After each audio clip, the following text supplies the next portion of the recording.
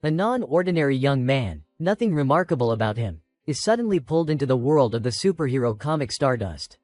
There, Kim Dane makes a bold choice, to become a villain named Egostick, not just to challenge and elevate the powers of the heroine Stardust, but to proactively prevent the painful tragedies that occurred in the original story. His resolve burns fiercely, like a vow etched deep into his soul, to protect this world, and above all, to protect her. But fate always has a way of twisting things. Stardust, the heroine who once regarded him with suspicious eyes, now finds herself caught in a strange obsession with Egostick, the mysterious villain she has sworn to hunt down. One day, Kim Dane launches a daring plan called Villain Hunt. With knowledge from the original story, he knows these villains will soon become terrifying threats. To protect the city and Stardust, he decides to strike first, eliminating them before they can sow chaos. Accompanying him is Seo-eun, a genius with superhuman intellect, who assists through a wireless earpiece. His voice rings out, cold but precise. Target is in sight. He is motionless on the sofa. The perfect moment has arrived. Kim Dane grips his weapon tightly, his palms slightly sweaty. His first ability, teleportation, is activated. In the blink of an eye, the cold barrel of the gun is pressed against the forehead of Rhino, an A-rank villain. His second ability, telekinesis, erupts. Like a lord of darkness, Kim Dane speaks in a low, resonant voice, his greeting from the realm of death echoing. "Welcome to hell." Less than a second later, before Rhino can react, he ends him without hesitation. Afterward, Kim Dane coldly picks up the stack of papers the villain was holding.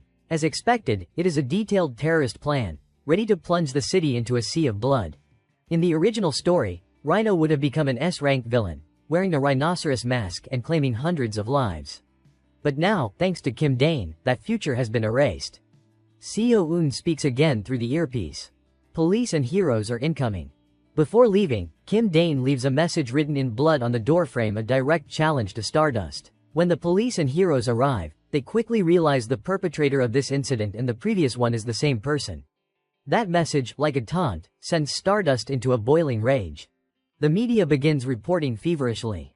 In the comments sections, the public buzzes with excitement, many unexpectedly supporting Kim Dane's actions. They criticize the hero's sluggishness, hailing Egostick as a dispenser of justice in the shadows. In a small room, Kim Dane reads those comments, his heart filled with conflict. He tugs at his hair, his mind in turmoil. Seo-eun, sitting nearby, glances at him due to the noisy disturbance. The flame of determination in Kim Dane burns more fiercely than ever. He cannot let things spiral like this. If it continues, his image will be celebrated, while Stardust, the true hero, will be turned against by public opinion. To protect her, he must become an absolute villain, a shadow dark enough to terrify the entire world. From this moment, Egostick is officially born.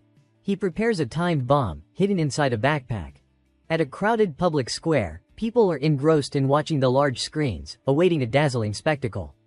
At that exact moment, Kim Dane, under the guise of Egostick, hacks into the system, seizing control of every electronic screen in the city. His face, concealed behind a mask, appears in a live video broadcast, his deep voice ringing with authority. "I am the one who eliminated Rhino and Endozic, two A-rank villains." He arrogantly points toward Tower 127, then gestures with his other hand toward the observation deck of Building 61. The crowds inside those buildings, along with millions watching through screens, fall deathly silent as he declares, "I have planted bombs in both buildings." Fear spreads like a tsunami. Some panic and search for exits, others stand frozen, unable to believe their eyes. Before hundreds of cameras, Kim Dane flashes a defiant smile and calls out Stardust's name.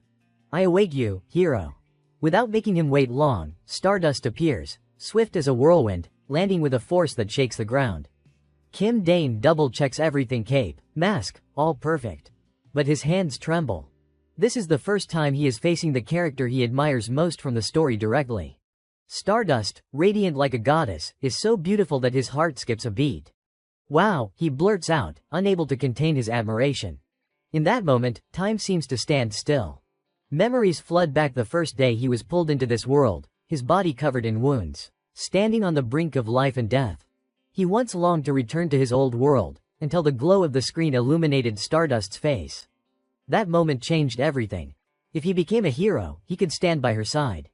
But Kim Dane, who has memorized every line of the story, knows that even a hero would not be enough to shield her from the destined tragedies. That is why he chose the path of a villain, not to destroy, but to become an unbreakable fortress, protecting Stardust from all dangers. Going back to when our protagonist Kim Dane was just 15 years old, the maniacal, gut-busting laughter of the villain being broadcast on TV would not stop. Ha ha ha ha, the guy's face was pure glee, laughing like a madman. Ha ha ha ha. Back then, he really could not understand it. Was Jackie actually insane? Even for a villain, this concept was way over the top. Now that he understood the mindset of a villain, he confidently unleashed a terrifying laugh of his own. Ha ha ha ha ha, regardless of the hero in front of him glaring with furious eyes, ready to pulverize him at any moment. The world seemed to freeze. Even the restless crowd below fell silent. It felt as if only a hero and a villain remained atop the skyscraper. Rewinding a few minutes before the two officially faced off, Kim Dane pointed at Stardust with smug arrogance. I know exactly what you are thinking right now. Even my subordinate controlling the broadcast has a detonation switch, so do not even consider overpowering me with brute force. The hero's footsteps faltered at those words. He spread his arms wide, a fleet of drones hovering behind him. This stage was crafted exclusively for you, Stardust. What do you think? Her response was a scowl. You lunatic, release the innocents right now, we will trade a few blows, then you get arrested, that is it. Kim Dane kept his leisurely smile, leaning forward and raising a hand toward the camera. Of course, we will release them. That is the word of the justice hero Stardust. Focus, everyone, look at me now. I am about to unlock the elevator, a hack on the observation deck. He snapped his fingers with a crisp tack. A loud clang echoed from the elevators in both buildings. Stardust's brows furrowed slightly. She knew these villains all too well. This would not end so easily. The civilians inside the buildings really rushed toward the now working elevators. Hurry, hurry, a voice stopped them cold. Hold on, this is still part of Kim Dane's plan. If we release them now, where's the fun? He excitedly told them. Just press the button, the descent button is lit up. His tone sang out. See. From now until detonation, there are 30 minutes left. He grew ecstatic. Before that, go ahead and press it quickly to descend. Kim Dane became a demon, tempting the psychologically weak crowd. Come on, they are total strangers anyway, right? The giant screens showed chaos inside the buildings, children wailing, voices arguing in a jumble. Stardust gnashed her teeth and cursed, you bastard. Kim Dane acted as if he did not care about her mood. Today, right here, I will show everyone the depths of human selfishness.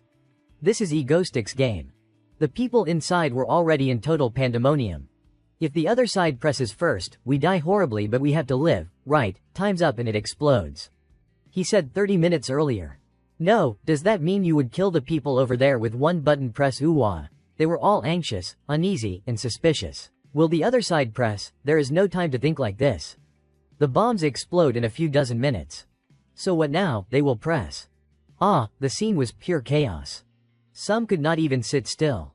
Damn it, what is the hero doing right now? Stardust stood there, unable to act rashly. Even if she rushed and took him down in an instant, if there were detonation devices elsewhere, it would be useless. Damn it. If this continued, the hostages would. Her eyes turned ice cold, her voice growling. Is toying with people's lives fun for you? Facing her, Kim Dane still smiled leisurely with narrowed eyes.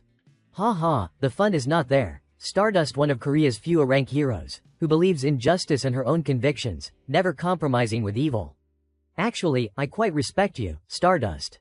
Those words made her furious, her face flushing. What nonsense are you spouting? He proudly rubbed his nose with glee. I just wanted to compliment you while the whole nation watches you on live TV. Kim Dane's voice rose again, drawing attention. Seeing you helpless, unable to do anything, while the madman fiddles with the bomb button, it is truly fascinating. His figure blurred and vanished. I am even giving you a chance to join the game. Now I will connect you to the people anxiously awaiting their hero. Stardust's face showed confusion and wariness as she stared at him. What? Kim Dane continued his performance. If you successfully convince them and no one presses the button in 30 minutes. He crossed his legs, flashing an evil grin. The bombs won't explode. Stardust naturally did not believe it. You expect me to trust a bastard like you, not only unafraid. He provoked her further. Better than letting them stare helplessly at the sky, right? She clenched her fists in frustration at her side. Kim Dane did not need her opinion. He waved his hand dramatically. Here we go. A loud shout rang out, ready, and all the cameras swarmed around her. 3, 2, 1. After the 3 count ended, a dramatic scene began. The hero's face appeared on the massive LED screens atop the buildings. The citizens immediately recognized her. Stardust, Stardust. She took a deep breath under the invisible pressure, looking straight into the camera as if meeting their eyes. Hello everyone, I am a rank hero Stardust. Each of us holds our own beliefs in our hearts. The handsome man's face went blank. Yes, this is exactly what I wanted. A half-real, half-dream world. I will be etched in the public eye as the terrorist villain. My dream becomes reality, and she will shine. This is your stage, Stardust. Her radiant figure so that later, people could take pride in today's choice. Show this villain. Her voice flowed like warmth into everyone's hearts. We are strong. Their eyes gradually steadied. Our faith does not waver. We will never submit to evil. Thank you, everyone. Kim Dane curled his lips in a mysterious smile. The countdown on the screen showed only 5 left. The trapped people hugged each other tightly, praying. Stardust's face filled with worry toward the screen. The moment the numbers hit 0, everyone closed their eyes, bracing for impact. Tension and anxiety gripped them all. Would punishment strike, or had the villain told the truth? That was the moment Kim Dane took the stage. Right then, all the cameras plummeted as his unbelievable shout echoed. Impossible. These selfish humans. The cameras caught his bewildered and pained expression. So they did not rush to save themselves. Impossible. Impossible. At least one person should have pressed the button. There must be someone selfish like me who pressed it. Kim Dane clutched his head, muttering in deep acting. Humans can't be this kind. Why? At that moment, Stardust spoke. Egoistic, humans are not as selfish as you think. Her image appeared, radiating brilliant light. No one is completely selfless, but I believe in human goodness. Kim Dane, it is thanks to you, Stardust, you united them. His expression suddenly shifted. He chuckled. Interesting, is not it, Stardust? Before Stardust could charge, he bowed politely. The next game, for sure. Kim Dane gave her one last look. Wow, Stardust's resolute blue eyes filled him with awe, eyes brimming with justice. Finally, he vanished with a declaration, I will win. The entire crowd erupted in joyous emotion. They burst into tears, happily embracing and celebrating the hero's victory. All chanted one name in unison, Stardust, Stardust, yet the hero stood silently in the open space. Kim Dane had already teleported away. The moment he landed elsewhere, he collapsed weakly. That was exhausting, he groaned. Oh God, I am dying. This is the aftermath of teleportation, the deadly side effect of instant teleportation. Bodily damage scales with distance. The heavier the toll, the harder it is to even crawl. I will probably be bedridden for days. A girl exclaimed. I told you not to switch that hood, Oppa. The white-haired girl looked at him with disdain. It looks awful. Kim Dane wheezed a plea. Seo, I am really dying here. Get me some water. The girl dusted off her rear and left mercilessly. Get it yourself. Leaving him frozen in place. The giant LED screen flashed breaking news of the building terror incident, 0 casualties. Stardust hovered in mid-air. She gritted her teeth with hatred. Toying with people's hearts, next time, I will definitely catch you. She would remember this name forever until she grabbed him egoistic. One early morning at the Korean Heroes Association, the organization for individuals with superhuman abilities, countless tabloid headlines flooded the massive screen. These were the latest news titles. Who is the broadcast hijacker watched by the entire nation? The one who directly called out Hero Stardust. Let us review his actions. Egoistic, an erranked villain. Who is he? Hot topic. 0 casualties from terrorism. The reality spreading across the peninsula, hijacking broadcasts overseas. Is Korean TV security really okay like this? The meeting host flipped to the next slide. Next came the analysis dossier on egoistic. Villain profile, along with some details about Kim Dane operating as the villain. Egoistic, male, wears a mask, has a function to impair facial recognition and predicted residence tracking. A balding, pot-bellied middle-aged man spoke up. All right, let us begin the briefing. This was Park Jun-ho, chairman of the Korean Heroes Association. Images of locked room murders flashed on screen. He looked utterly fed up. Okay, we have seen this part too many times, skip ahead. Yes, sir. The host continued, I will now explain yesterday's incident in detail. First, it appears the perpetrator used instant teleportation to pre-attach bombs to the building exteriors. After defusal, they were confirmed as high-power homemade explosives capable of obliterating entire observation decks, high-efficiency homemade bombs. Conclusion. likely self-manufactured by him. Park Jun-ho rubbed his shiny bald head in frustration. Still no leads on the broadcast hijacking, the secretary responded awkwardly. Yes, sir. How he bypassed modern security systems to broadcast remains a mystery. They did have some specific analyses. However, since no one with wave manipulation abilities had ever appeared before, they believed the most likely scenario was a highly skilled tech accomplice backing him. That was the extent of their current speculation. An accomplice, high chance that person is also the bomb maker. The secretary's expression grew grave. There is one more thing I would like to add. He seems deeply obsessed with Stardust. All eyes instantly turned to the blonde woman. From scattered clues, it was certain he left messages targeting her at the murder scenes addressed to Stardust. And in this incident, it was confirmed he directly referenced her through the villain's words handled by a rank hero Son-woo Stardust. Upon hearing this, Park Jun-ho directly asked the person in question, "You met him face to face, how did it feel?" He pointed straight at her. Stardust stood slightly and gave her assessment. He is a psychopath who enjoys toying with people's hearts. Moreover, he can orchestrate large-scale terrorist attacks. He is a genuinely dangerous villain. 2 days after the previous terror incident, in Kim Dane's room, he lay bedridden, groaning, "Oh God, I am dying." He forced himself up, stumbled to the kitchen for something to eat. Just as he chugged orange juice, a sudden voice rang out. "Oppa, doing it again." Kim Dane startled and spat out the juice, frantically explaining, "And no, it is not like that, Seo-eun, I am not like that." Now introducing this girl, Han Seo-eun, possessor of superhuman intellect. At first, he was not used to her calling him Han, a genius hacker. In the original story, she would grow up to become an S-rank villain, a master hacker. Well, that was in the original. Now, he had kept her by his side. She was fuming. "This is my house. Don't act like it is yours." Because in reality, they were in Han Seo-eun's underground base. He laughed it off lightly. "Ha ha. Anyway, I am the one paying for living expenses and everything." Han Seo-eun cut him off. "TCH, shut up and drink already." "Got it." Kim Dane smiled softly at the adorable threat.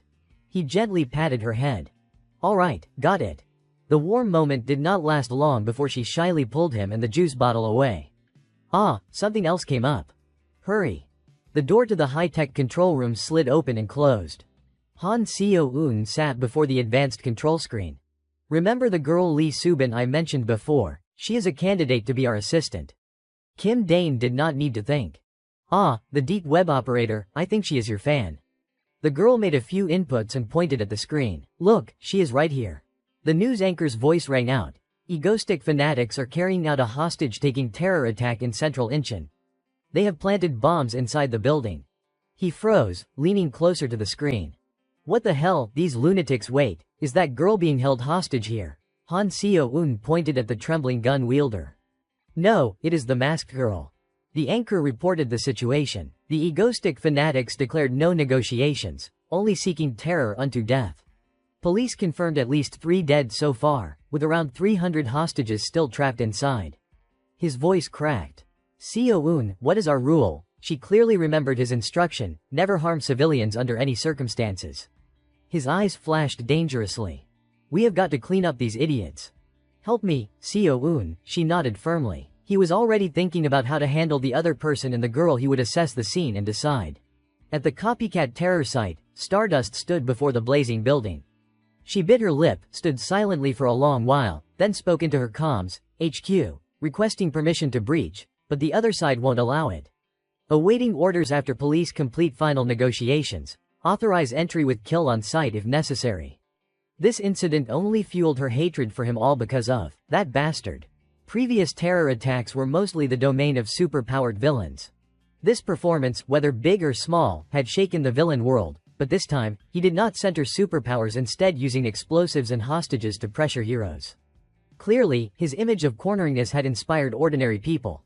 She seethed with anger. Copycat crimes were already happening the very next day. Suddenly, the comms buzzed. "Stardust, at the scene. Egoistic is live streaming the interior on YouTube. Check immediately." She was stunned. Stardust pulled out her phone. Sure enough, the villain who toyed with death was back. Viewers flooded in rapidly. "What is this? A villain live streaming a terror scene? World's #1 villain chat full of lunatics. This is a crime scene. As long as it is not me. Release Kim Son-woo." Release Kim Son-woo wears moderation, hijacking broadcast again. The feed showed Egoistic inside the building, facing a group dressed exactly like him. They aimed guns and shouted, "Who is there?" They quickly recognized him and cheered. Our hero Egoistic has descended, Egoistic, not knowing what they were expecting. He is here, he is really here. He will slaughter these idiots live. Kim Dane's expression was not pleased with them. God, I teleported long distance again because of these morons, my body's wrecked. Damn it. The terrorists looked confused. Egoistic, suddenly, a sky-shaking laugh. Ha ha, this is fun. Ha ha ha, they did not understand but laughed awkwardly. Ha ha. At that moment, Han Seo-eun reported, 3 of the clock position guy by the pillar holding the detonator. He glanced, confirmed, and instantly, the man met his end body mercilessly turned into a donut shape. The terrorists screamed in shock. No, this is not Egoistic, must be undercover police. They quickly aimed guns at him, but before triggers were pulled, the weapons flew from their hands. Then, barrels pointed straight at each of their faces. Kim Dane smirked, raising a hand to use his power. I have never had subordinates as stupid as you. Countless gunshots rang out. The building filled with smoke. Screams of pain from the shot terrorists mixed into the live stream. Comments panicked while rational voices spoke up.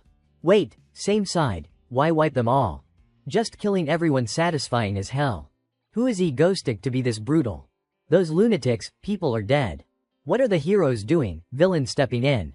Ha ha ha, what happens to the people there? Who, is the psycho killing everyone?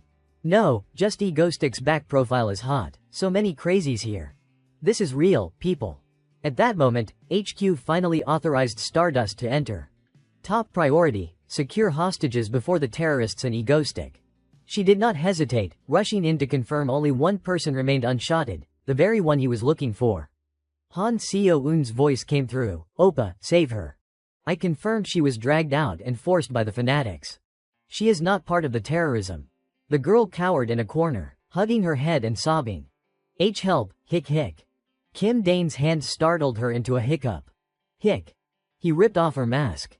His voice rang out, did you do anything wrong, yes or no? Lee Subin teared up, choking out, okay, I admit it. Hic, ah, she cried louder. Okay, I admit it. Ooh ah. Kim Dane had no such patience. Keep crying and you eat a bullet.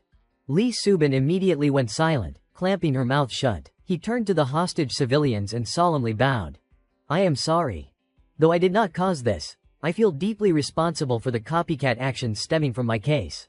The chat exploded. What? The villain apologizing.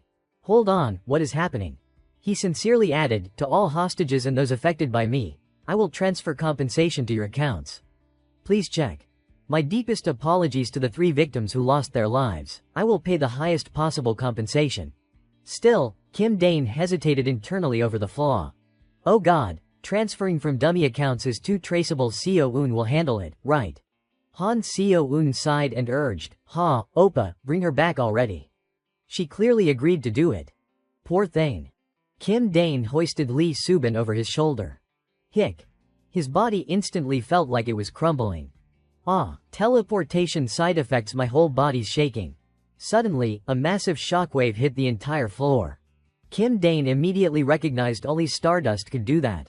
She was charging in, not yet fully grasping the situation. A few more chaotic days passed at Jeonhai University, at a cafe called Choo Choo. KPS News reported, villain takes responsibility with monetary compensation. The public was in uproar. Villain Egoistic bowed at the terror attack site. Verifying hostage accounts is not easy. What kind of person is he? KPS in-depth investigation. A blonde girl sat alone at a table, eyes glued to her phone screen. Her fingers scrolled through comments. Everyone was talking. Who is Mangastick now? Mang Egoistic sounds legendary. Does Mang Egoistic only save women? She abruptly changed her charging direction. Luckily, Kim Dane's legs were jelly at that moment, allowing him to dodge just in time. Stardust was far too frantic to react properly. Oh god. And just like that, she let the villain she needed to catch slip away. Thinking back made her even more bitter. Shin Haru sighed in frustration. Right then, another girl approached and pulled out a chair. She gently, caringly asked, Shin Haru, what is wrong? Is the assignment too hard? Kim Chae-yun, Haru's senior, snapped her out of it. She looked up. No, it is nothing, Ani. She awkwardly turned back to her studies. I am fine, just spacing out a bit. Stardust, Korea's a rank hero, real name Shin Haru. As a hero, she concealed her identity with a perception-dampening filter. So everyone thought she was just an ordinary student named Shin Haru. Well, maybe not completely ordinary. Every man's gaze was drawn to her. Lately, though, she was worried about one thing, Haru constantly muttering the name egoistic. She circled that hated name, thinking how selfish people are. A huge question loomed in her mind, but why did he save the hostages? Suddenly, the person in front of her pinched her cheek. Look at you, making that sad face again. Kim Chae-yun cheerfully suggested. Forget the homework, let us go get mango bingsu, Haru's favorite. Haru's face instantly lit up. Mango, but right away. Egoistic's maniacal face and perverted laugh flashed in her mind. Ha ha ha, Haru blinked. Her expression darkened. Kim Chae-yun, closely observing her reactions, noticed immediately. Even Mango won't fix it, no way. She heard Haru snap her pen, muttering, Mango is mine. Chae-yun cooed at her like a child. Okay, Mango's all yours, all yours. Fury burned in Haru like hellfire. I am obsessed with that Mang egoistic. I will definitely make him show his face. Despite the anger, she still ate the mango ice adorably. In the heart of Seoul, where villains and heroes haunt each other, stood an utterly ordinary-looking house. But when the front door opened, another door appeared beside the entrance. Opening the second door revealed surprisingly an elevator. After entering and inputting the code, the doors closed and it began descending. Dozens of floors underground lay Egoistic's base. Kim Dane proudly lay inside a glass chamber, nicknamed Ego Base. Han Seo-eun looked annoyed. Oppa, why did you name someone else's house without permission? He reasoned as if it were obvious. Why? Well, there is no, your house, or, my house, between us. Right, your house is my house. And my house is yours. She pouted in disdain but did not deny it. What, that is ridiculous. Suddenly, his knees refused to let him relax. Pain shot through, making him thrash and scream. Ooh-wah, Seo-eun scolded irritably. Stop talking nonsense, lie still so you heal faster, do not make a scene. Kim Dane whined, don't say that I teleported long distance and carried someone, so I am twice as exhausted. Suddenly, he grinned slyly. Han Seo-eun, super intellect ability. He was definitely eyeing the girl on the sofa hungrily. TCH, how far did you read? His face was smug. Though recruiting her was not for this, the fatigue recovery capsules were truly the best. Seo-eun looked at him, casually flashing the thumbs up with a weird expression. What? The door suddenly opened. The girl he risked his life to save entered. I am back. Fridge was empty, so. Lee Subin shyly asked, anyone want snacks? Kim Dane jolted and yelled. Wait, you are wanted by the police, she cheerfully explained. I covered my face completely before going out. He was stunned, panicking. That is even more suspicious, but Seo-eun put down her book and obediently ran to Melina. Seeing this, Kim Dane had a strange suspicion. Did she make me fetch an errand girl? He instantly teleported in front of her. Why did you have me bring this? Person, the girl unwrapped the ice cream she received and answered calmly, I just need her help with something. Kim Dane freaked out. What? He whispered frantically, that is something to consider before someone commits terrorism. He opposed bringing a terrorist home. Seo-eun, can you guarantee she won't start shooting inside? She sighed and denied it. That won't happen. She firmly affirmed, and this person never intended to join the terrorism. She was dragged out and forced by your so-called subordinates, practically coerced. Then she pointed straight at the girl. Unnie, no Oppa no, Unnie it is Lee Subin, right, the girl startled. Huh, how do you know my name? Seo-eun's expression said obviously. I know everything. Sister Lee Subin. The girl even knew her family registry. Your parents are researchers at Han Seo-eun Corporation, right, her face paled. How do you know? Seo-eun casually recounted, I read your posts on the deep web. Those shielding programs had tons of holes. Unnie, do you want revenge? She stepped closer to Lee Subin. Han Seo-eun Corporation, do you want to get back at them for what they did to your parents? I am looking for the heads of that corporation. I have been hurt a lot too. She clearly extended the invitation. We have to find those bastards and crush them before I can feel at peace. Unnie, will you help me? In a flash, Kim Dane understood Seo-eun's motive. So that is it. This girl was also a victim of Han Seo-eun, just like Seo-eun. When he wanted Seo-eun as his first assistant, he convinced her by promising to help her get revenge. Of course, his goal was to prevent her from becoming an S-rank villain later. But this Lee Subin, he had no impression of her from the original story, so probably just a side character. That might prove she is harmless, but he would see if she could actually help. Suddenly, he snapped awake seeing the two girls hugging and crying. Kim Dane stood dumbfounded amid their sobbing. Hoo, hic. Seo-eun, this development is too fast. I am the only one who can't keep up emotionally. Seo-eun, your cool image is shattered. He silently watched the emotional scene for a while, then quietly returned to the chamber. Fine, I will just lie here. That night, at a cozy restaurant, everyone was worried about a young couple. The place was quiet except for the wife's sobs. Hic. Tears streamed endlessly down her cheeks. Her voice was desperate for an answer. Why, hic, are you doing this to me? Yet the man across from her glared darkly, ruining her appetite. I am confessing my love, and you are making that sad face. The incident prompted someone to call the police. A cold-faced officer approached their table. Report of assault. Come with me to the station. The man grumbled and cursed. Damn it, let me eat a little, get lost. The officer had no patience, placing a hand on his shoulder. Fine, consider yourself under full arrest. The man's body flashed red light. Suddenly, the officer was teleported to the edge of a building's rooftop railing. The man's perverted voice echoed behind him. Shall we go to the station together? He arrogantly kicked. Sure, but let me send you first. The officer, caught off guard, fell from the high rise. The man smiled coldly. Who do you think you are, talking back to me? Fake cop. This is a rank villain, Kim Ha-chun, master of spatial teleportation. The world appeared in ruins. A scream echoed. You think killing me will change this world? Han Seo-eun, the White Witch, an S-rank villain with a completely different appearance from now. Stardust could not see the hero's expression. A voice cut through the flashback. Oppa, snap back to reality. Han Seo-eun, 16 years old and a big fan of orange juice, shouted. You drank all my orange juice again, did not you? Lee Subin, washing dishes, awkwardly spoke up. Seo-eun, sorry, that was me. I will buy you more. Seo-eun, who had been glaring at her brother, ran over and hugged her. The girl flipped her mood like a switch, beaming brightly. It is okay, Kim Dane, witnessing this, grimaced in disdain. She treats me differently. He suddenly asked, by the way, Seo-eun, you finally dropped the boy disguise. The girl immediately yelled in anger. Oppa, Kim Dane seized the chance. Life for the three flowed happily and peacefully. Recapping the tragedy mentioned in the original story, Han Seo-eun, with superhuman intellect. She was the sole survivor of the Blossom Project conducted by Han Seo-eun Corporation. Hundreds of children were subjected to illegal experiments. One day, an unforeseen complication occurred in one child. Everyone involved died except Seo-eun. The entire facility collapsed. Afterward, with a body full of injuries, she escaped the lab, hid in an underground bunker, and built her current hideout. She lived in solitude for years until he found her. Kim Dane's sudden appearance came when she was finally at peace. A chair crashed loudly to the floor. Seo-eun bristled like a hedgehog, on high alert.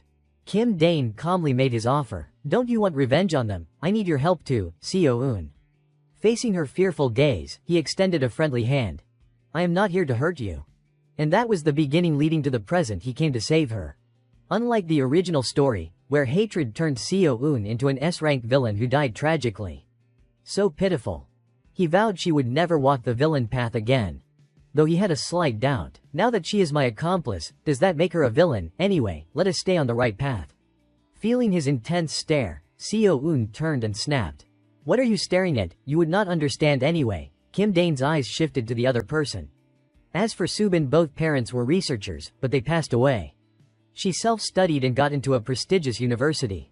He knew this girl's background well, computer engineering major, so she would likely assist Seo-eun with technical support later. He casually sipped his water. Even though she was a character he never knew and seemed a bit suspicious, her cooking skills were undeniably top tier. Suddenly, Seo-eun held up a tiny spider. Here, done external positioning sensor. Kim Dane's face went blank.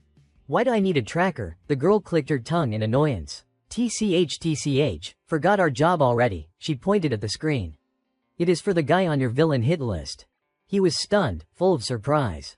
The instant teleporter is him. Kim Dane knew his abilities well, unlimited short-range teleportation with zero backlash. Impossible to block with telekinesis, extremely troublesome. The girl grinned excitedly. The tougher the opponent, the sooner we take them out.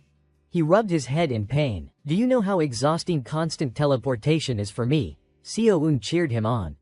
Get to work, egoistic. They quickly set out. The destination was a small apartment in a remote area. Kim Dane sneaked onto the rooftop, nervous. Seo-eun, can I go in now? She urged. What, you are not in yet. Hurry. Still, he was anxious and tense. Is teleporting straight into the living room really okay? What if he is there? Seo-eun sighed, repeating herself. I have told you 100 times, shoot the bullet with the tracker. Even if he dodges via teleport, he will still get tagged. Kim Dane looked at the gleaming gun. What? Why? The girl was starting to get mad. Because I made it faster than a bullet. You are a liberal arts guy, you would not understand even if I explained. Just go in. Still, he hesitated. Wouldn't killing him on the street be faster? Seo-eun wanted to flip the table at her brother's personality. From the start, he never goes outside, he only teleports. I investigated and planned this already. God, so impatient. The girl was fuming, chugging a bottle of water. Lee Subin, on the side, nervously cheered. Egoistic, fighting. Hearing that, the girl shyly echoed, yeah, egoistic, fighting. Kim Dane felt empowered. Alright, thanks. Let us do this. He suddenly teleported into the criminal's house right as the man stepped out of the shower. The guy jolted at his appearance. HNGH, immediately, Seo-eun yelled, Oppa, shoot. He raised the gun and pulled the trigger. Miraculously, 2 tiny spiders shot out at unimaginable speed. But, as expected, Hak Chol vanished instantly. Kim Dane threw the gun down. Damn it. Seo-eun did the tracker stick. On Seo-eun's side, she had full intel. Got it, Subin Uni, report position. She quickly located him. He is 500 meters east. He did not overthink, following orders. Okay, suddenly, he appeared in the middle of the street. Huh, who is that? What is going on? People around immediately recognized him. Oppa, is not that egoistic. Wait, it is him. He frowned, scanning the area. Damn, this was not in the plan. His presence instantly went viral on social media. At Jeonhai University lecture hall, Shin Haru was focused on her studies, unaware of the chaos.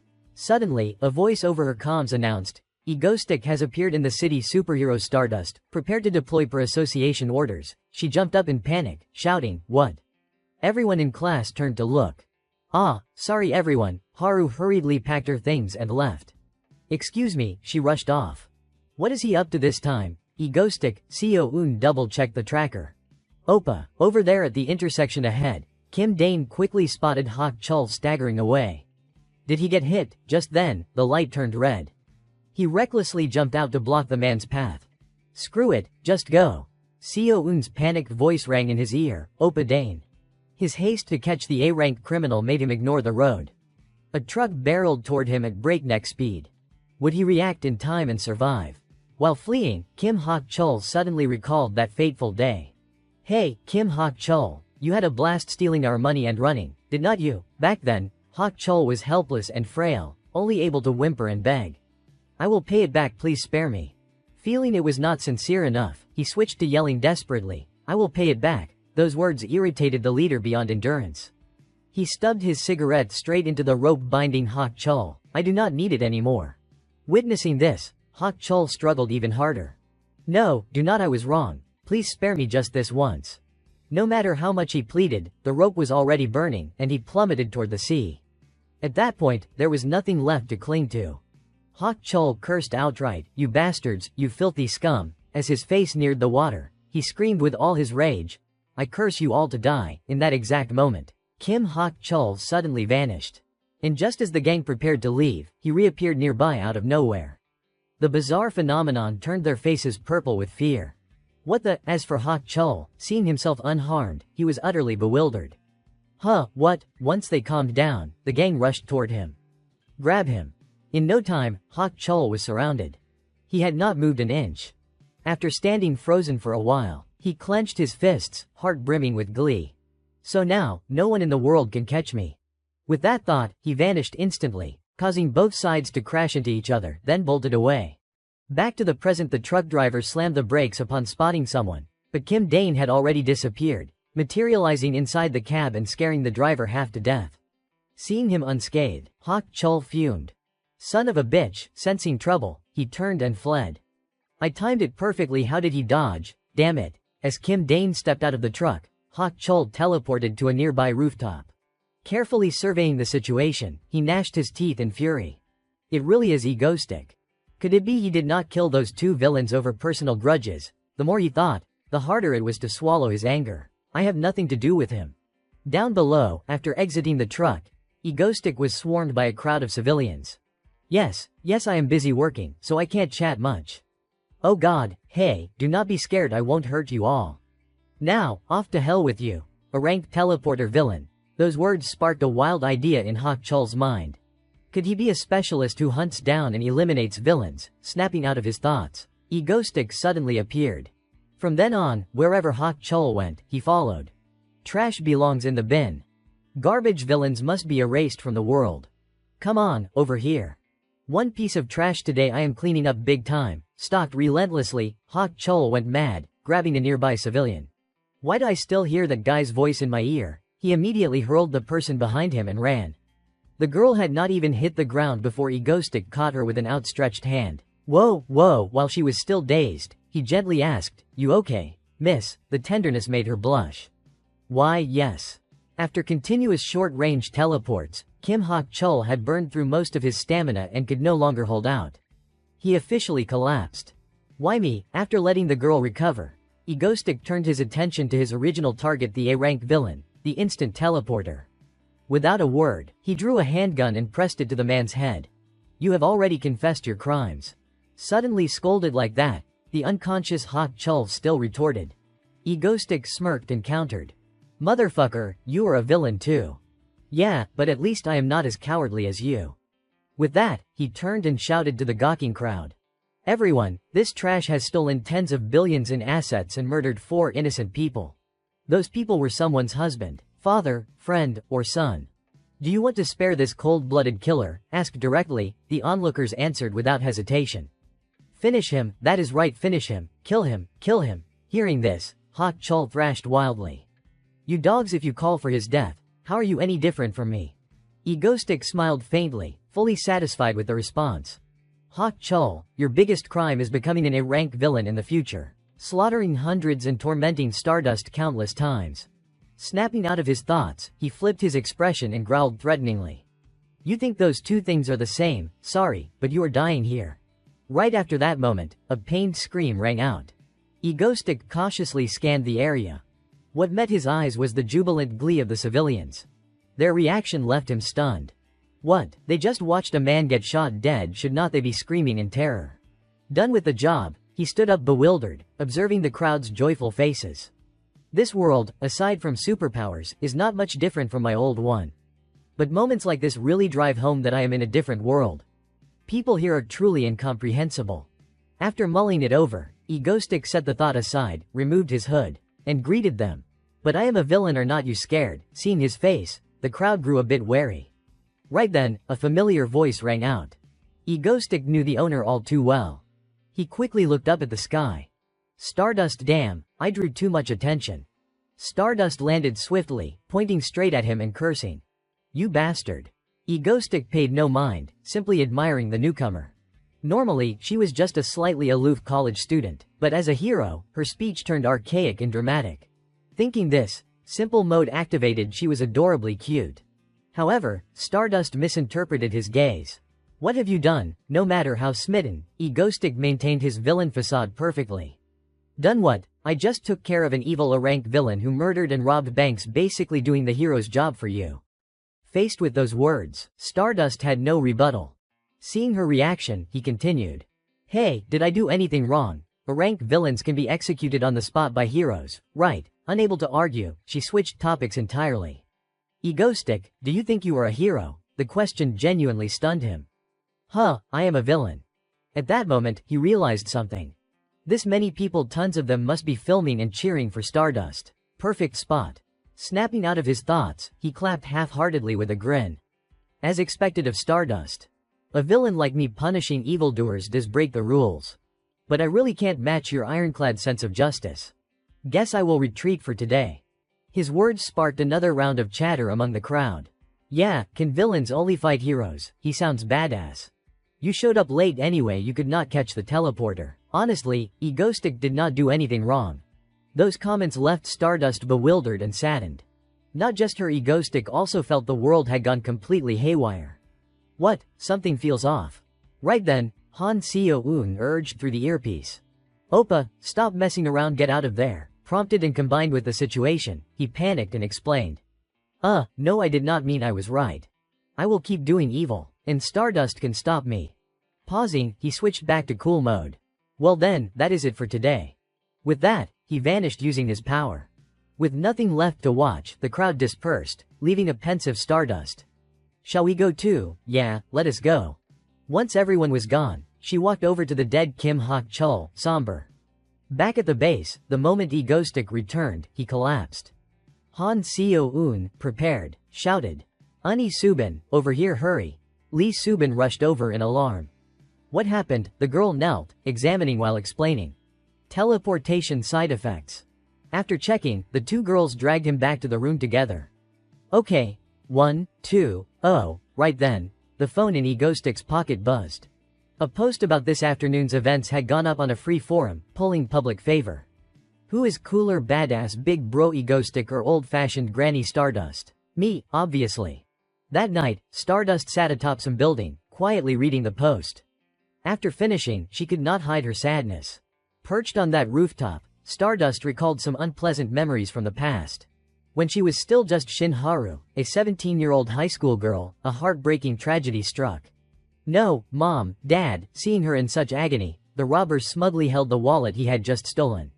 You should have handed it over obediently. After admiring his prize for a while, he pocketed the wallet and drew a handgun to threaten her. Blame your stupid parents. Even with the gun pressed to her head, Shin Haru had nothing left to lose and felt no fear.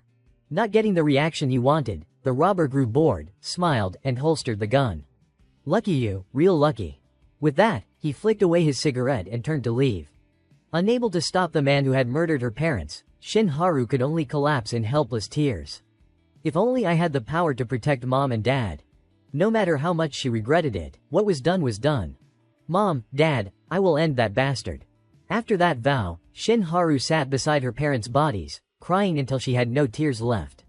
At that moment, a beam of light pierced the dark sky. Soon after, a meteor streaked straight into the narrow alley. The grieving student looked up at the strange glow. The instant she did, a blinding flash filled her vision.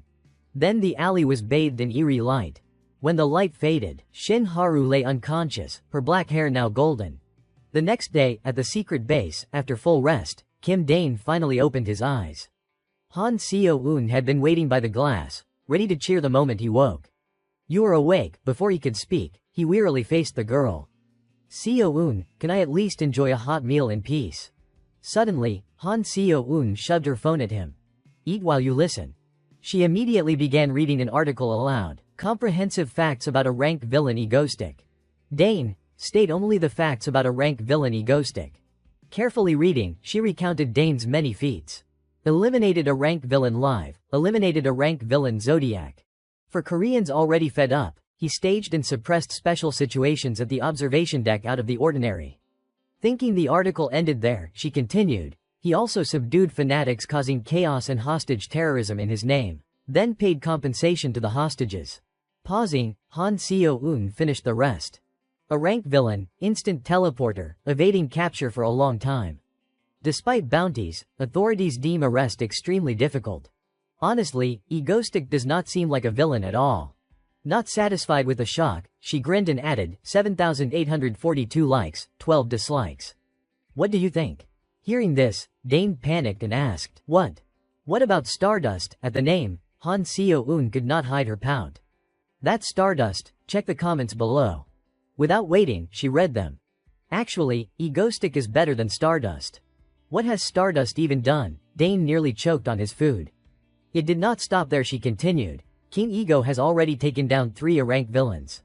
Calming down, Dane stammered, so why is Stardust getting hated? After thinking, Han Seo-eun answered, probably because among the 3 A-rank heroes, she is the least active. Shadow Walker and Ice have each saved dozens. Hundreds of people alone. Stardust has not done much. Finishing, she hesitantly watched his reaction. That is how people are reacting. Hearing the comments, Kim Dane despaired, unable to hide it. Most of them, not done shocking him. Han Seo-eun proudly showed a bizarre dancing mango on screen. Yep, and Egoistic even has an official fan club. This officially broke Dane. He fell to his knees, clutching his head. No way, these lunatics, what kind of villain fan club? Unable to accept it, he stood up, mind racing with a plan. Alright, can't let this slide. After thinking, Kim Dane decided and began preparing the next terror attack. Okay, Seo-eun, Subin, can you two handle it? Suddenly called out. The girls froze in panic. Wait, again, me? Ignoring their dismay, Dane was brimming with excitement. Anyway, gotta show Koreans what a real villain is and who the real hero is. Wait for it, Stardust, I will get you back on top.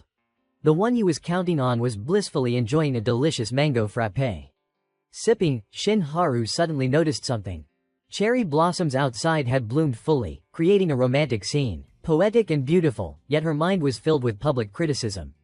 Great hero, shows up after the job's done, couldn't even catch the teleporter. Recalling those words, she sighed. Negative thoughts flooded her like a tide. People are more enthusiastic about Egoistic, the villain slayer, than heroes who just slap on probation. I have done my best, why am I still hated? To snap out of it, Shin Haru slapped her cheeks. Wake up. Right then, a familiar voice rang out. Haru, why are you slapping yourself? Hearing it, she snapped awake and saw Kim Chae-yun smiling gently, sitting beside her. Shin Haru grew excited.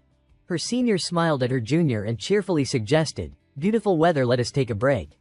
Invited like that, Shin Haru agreed instantly. Yeah, when did the cherry blossoms bloom like this? Kim Chae-yun excitedly pulled out her phone. Oh, right, wanna check this out, it is trending, but Haru probably has not seen it. She showed the dancing mango. What do you think? Hilarious, right? Lately, Egoistic is really charming. Seeing it, Shin Haru gritted her teeth, seething. Even senior Chae-yun likes him. Scrolling, she suddenly noticed something. What is this? Kim Chae-yun showed her screen. Haru, Egoistic is live streaming right now. Shocked, she asked, what? Grabbing her phone, the familiar voice rang out. Egoistic was targeting Stardust again. She immediately reported to the association and rushed to the scene. The alert ended.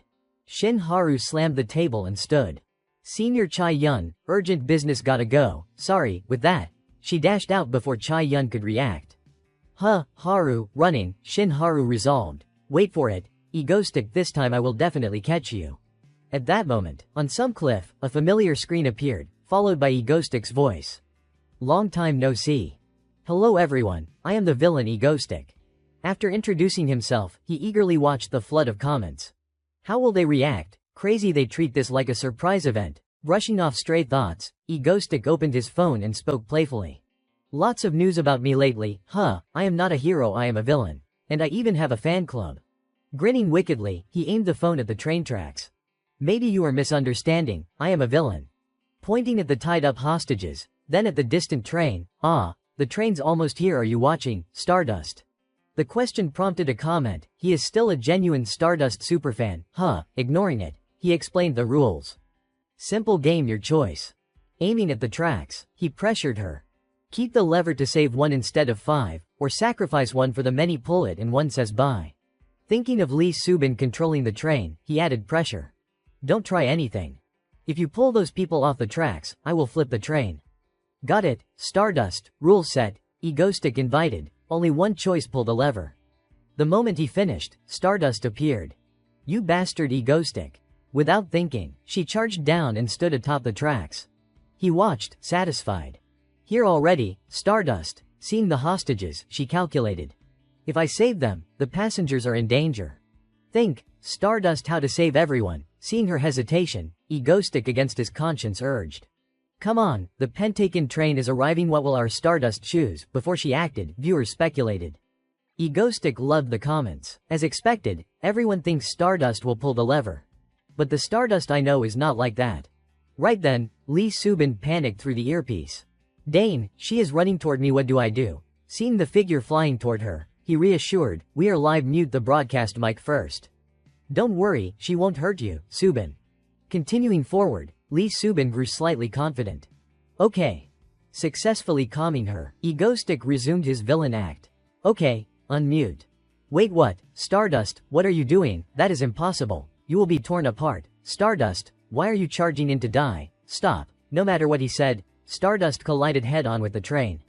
With all her strength, she motivated herself, just hold a little longer.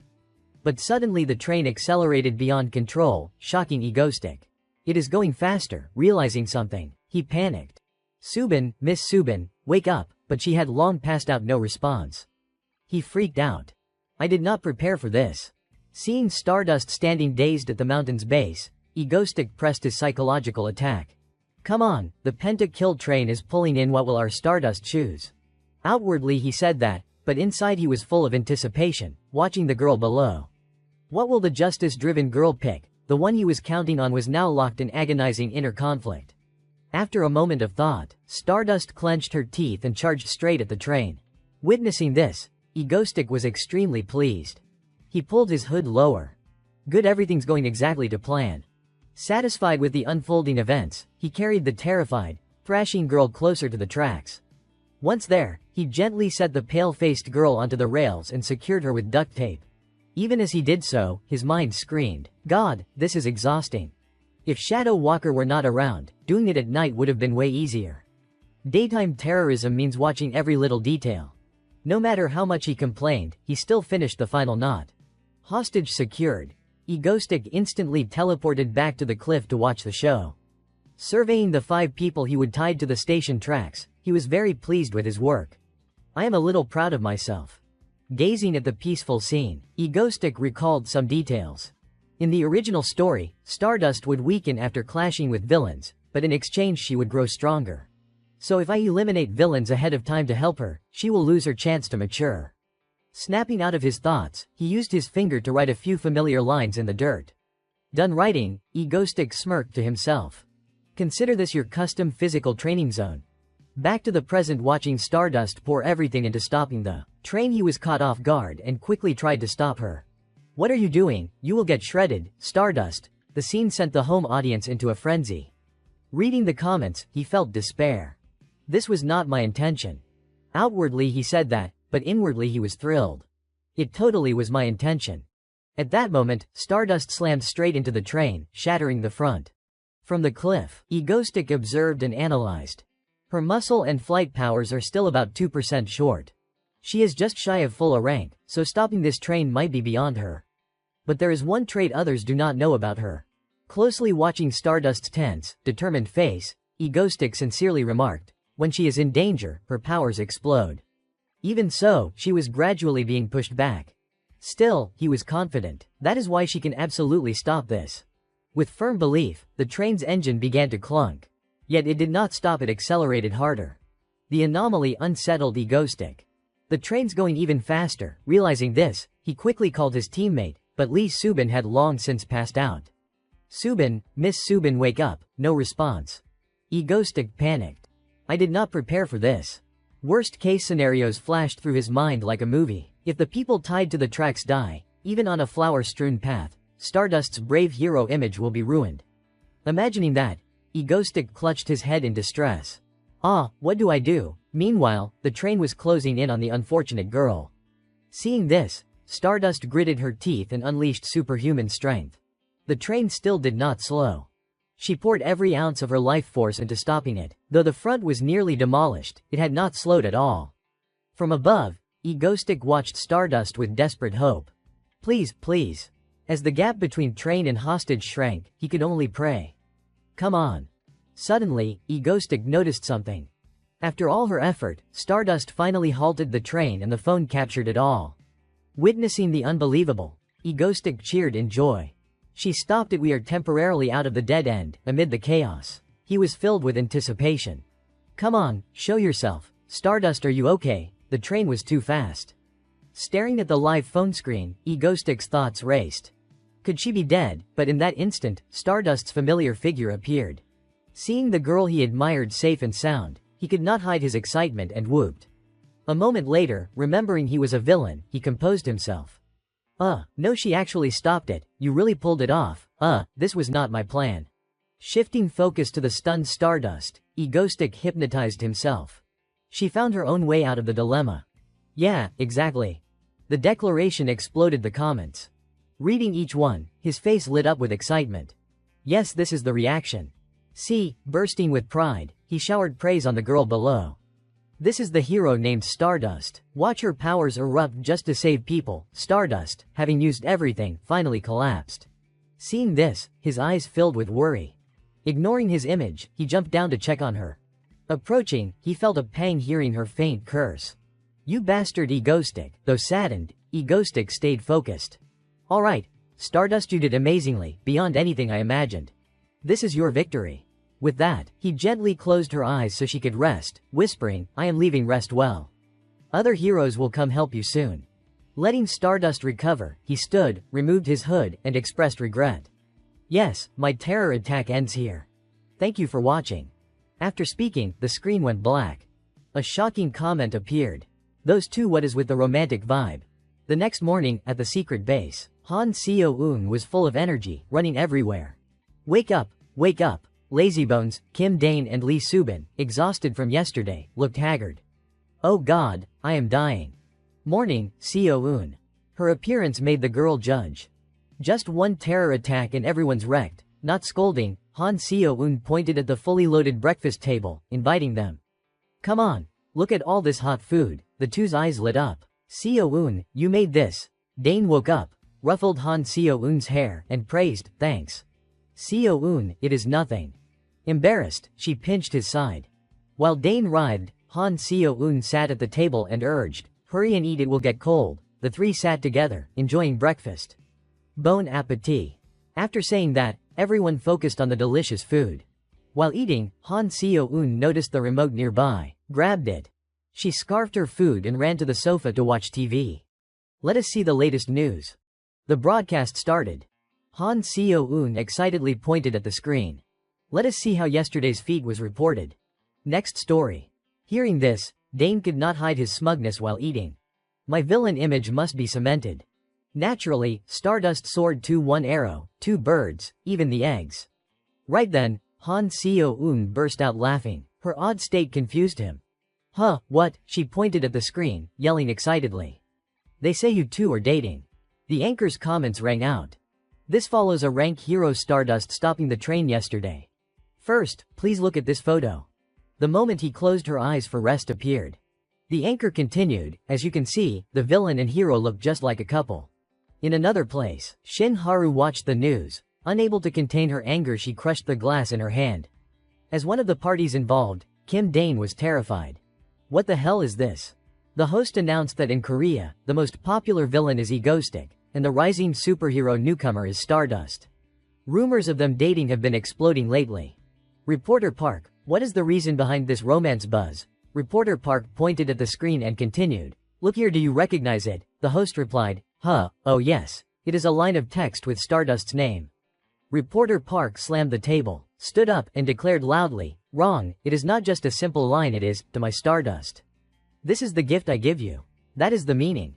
Next, the screen showed the clip of Kim Dane kneeling on one knee beside the unconscious Shin Haru, saying, all right, Stardust, you did amazingly, in a way I never imagined. This is your victory.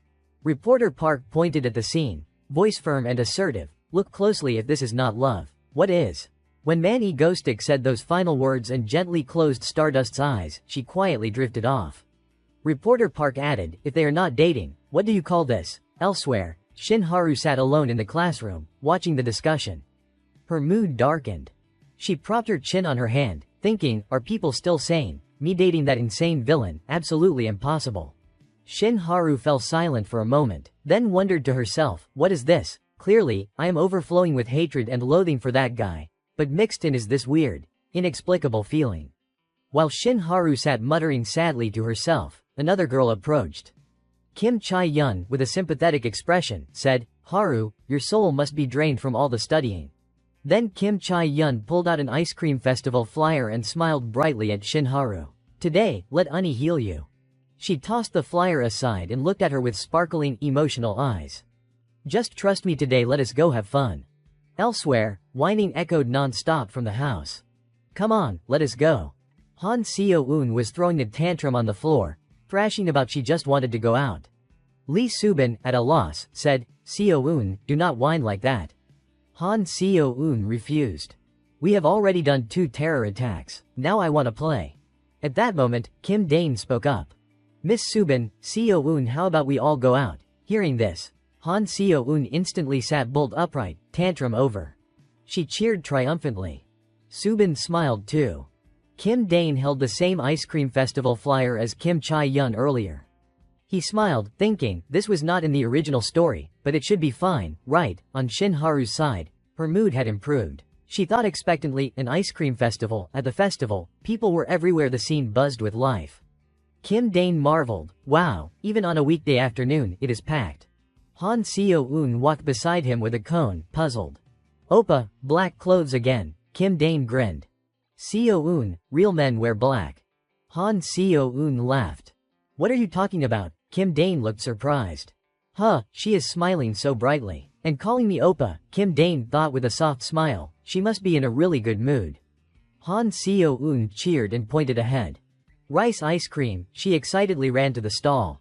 Kim Dane smiled at Lee Subin. "Going out is worth it, huh?" Subin happily agreed. "Yeah, the kid looks thrilled."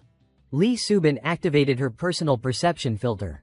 When recruited by Kim Dane, she would already appeared on air once. Kim Dane tried a spoonful of ice cream and exclaimed in surprise, "Oh, it is really good." Scooping another, he said, "Subin, try this." Lee Subin blushed, shyly eyeing the spoon Kim Dane offered. Han Seo-eun innocently asked from the side, "What is wrong, Unnie, hurry and eat." Lee Subin stammered, Wait a sec." Blushing, she opened her mouth and leaned toward the spoon, thinking, isn't this an indirect kiss? Finally, Subin tasted it. Her face lit up with delight. "It is really good." Han Seo-eun had finished her cone. She happily ran to another stall. "Over there, mango ice cream," Kim Dane quickly called. "Hey, wait for me." Han Seo-eun stared at the mango ice cream through the glass with sparkling eyes. She excitedly told the vendor, "1 cone, please." The vendor scooped while smiling at Kim Dane. "Wow, she looks just like her parents, adorable." Kim Dane was speechless. "Huh," he closed his eyes and accepted it. "Ha ha, yeah, sure." Lee Subin beside him blushed furiously. Han Seo-eun turned back, whispering teasingly to Kim Dane, "This guy thinks you look older than you are." Kim Dane fired back, "Maybe it is because of your height, not me." Han Seo-eun could not argue and huffed. The vendor handed over the ice cream. "Here you go, 1 cone, 2 cups." Everyone took theirs. Kim Dane smiled and asked Han Seo-eun, "You ordered for us too?" She replied, "You are the leader of the Penta-Kill crew, of course you eat mango." Kim Dane was confused by his new title. Penta-Kill crew. Seeing the vendor's smile, he had nowhere to hide his embarrassment. Never mind." Suddenly, Kim Dane's eyes widened in shock. The vendor was showing off the back of his shirt, featuring Kim Dane as ego stick. The vendor grinned. "I made it myself, looks good, right?" Kim Dane was at a loss for words. Han Seo-eun generously gave a thumbs up. Totally cinematic. A while later, the 3 sat on a bench, relaxing with their ice cream. Suddenly, Kim Dane spotted something. He asked Han Seo-eun, "Seo-eun, did you know I used to be a dart-throwing pro? Preparing to show off, I will demonstrate my skills." Han Seo-eun caught him red-handed. "Hey, Oppa, are you planning to cheat with telekinesis?" Kim Dane froze mid-scoop. The staff said, "We have got an event going on." The dart booth attendant explained, "Hit all 10 times and win the 10-layer ice cream tower." Han Seo-eun said, "I would rather have second prize, that teddy bear is cute." Kim Dane asked the staff, "First prize can be chosen freely, right?" The staff confirmed, "Yes." Kim Dane confidently promised Han Seo-eun, "Seo-eun, hear that? I will get it for you." He thought to himself, pretending to focus, then discreetly adding a touch of power, 1 throw and done. At that moment, Kim Chae-yun also approached the dart booth and asked the staff, "How much per try?" She immediately caught Kim Dane's attention nearby. He thought, she looks familiar. Then he jolted Kim Chae-yun, Shin Haru's university senior.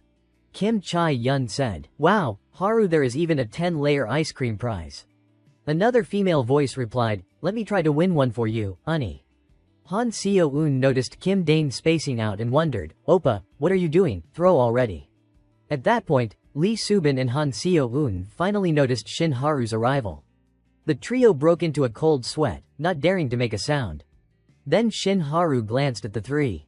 She looked at Kim Dane, who was still frozen in his throwing pose. Kim Chae-yun beamed with excitement, flashing a bright and radiant smile as she pointed ahead with her hand. Haru, over there is rice ice cream. The two arrived at the ice cream shop, where Kim Chae-yun savored it in ecstasy. It is super delicious. In high spirits, she looked at Shin Haru. Haru, try this. Shin Haru leaned down low, tasting the ice cream with her lips. After eating, her cheeks flushed pink, her eyes sparkling brightly. It is really good, Kim Chae-yun, holding the ice cream box in one hand and squinting her eyes in satisfied delight, said, "Finally, your facial muscles are relaxing, Haru." As if drawn by something, the two turned their heads at the same time. Kim Chae-yun grabbed Shin Haru's hand, her heart overflowing with vibrant pink light. "Let us go, over there is the flavor Haru likes best." Directing her gaze to the food stall, she said, "It is the mango flavor. Let us eat it quick." Upon seeing the mango, Shin Haru's eyes glistened, showing extreme delight. But not long after, her mood suddenly turned gloomy, her face drooping. The male employee turned around playfully, revealing a chibi image on the back of his shirt. "I made that myself," he said. Kim Chae-yun nodded in admiration and praised, "Oh my god, it is so cute." Afterward, the two rested on a cool stone bench. Kim Chae-yun stretched comfortably. "This is really nice." She tilted her head slightly, turning to Shin Haru.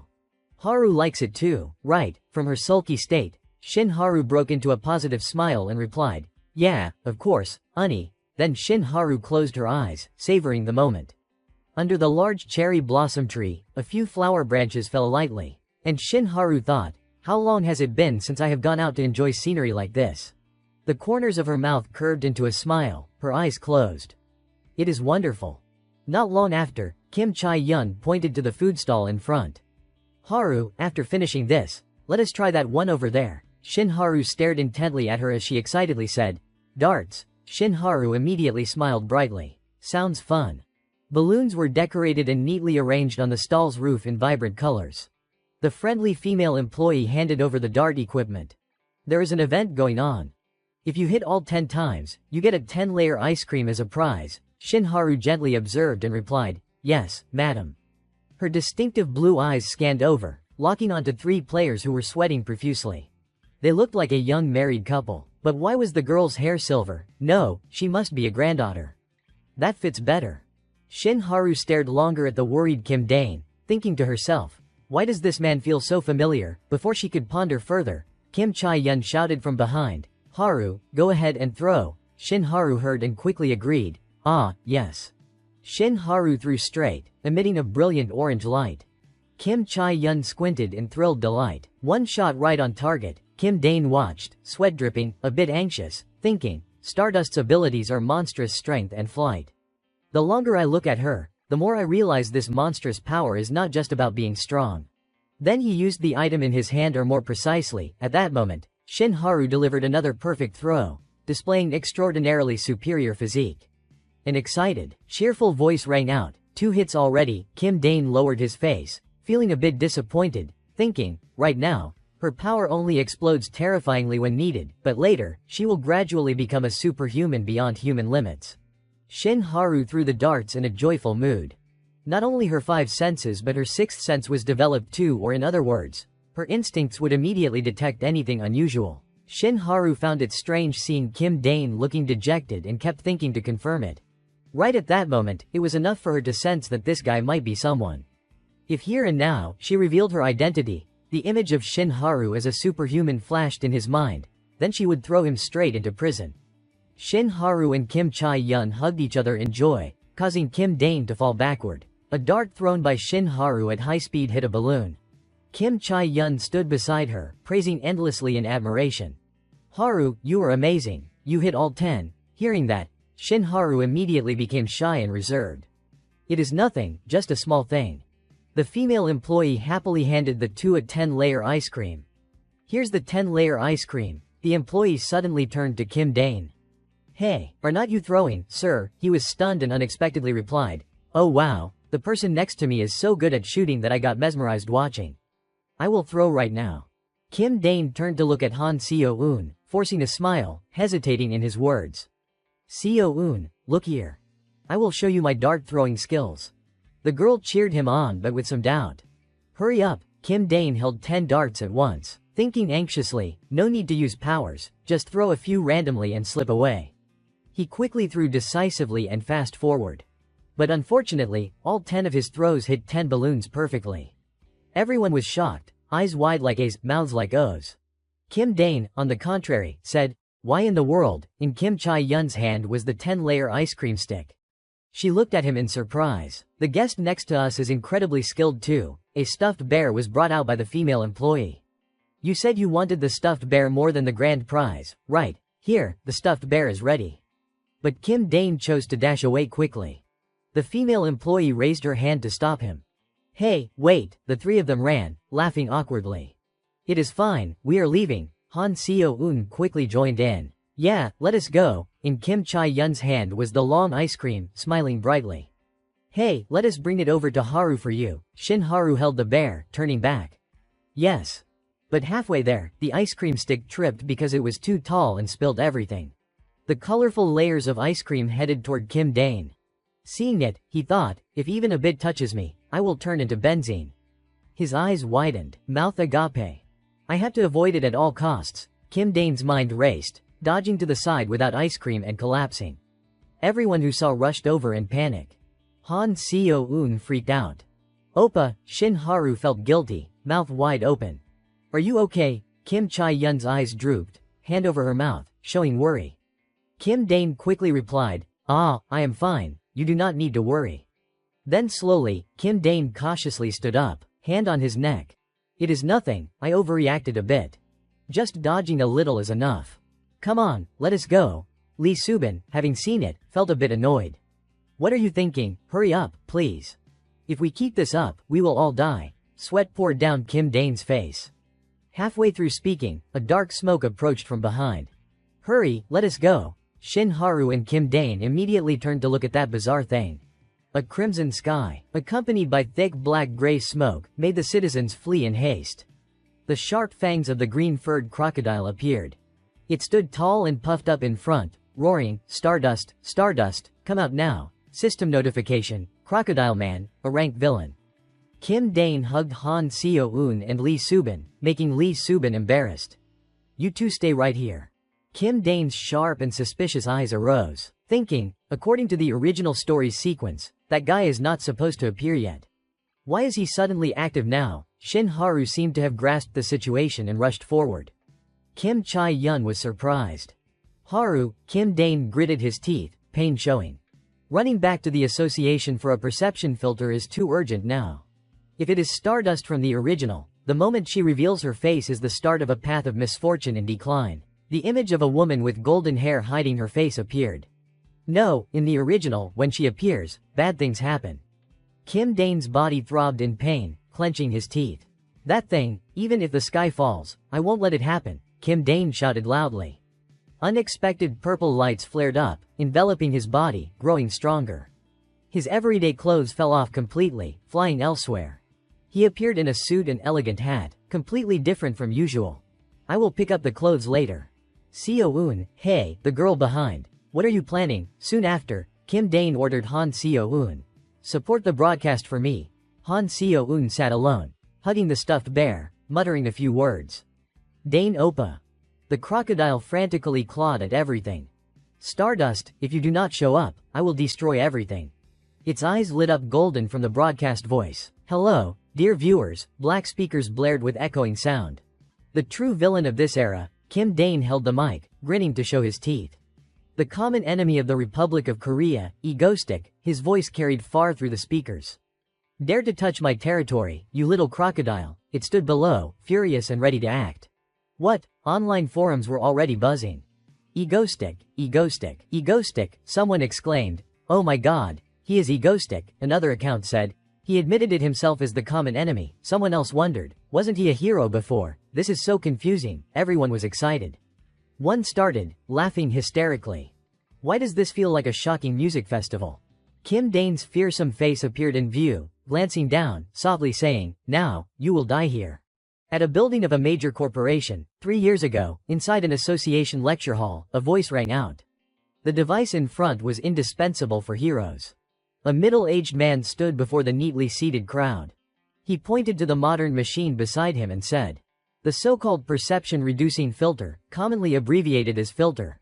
He explained, "Once you enter the device and come out, for a certain period, the filter will be applied to your face.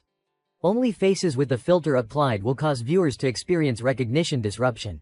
He continued, "But if you reveal your face to someone who already knows it, the filter won't work." Everyone understood. The people below responded in unison. "Yes."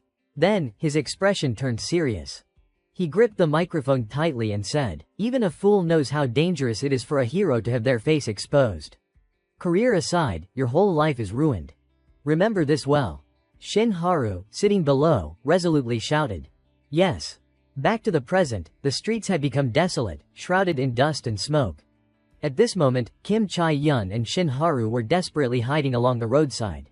Shin Haru turned her head, looking around with a worried expression. She thought to herself, "It is too late to go back to headquarters for the filter. What do I do?" Suddenly, Shin Haru clenched her fists, looking very determined. She gazed at the panicking crowd and thought, "In this situation, do I become a hero just to run away?" Shin Haru immediately untied her hair bun. Her golden hair fluttered in the wind, her expression resolute. She clenched her fists, stepped forward, and thought, "No." Kim Chae-yun saw this and panicked, shouting loudly, "Haru!" Suddenly, a group of people looked at their phones with joyful expressions and yelled, "It is Egostick! Egostick is here!" Shin Haru heard and turned around in surprise, her expression puzzled as she exclaimed, "What?" She muttered. The true villain of this era, the common enemy of the entire Republic of Korea, Egostick. At this time, Kim Dane was standing on the rooftop of a building. Beside him were two gigantic speakers blasting music at full power. Below was a green crocodile monster. Kim Dane shouted, "Dare to touch my territory, you little crocodile." The crocodile, hearing this, exclaimed in surprise, "What?" Kim Dane smiled savagely, pointing at the crocodile monster and said, "Now you will die here." Then, Kim Dane picked up the microphone, thinking, "No, absolutely not. Stardust, in the original story, suffered so much after revealing her face. A hero's everyday life is truly important." Kim Dane, with an angry tone, yelled at the crocodile, "Do you know that, you crocodile?"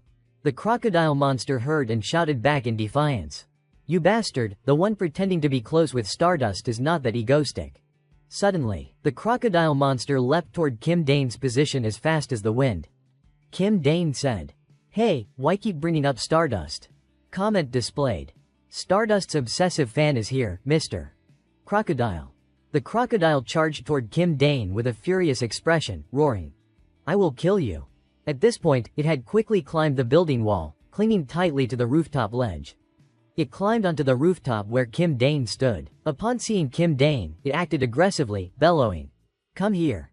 Kim Dane, seeing this, used teleportation to retreat backward. The crocodile monster saw this and lunged at Kim Dane. Suddenly, Kim Dane teleported and appeared above the crocodile monster's head. He said, "What are you doing?" Kim Dane struck the crocodile monster's head hard with a satisfied expression, saying, "You know my name but do not know I have teleportation." The crocodile monster, caught off guard by the hit, flinched and flailed its limbs wildly to strike Kim Dane. But whenever it got close, Kim Dane vanished before its eyes. It angrily roared, "You damn mosquito, fight fair one-on-one." Kim Dane calmly replied, "Hey, I am a villain." As soon as he said that, a comment displayed, "He is a villain, still insisting today that he is a villain." Kim Dane looked at the comments, utterly bewildered. Comments continued to appear.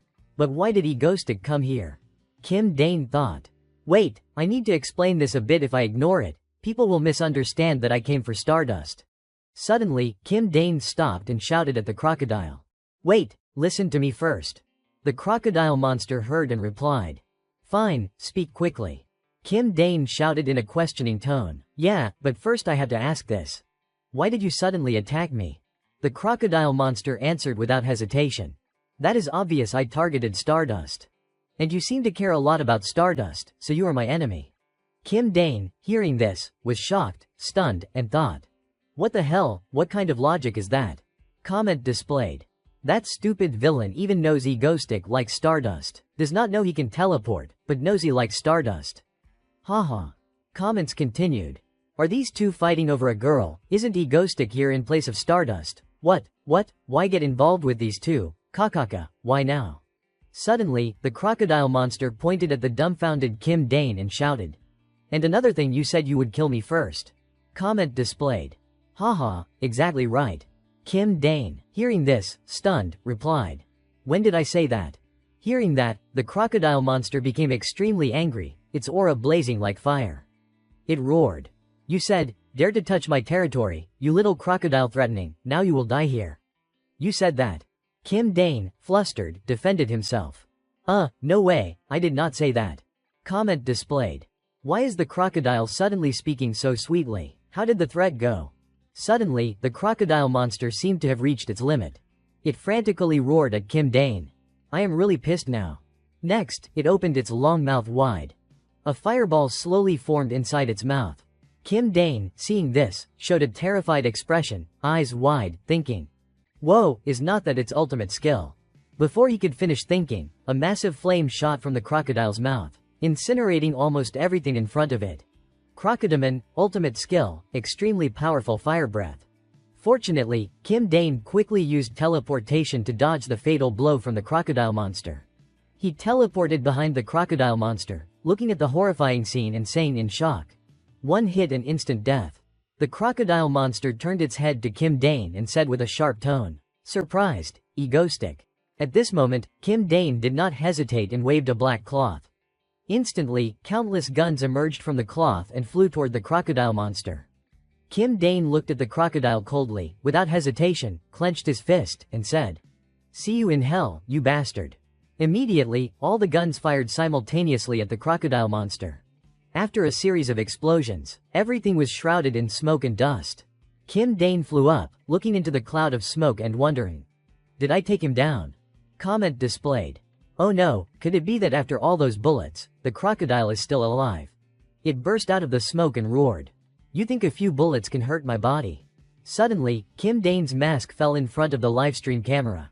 He quickly teleported away from the phone. He slowly pulled out a gas mask, stood high up looking at the crocodile monster, and said, no, I did that to lower your guard. Suddenly, Kim Dane threw an unidentified object toward the crocodile monster. The crocodile monster, seeing this, looked down on it, opened its jaws wide, and swallowed the object whole. It roared. You damn mosquito bastard. At that moment, a strong light burst from the unidentified object inside the crocodile's mouth. The crocodile monster convulsed as if electrocuted, writhing in pain, surrounded by a golden light. Kim Dane, seeing this, thought. Hey, in the original story, because of your thick skin, Stardust suffered so much, did you think I would not prepare? At this point, after taking the attack, the crocodile monster was covered in blood. It staggered for a moment, then collapsed, completely unconscious. Comments kept appearing. Mangastick. Request the association to designate Mangastick as a hero immediately, yet he still calls himself a villain. At this time, the guns from earlier lost power and slowly fell to the ground. Kim Dane also slowly landed on the rooftop along with the guns. The ground was littered with guns everywhere. Kim Dane gathered the guns with a trembling, exhausted appearance. He looked up at the sky and complained.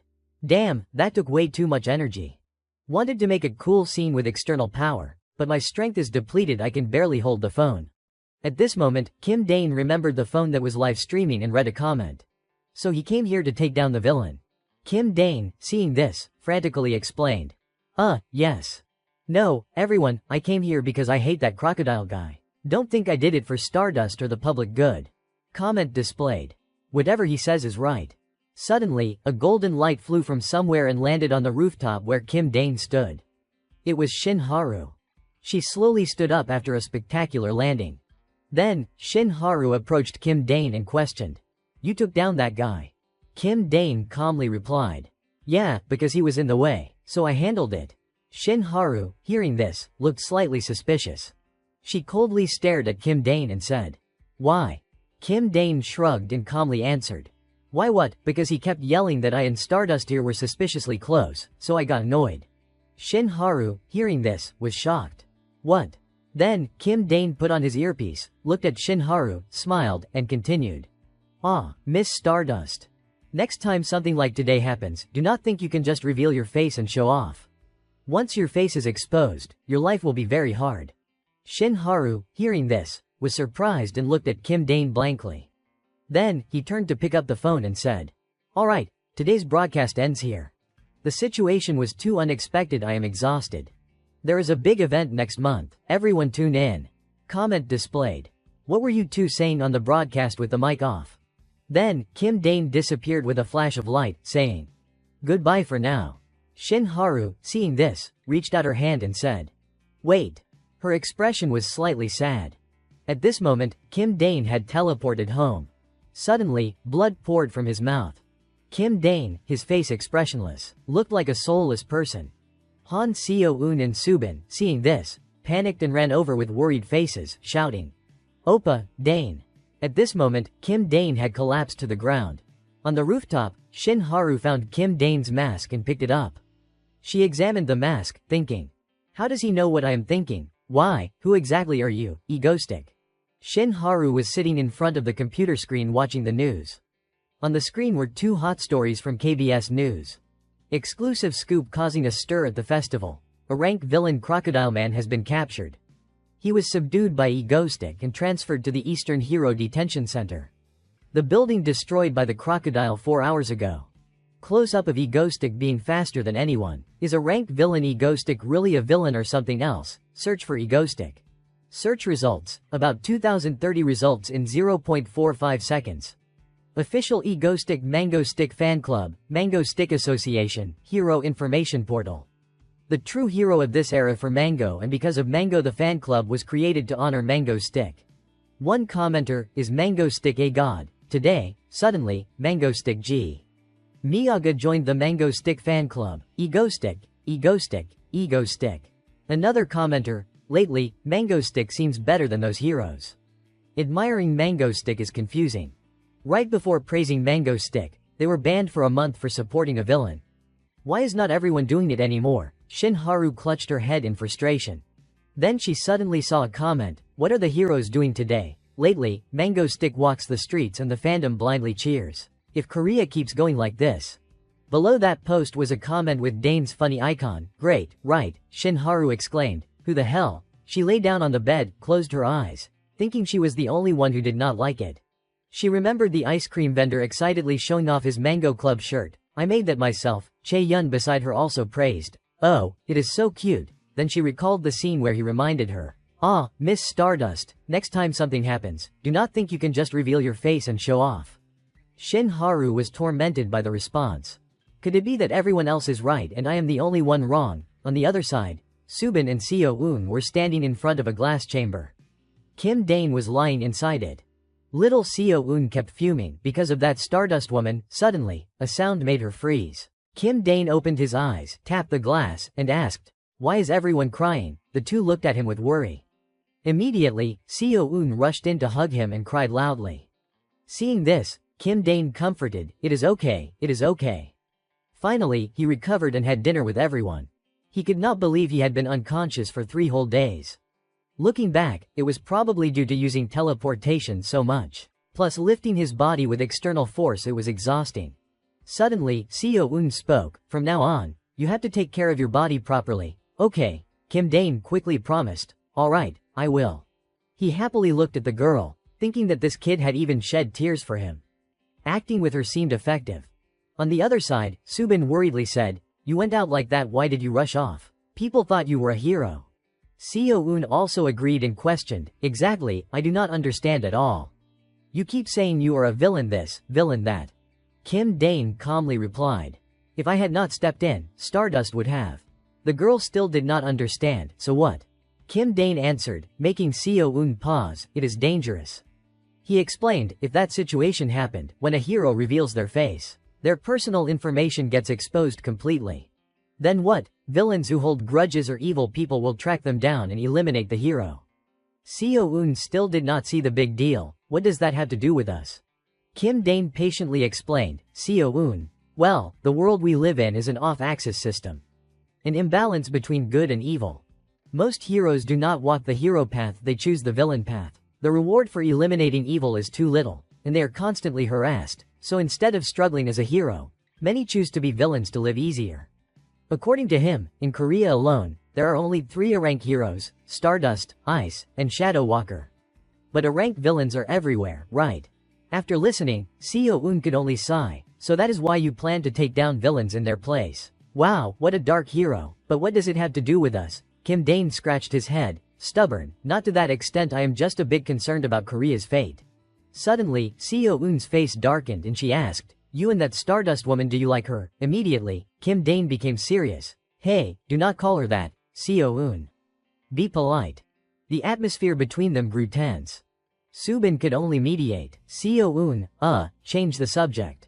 Why not talk about what we discussed earlier, tell Kim Dane. Immediately, Seo-eun changed her attitude and exclaimed, right. She turned to Kim Dane and said, Oppa. Kim Dane, confused, grunted. Seo-eun begged, summer is coming, let us go on a trip. To the beach, Kim Dane replied, a trip, that sounds nice. The girl cheered happily. But Kim Dane had an idea, but let us do one more terrorism act first. Then go. Seo-eun, confused, terrorism again. He wanted to reduce his fame a bit. Actually, Kim Dane had another goal, to make Stardust stronger. He was not sure those crocodile types would not pop up again. If Stardust faced them, it would be tough. Seo-eun pouted a little. To soothe her, Kim Dane held out his pinky, promise. The girl cheered, you promised. Then Seo-eun happily ran off. Let us pack, she worked efficiently, saying, actually, I have thought of dozens of plans, Seo-eun declared, among them, if I propose one. Kim Dane and Subin thought, wow, Seo-eun is so proactive. She outlined the plan. Previous terror acts were at the observatory or train ground terrorism, both on land. Right, she suggested something new. This time, let us do it underwater or in the sky, immediately. Kim Dane felt a spark and shouted, got it. Subin clenched her fists, excitedly asking, what is it, Kim Dane? He replied, let us see an airplane crashing into the sea. The idea flashed, and Kim Dane and Seo-eun grinned wickedly. Subin was a bit scared of these two villains. An airplane was flying in the sky. Everyone on board was relaxed, unaware of what was coming. Suddenly, the plane lost power. But people remained optimistic. Look, with the lights off, the sky is clearer, feels just like a vacation. The plane's screen lit up, displaying the ego. A voice echoed throughout the cabin. Everyone, glad to see you again. The biggest puzzle in the sky at 25,000 feet. No, call it the greatest quiz game in the air. Welcome to the ego sigh. An angry passenger shouted, flight attendant, what is going on? Kim Dane continued the announcement. Ah, right. And of course, the plane you are on has a bomb attached. One bomb on the fuselage. At this point, the pilot realized and wondered, what, when did he attach that? Hearing this, everyone panicked and screamed. On the other side, Kim Dane smirked wickedly, now, let the game begin. Scene shift to Hero headquarters. Shin Haru burst into the room, asking, how long since the incident started? The association chairman trembled and said, even if you go, you might not make it in time. This immediately angered her. She slammed the table and shouted, is that what the association chairman says? I have to go now. He turned away, saying, did I say not to go? It is really difficult during the day. Suddenly, someone entered. Upon seeing the person, Shin Haru beamed and cheered, Kim Chae-yun. The one who entered was Kim Chae-yun, a rank hero shadow walker, king of the night. He turned to the chairman and said, hurry to Jew airport, then I will go sleep. Fighting is too much for me. The chairman warned, don't overdo it, we can't save everyone. Shadow Walker used his ability, and Shin Haru replied, I will remember that. As she stepped closer to Shadow Walker, they were enveloped in a dark power. Instantly, they teleported to the scene. Shin Haru quickly rushed out, not forgetting to thanks for the hard work. Shadow Walker, on the other side, covered his mouth, collapsed on the stairs, nearly fainting. Shin Haru dashed outside. Looking up at the sky, she was horrified. Her running feet suddenly stopped, her face showing despair. How do I stop this? Before Shin Haru's eyes right now was the airplane blazing in mid-air. Scene shift to 1 year ago, in a building where villains were holding a meeting. All of them turned toward the one seated high up, listening as he spoke. The day I placed both Seon-woo and this entire Republic of Korea under my heel is not far off. He, Needle 1000, a level 5 villain, chuckled smugly. Suddenly, a voice rang out, but my opinion differs. The group grew wary, who is there? Shadow Walker appeared in the corner of the room and replied, it is a hero. The A-rank rookie hero Shadow Walker, king of the night, crossed his arms coolly and said, you evil scum. Needle 1000 stepped forward, posturing. Hey kid, do you even know whose territory this is? One of the underling villains, confused. How did he sneak in here? Suddenly, Shadow Walker's eyes turned white, and he stood motionless. Needle Thousand charged, throwing a punch and shouting, "It is my territory, Needle Thousands." He unleashed a powerful punch, the force surging toward Shadow Walker, but the boy remained still. Abruptly, the punch stopped upon touching Shadow Walker. This left Needle Thousand in disbelief. He and his underlings looked around, baffled. Where did he disappear to? Suddenly, beneath one underling's shadow, something strange happened. The man was instantly swallowed into the shadow. The remaining underlings quickly met the same fate. Needle Thousand immediately surrounded himself with power, thinking, "Can't let my guard down. He is no ordinary guy." Shadow Walker's night power crept up to his shoulder. Shadow Walker emerged from behind, lunging, but Needle Thousand had some skill and shot power from his back like porcupine quills into Shadow Walker. He turned triumphantly and said, "This brat dares to bare his claws at me." However, when he turned, Shadow Walker was lying on the ground, covered in dark power. Suddenly, the boy vanished, leaving Needle Thousand panicked. Shadow Walker, eyes glowing red, appeared behind him and asked, "Hey, Porcupine, you said this was your territory earlier, right?" He extended his hand, gray power swirling, and said, "Sorry, but this place is now my territory." A dark hand enveloped and trapped Needle Thousand in another space. Recalling that scene, Shadow Walker was lying on the stairs, panting heavily, thinking, "I am definitely going to die."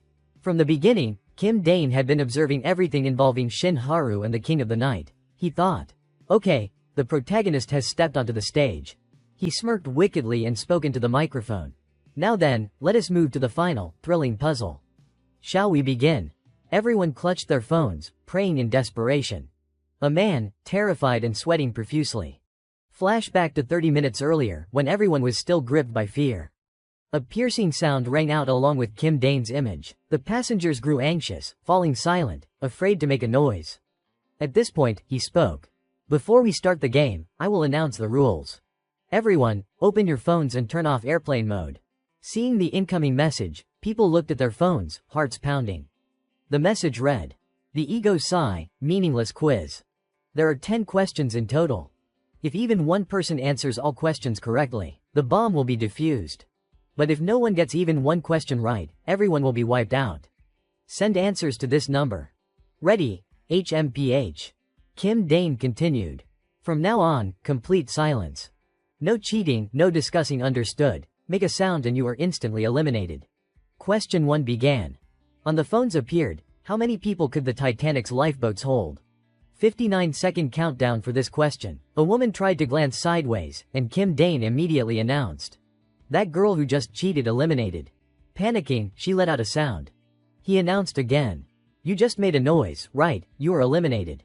So the uncle next to you gets eliminated in your place."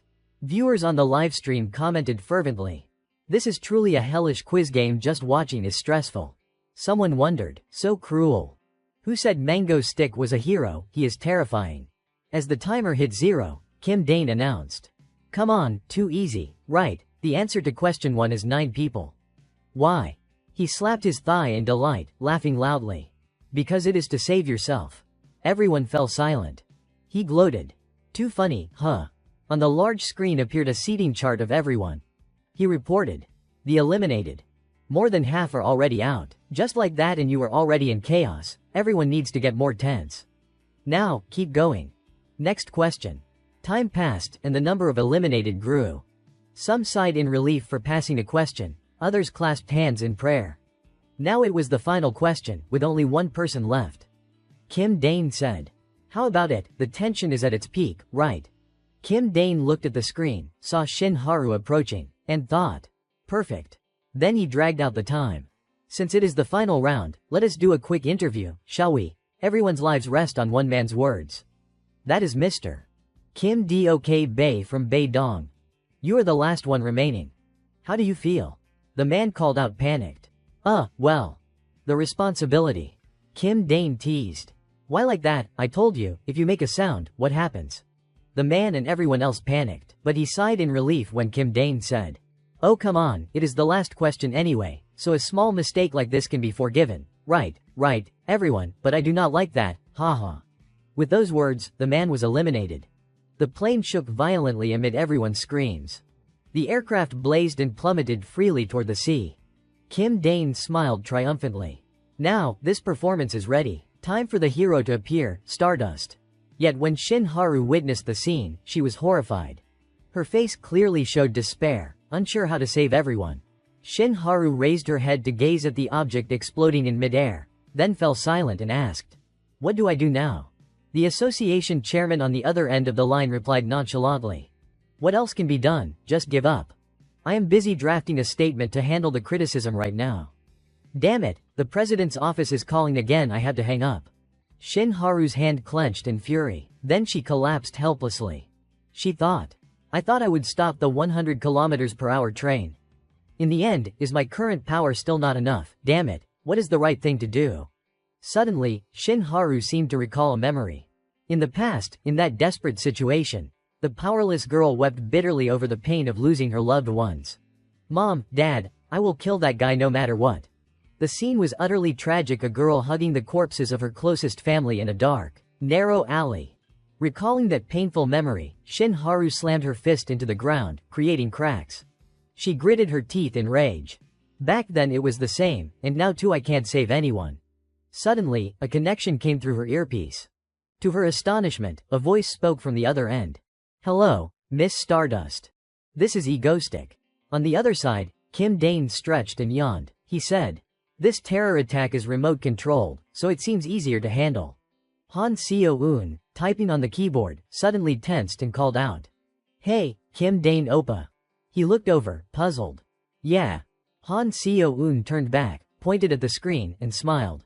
"That's Stardust, no? Big Sister Stardust is frozen stiff on the ground down there." Kim Dane looked and his eyes widened in surprise. Then he suddenly grew agitated, jumped up, and shouted, startling Han Seo-eun. What is wrong, Stardust?"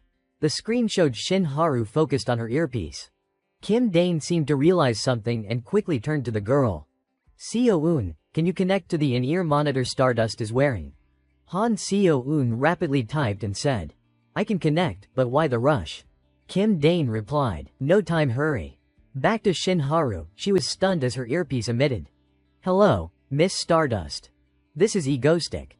She immediately flared up, shouting and cursing, "You tower-blowing trash." Kim Dane on the other end continued, "You have piqued my curiosity. Why are not you saving people and just standing there? It is falling now, the plane is about to crash." Shin Haru, furious, glared at the burning, plummeting aircraft and yelled, "Because of what you did, and now you are telling me to stop it." Kim Dane countered, "If you do not, who will?" Shin Haru, so frustrated that tears streamed down. "Just touching that metal falling at 1,000 km/h would shatter my body." She continued, "This is your plan, is not it? You're trying to push me to my death, right?" On this side, Kim Dane flashed a dangerous smile. "You can do it, Shin Haru." She was stunned. "What?" He continued, "Go ahead, clench your fists, fly up there, and save everyone. You can do it. Because it is you." Shin Haru grew even more confused. "Damn it, what is this lunatic saying?" In a pure white space, Kim Dane stepped toward her and asked, "Why would I want to kill you? Without you, Stardust, I am just an ordinary villain. You are the one who completes me." Shin Haru was momentarily shocked by these words, then quickly pushed herself up with her knees. She thought, "Even if this might be a scheme to eliminate me, I will try once." As she spoke, she removed the earpiece. On the other end, Kim Dane was shocked. "What?" Meanwhile, Shin Haru clenched her fist, crushing the earpiece. Then she pressed her hands to the ground. With a surge of power, space began to shatter, fragments flying upward. She poured all her speed into launching like a rocket straight toward the nose of the descending plane. Shin Haru pressed her lips tightly, thinking, "That is right, if I just stand by and watch the citizens die like this, I will live my whole life burdened with guilt." Kim Dane's image appeared, confidently saying, "You can do it because it is you." Shin Haru's face was filled with determination. "It is better to sacrifice myself to protect them than to live in regret forever." Thus, the two forces collided, creating a massive shockwave in mid-air. She thought, I killed them. If I just focus a little more." A fleeting image of a happy family appeared. "My love, kids, mom, dad." The man, tears streaming, looked down at the scene, then closed his eyes as if giving up. Inside the plane, a little girl covered her ears tightly, gritting her teeth to stay conscious, peering outside. Suddenly, she froze at the window, tears falling, thinking. The speed is slowing down. Those outside watching tensely widened their eyes. At this moment, a staff member nervously reported into the radio. It is unclear what happened, but the plane is now being supported from the outside and is descending to the ground. A reminder sounded in the cabin. Dear passengers, please remain seated with seat belts fastened and await instructions. In mid-air, Shin Haru was exerting all her strength to bear the terrifying weight of the plummeting plane. She gritted her teeth, veins bulging on her face. Just a little more. Scene shift to elsewhere. A hazy viewpoint gradually opened. A panicked flight attendant observed the awakening person and asked, Mr. Kim Dok-bae, are you okay? The man called Kim Dok-bae, just regaining consciousness, clutched his head in exhaustion, then looked around in confusion. Soon, the two stepped down from the plane together. The flight attendant supported the victim. Kim Dok-bae looked around blankly, utterly bewildered, exclaiming, What is this? Ahead, Shin Haru was kneeling on the ground amid curious onlookers. Kim Dok-bae cried out. Is that? The flight attendant looked at him, puzzled. Kim Dok-bae, tears streaming with joy, said. That is the one who protected us, a hero. On Shin Haru's side, she looked up at the sky, panting heavily from exhaustion. Tears streamed down as she uttered, Egoistic. The story quickly made headlines. Of course, Shin Haru's image was printed crystal clear. America was horrified, Japan was stunned, China praised it loudly, and even France had to bow in respect for this hero. Who is Stardust? China had to admit that when it came to heroes, they were completely outmatched by Korea. Even combining 10 Japanese heroes could not rival her. Japan's Minister of Internal Affairs made a shocking revelation. Accordingly, news outlets quickly picked up the heat and reported. Hello viewers, this is the Morning 900 news opening the day. Yesterday morning, a ranked villain Egoistic remotely hijacked a plane and caused it to crash. Fortunately, all passengers were miraculously saved. The one who held the plane was none other than Stardust, our proud hero. Many experts had predicted that with her previously known abilities, she would not be able to stop the incident, but in the end, the plane slowly descended. Finally, Shin Haru returned home and heard the news about herself. She quickly turned off the TV and took a sip of water. Having just showered, she looked extremely relaxed and adorable. Suddenly, her phone rang. She picked it up right away. Hello. After listening to the other end, she asked again. Really? On the other side was someone with green hair, confirming. Yeah, I already asked the association chairman to give Shin Haru a short leave. Let us go to the beach. Relax for a day, it has been so long since we went out together like this. Shin Haru cheered happily. Okay, I will head out tomorrow. The green-haired person added. Yay, call Kim Chae-yun too. A moment later, Shin Haru stepped out onto the balcony to enjoy the breeze. Her expression turned serious, as if pondering something. Someone's words echoed in her memory. You can do it because it is you. Shin Haru smiled faintly, thinking. Has anyone ever placed that kind of faith in me before? He is just an ordinary villain. Suddenly, she realized something. Wait, but why did he tell me to save the plane? If he was sure I could stop it and save everyone, then why make it crash in the first place? Kim Dane's words resounded again. I am just an ordinary villain. You are the one who completes me. Shin Haru held her forehead, feeling a massive headache. She thought. Egoistic has too many mysteries, but somehow, I feel like he is deliberately doing all this for some purpose. I need to thoroughly investigate his movements. Her eyes were filled with determination. Suddenly, her phone screen showed an incoming call from the Hero Association. The person on the other end spoke for a while, making Shin Haru exclaim in shock. What? Remeasure my power stats. Time quickly advanced to the next morning. Roosters crowed. Cock-a-doodle-doo. Han Seo-eun, wearing a yellow floaty around her waist, was full of excitement. We are finally here. Kim Dane came out and reminded. Seo-eun, we are just getting ready to deflate the floaty a bit. Put it in the trunk. The girl responded enthusiastically. Yes, Kim Dane Oppa. Kim Dane, seeing this, looked exasperated. Oppa, huh? Suddenly, he rubbed his chin, pondering. Now that I think about it, this is my first vacation since coming to this world. Should I enjoy it? Then Kim Dane also broke into an expectant smile. But just a short while later, looking at the congested road ahead, a resentful voice rang out. What is this? Inside the car, all three were roasted red by the heat, sweat pouring down. Kim Dane, in the driver's seat, was full of dissatisfaction.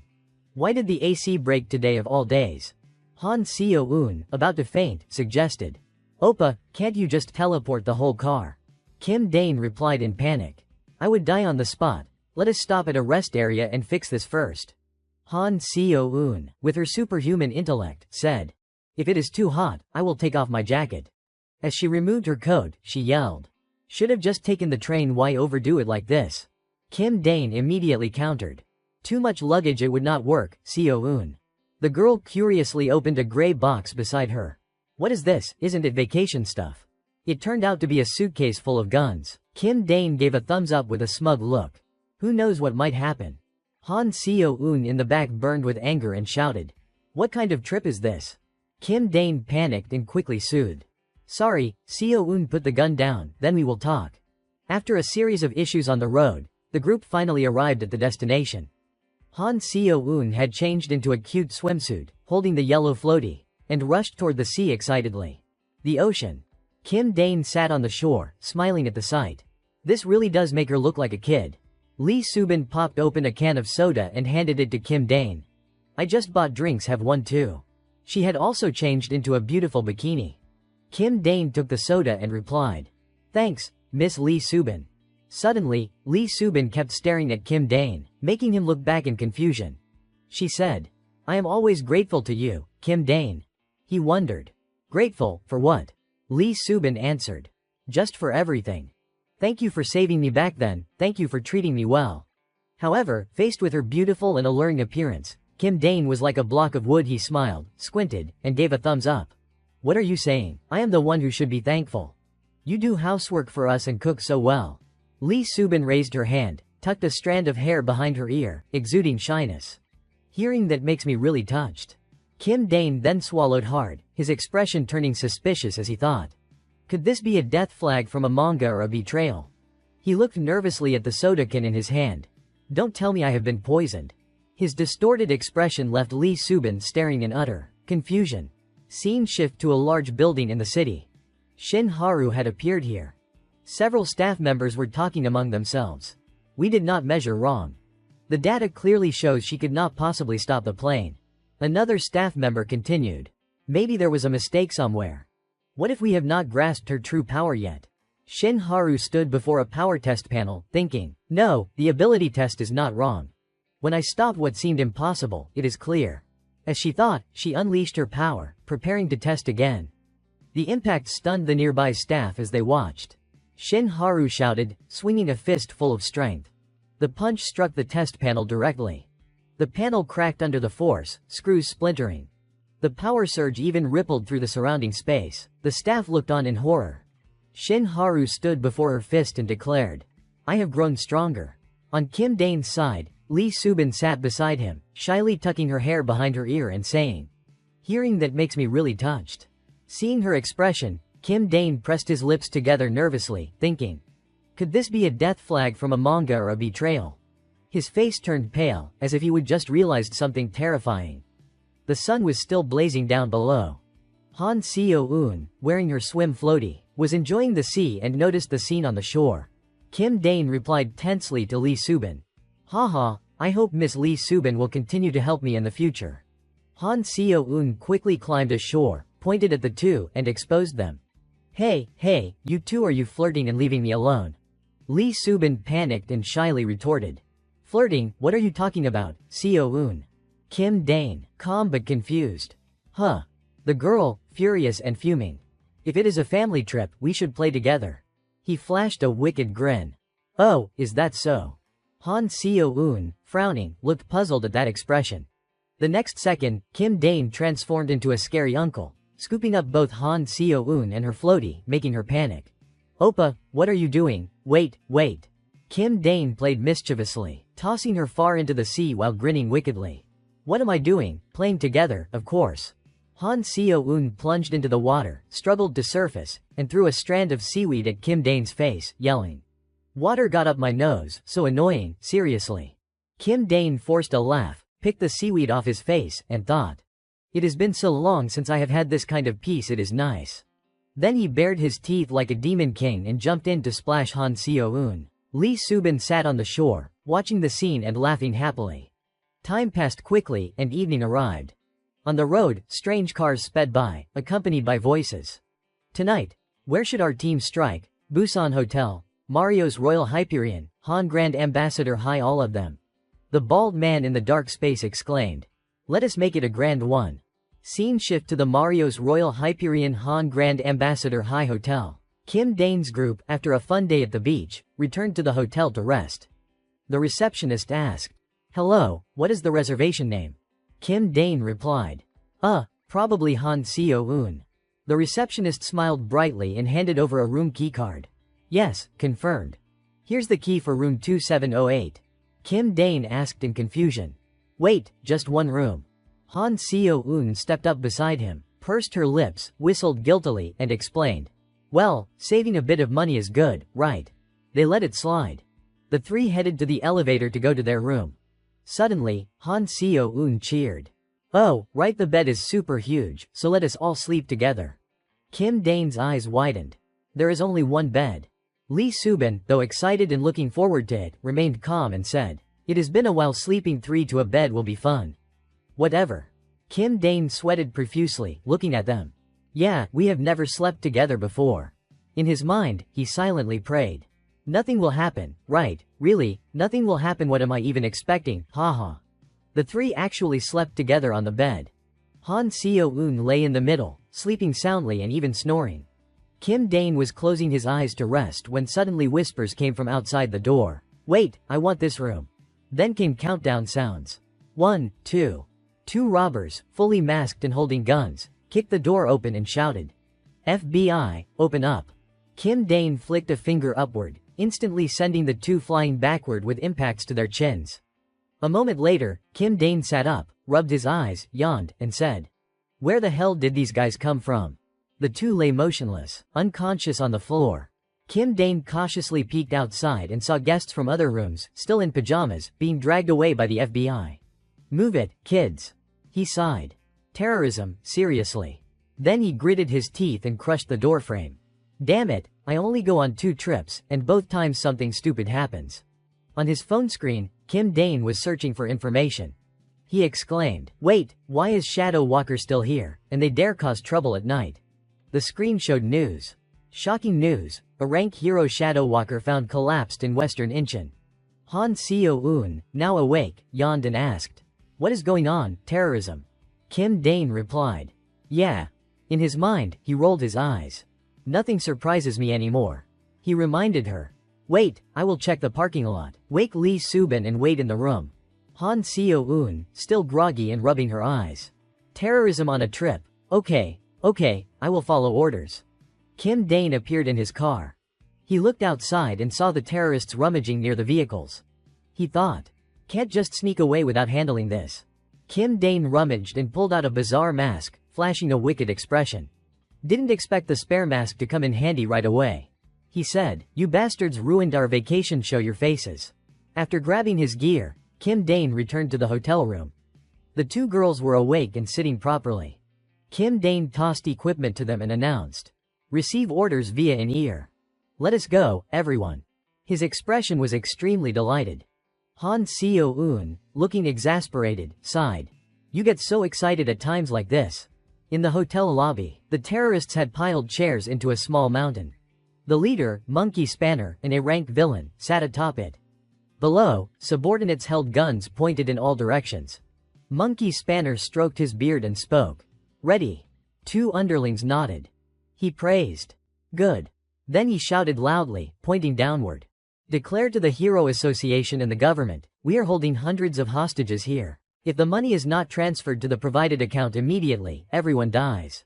Below, the hotel guests, tied up and kneeling on the floor, were hostages. Monkey Spanner continued yelling. The account number is 1, 2. Suddenly, a noise rang out, making both hostages and terrorists look in one direction. Monkey Spanner grew wary, closed his mouth, and paid attention to the sound. Kim Dane, now wearing an orange mask, stepped out clapping and cheering. Enough, this lame terrorism ends here. He raised his hand, generating a surge of energy. Instantly, a gun in a terrorist's hand was pulled away by the force. Then countless guns were controlled by that power, their barrels aimed at the terrorists' foreheads. Kim Dane swung his fist upward, releasing a surge of power throughout the vast hotel lobby. Inside, the hostages screamed in terror from the event. Kim Dane's pupils glowed purple. He was a bit tense, thinking. Just this already used up months of stored external force. Then he leapt up, charging to strike Monkey Spanner. Kim Dane kicked him to the floor and took his seat. Looking down from above, he flashed a demonic smile. Weaklings like you dare commit terrorism. Suddenly, Monkey Spanner's eyes flashed red. He drew a gun and aimed straight at Kim Dane. A gunshot rang out, a bullet lodging directly into his stomach, leaving even Kim Dane stunned as he looked down at the wound. Quickly, a mad laugh echoed. Ha ha ha, just one bullet. Kim Dane's expression left Monkey Spanner stunned. Sitting up there with the bullet still lodged in his stomach, he calmly smiled and asked, "That is all you have got?" Monkey Spanner now seemed like a giant who could control everything in his palm. Up top, Kim Dane secretly broke into a cold sweat. Behind the mask, his face was twisted in pain. He thought, "Damn it, this is dangerous. If I move now, I will bleed out and die." Down below, Monkey Spanner started moving his feet, his instincts urging, "Gotta get out now." He calculated inwardly. "You bastard, I planned to strike fast while Shadow Walker was away.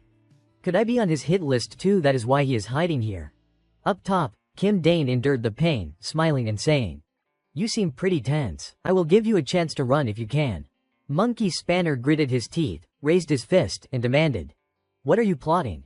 Kim Dane continued, "Plotting my ass, what you are racking your brain over is the real plot. You ruined my vacation. Don't bother me, withdraw while you still can." In his mind, he urgently pushed the opponent. "Please, stop overthinking, just go. Even keeping my eyes open is making me dizzy." Monkey Spanner calculated again. "This is my chance. Right, just amp up my power and I can turn this around anytime." Then, to the hostage's shock and horror, he turned into a blur like the Flash, charging straight for the hotel exit, thinking, "I, Monkey Spanner, will one day be the king of Korea. I can't die here." But from the entrance, a fist swung in, accompanied by sharp glass shards. The punch sent Monkey Spanner flying backward with tremendous force. His body deformed like a misfired rocket. Shin Haru had arrived just in time, loudly warning the terrorists. "You are surrounded, drop your weapons and surrender." But looking down, she saw the terrorists already sprawled out. At that moment, a pair of straight legs stepped in. Shin Haru was bewildered by the situation. "Ice, the A-rank hero, said coldly. "Huh, all dead already."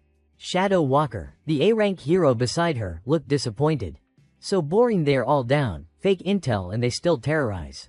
Shadow Walker noticed Kim Dane sitting atop the pile of chairs and asked, "But who is that guy?" Kim Dane was now dazed, pink bubbles floating around, looking down and thinking, "Why is she here?" Shin Haru frowned, looked up, and asked, "Who are you? Did you subdue these terrorists?"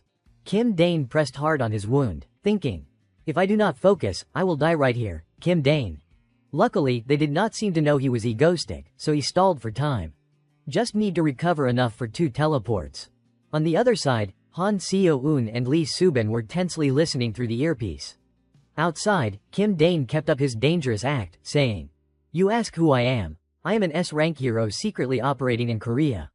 This made the 3 below look up in shock. Shin Haru quickly pointed and exposed. "There is no record of an S-rank hero in the association. What nonsense are you spouting? Who are you really?" Kim Dane calmly replied, "A rank hero Stardust, do not you know what secret means? A rank hero Ice, a rank hero Shadow Walker, the first have been active since before your generation." Han Seo-eun, confused, asked through the earpiece, "Kim Dane Oppa, what the heck are you doing?" Lee Subin frowned, worried. Outside, Kim Dane remained arrogant. "You should greet your senior properly, these kids are clueless." Shin Haru looked up with annoyance and suspicion. He shook his head, feigning disappointment. "Ha, your faces say you do not get it. Fine, I will introduce myself. Listen up, I am the hero." His eyes darted to a boy wearing a t-shirt with apple mango printed on the back. An image of a delicious fruit flashed. Kim Dane blurted out the name. Apple Mango. The freed guests heard it and their expressions began loading at the name. Ice, receiving info through her earpiece, responded, "Yes, yes. He says he is Apple Mango." Then she coldly beckoned and exposed. "Hey, you, they say there is no hero with that alias. Who are you really?" Kim Dane shouted angrily. "Insolent, I even know the association chairman's real name is Park Manjun. Now Park Manjun. Right, my name was too rustic, so I changed it. Check already. This stunned all three. Inside, he was very tense. Didn't expect original story info to come in handy like this. Ice replied. Anyway, the chairman says he does not know you. At that moment, a guest spoke up, voice full of dissatisfaction. Hey, heroes, I have been watching and I am pissed, so I had to say something. Ice panicked, sweating. Everyone stay calm. The guest continued. That masked guy subdued the bad guys for us who he is does not matter. Kim Dane screamed inwardly. Oh god, perfect, mister, just a bit more recovery and I can escape. The man continued. And I saw him make the guns float in the air and shoot everywhere. He pondered. What was it? Oh, he is like that guy who appears on TV a lot. Shin Haru caught the key point, while Kim Dane froze awkwardly. The man below gave a thumbs up toward him. But so what, thinking back, it felt awesome. Kim Dane screamed inwardly. Stop, stop. Ice smirked faintly. Aha, sounds pretty suspicious. Kim Dane secretly tensed, sweating. Just a little more. The three below began emitting power. First, let us restrain him, then reveal his identity. Ice extended her hand, shooting power forward a pillar of ice pinned to the floor. Kim Dane gritted his teeth, thinking. Freeze. Shadow Walker had silently approached from behind. Kim Dane, clutching his wound, screamed inwardly. Please, please teleport. Shin Haru's eyes sharpened, staring at the opponent, then rocketed toward him like a missile. Kim Dane, face twisted, was extremely anxious about the situation. At that moment, Kim Dane managed to use his power, teleporting down below and evading the restraint. Han Seo-eun and Lee Subin appeared just in time to support him. Then, the two quickly vanished, taking the injured Kim Dane away from the scene. A moment later, their car sped off wildly. The group tumbled inside the vehicle. Han Seo-eun, eyes spinning dizzily and unable to sit steady, hurriedly asked, Oppa, are you okay? Kim Dane, face twisted in pain, said. The car, right now quickly erase all evidence we were in Busan. Hotel check-in records, CCTV if they find out. At this point, he could not continue. The two girls looked up in panic. Oppa, what is wrong? Blood from his abdominal wound kept flowing. Lee Subin shouted. We need to get him to a hospital now. Kim Dane tried to stop them. No way, I do not have strength left to teleport. We will definitely get caught. Take me to Ego Base. Lee Subin gritted her teeth tensely, steering while loudly instructing Han Seo-eun. Seo-eun, first get the first aid kit and do emergency treatment. Han Seo-eun, tears welling up as if seeing a traumatic scene, was urged by Lee Subin, who turned back and yelled. Hurry. The girl regained her composure, quickly wiping her tears. Yes. Lee Subin, face serious, floored the accelerator. I will get us out of here first. On the pitch-black road, the car raced like lightning. Back in the hotel lobby, the hostages were being calmed by arriving police. Ice stood aside and sighed. Seriously rare vacation and these villains won't let us rest a single day. Shadow Walker, face darkened, asked, Can I go rest a bit? She turned and replied. Yeah, good work. It is my fault for dragging you here to unwind. Ice turned to Shin Haru. Anyway, we are here now, Stardust. Meanwhile, Shin Haru pressed her lips together, silent and oblivious to her surroundings. On the road, a car was driving. The sleepy driver yawned. So tired, chew some gum. Suddenly, he spotted another car in the rearview mirror. What is that? The car sped past like smoke. The driver yelled. That car's insane. The speedometer now exceeded 220 kilometers per hour. Han Seo-eun tried to treat Kim Dane's wound. Lee Subin, expression fearsome, gripped the wheel. At this point, he was covered in blood, the wound still bleeding despite bandaging, sweat beading from pain. Meanwhile, Shin Haru clenched her fist tightly, seriously saying, I need to look into his movements a bit. Scene shift to the past, in Kim Dane's room. A voice exclaimed. Villains again, villains. They harass Stardust in every way. Kim Dane slammed the book shut, lay on the bed with a blank face, and said. So it ends like this. This was 19-year-old Kim Dane in the past, with dark circles under his eyes. This story is full of ultimate depression, that ending. The comic fell to the floor. Kim Dane rolled around on the bed, whining. Stardust. He muttered something, then dozed off. At that moment, a flash of light streaked across the night sky through the window. Scene shift to the present, in some building. Han Seo-eun was worried about Kim Dane's condition. Her face was pale from exhaustion. Lee Subin brought a tray of food, but the girl refused. I am not eating. Lee Subin persuaded. Seo-eun, eat a little. Kim Dane will wake up. Kim Dane lay unconscious in the glass bed. Han Seo-eun covered her face and sobbed. Lee Subin sat beside her, heartbroken and comforting. As the girl cried while forcing down rice, a voice suddenly rang out. You still eat so well, are Seo-eun. Kim Dane turned his head, smiled, and said, and I am about to die here. The two girls looked over in shock. Han Seo-eun wailed again, crying loudly while flailing and punching Kim Dane. Lee Subin sat beside, emotional. He could only smile bitterly and cry out in pain. Ouch. Outside, the sky remained pitch black. An image appeared of Kim Dane wearing a white mask, holding a golden one. Online news flooded about him. Is Egostick's zero casualty terrorism really terrorism? Shin Haru sat before the computer screen, searching news, thinking. Yeah, the plane incident had no casualties either. She wondered. What if Egostick's call had not come and I could not act? Kim Dane's image appeared, smiling. You can do it because it is you. Shin Haru lowered her head, tense. He believed I would definitely succeed, as if he knew my power would increase. Then she suddenly smirked and said. How could he know? Probably just coincidence. She clenched her fist. But I have undeniably grown stronger. She picked up someone's info sheet, thinking. Another suspicious point. The villains Egostick killed each had potential for large-scale disaster someday, and he saw that. Shin Haru concluded. Egostick is definitely not a hero, but calling him a mere villain is not satisfying. I have a feeling he is playing a massive chess game. Next terrorism, I must unmask him no matter what. Shin Haru was extremely determined. On Han Seo-eun's side, the girl was thoughtfully browsing her phone. So what is the purpose of those terror acts? Egostick knows the Hero Association chairman's real name, Park Manjun. Could Egostick have been a high-rank hero in the past, conflicted with the association, and switched to villain? The conspiracy theory Egostick conflicted with the Hero Association was spreading. The three sat at the dining table. Hearing that info, Kim Dane nearly choked. Seo-eun. He thought. I am gonna throw up. Lee Subin forced a smile and put away her phone. Seo-eun, do not bother Kim Dane for now, he is very tired. The girl, still dissatisfied, questioned. What are you planning? The usual, I am a villain. I have to act like one, and keep terrorizing with that body. Again. Kim Dane jumped at her expression.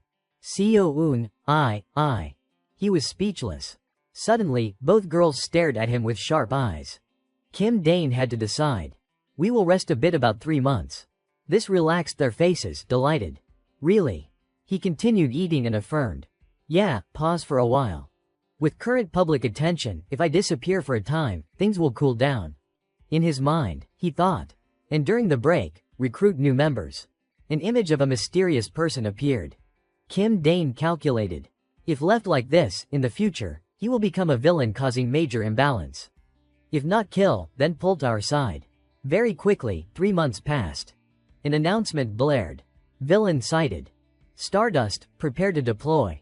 Shin Haru hurriedly asked. Is it Egostick? The other end denied. No, a villain calling himself Lockboom. Hearing that, she replied disappointedly. Ah, got it. Later, in hero form, Shin Haru rocketed through the sky like a missile. As she flew, she wondered. Egostick, where have you been and what have you been doing these past 3 months? Scene shift to Kim Dane's house. He was staring at a large TV screen showing Shin Haru's image. Oh, here she comes, here she comes. Kim Dane munched popcorn, excited like watching a movie. Han Seo-eun sat beside him, looking exasperated. At that moment, a monster called Lock Boom, an A-rank villain, unleashed power and roared. Kim Dane cheered through the screen. Go for it, Stardust. Meanwhile, Shin Haru charged at Lock Boom, yelling. Are you Egostick? No. Shin Haru fell into a rage, pummeling the opponent to pieces. Soon, on the ground lay a bald guy, eyes rolled back, unconscious. Kim Dane, thrilled, tossed the popcorn tube up and cheered. Look at that, yay, the power-up was totally worth it, Stardust. Han Seo-eun frowned, fed up. Is that really so fun? Kim Dane flinched, guilty. Kinda. Suddenly, the girl loudly reminded, making him spit water. Now, work time. Han Seo-eun continued. Oppa, I can't stand you lurking in Stardust's fan club all day. Kim Dane looked over, flustered. What, Seo-eun? Han Seo-eun spoke darkly. Kim Dane, leader of Stardust Group. Thought I would not know, I am a famous hacker. Exposed, Kim Dane snatched the remote, turned off the screen and defended. Just a little hobby. The girl repeated. Anyway, we plan to work today. Kim Dane sat up and asked. Let us see, today's the 17th, right? The girl grew excited. What, terrorism? Kim Dane denied. No. Han Seo-eun asked again. Then eliminating a villain. He denied again. Nope. Kim Dane flashed a bright smile and said. We are recruiting a new member. Scene shift to a high vantage point overlooking the town. An elderly couple admired the view below. The man sighed. Oh, this place has not changed. Huh, same as 20 years ago. At that moment, a girl in a cap, head down, face unclear, bumped into the man and said. Ah, sorry. He waved it off. No problem, I am fine, student. But after she passed, she held a wallet. The girl had green pupils. Glancing down, she saw a group of thugs, each with a cigarette, leering up at her sleazily. The girl gritted her teeth in anger. Right then, a boy with clear green pupils like hers appeared, running over with a bright smile, calling. Sis. The boy, Cha-yoon, 13 years old. The girl pinched his cheek and asked. Having fun? The boy replied cheerfully. Yeah. She noticed his scraped knee.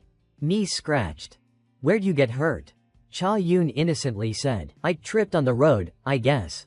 The girl extended her hand, emitting healing power, reminding. Seriously, be more careful next time. Cha-yoon watched the knee wound heal and exclaimed in awe. Wow. Soon, the tear vanished completely.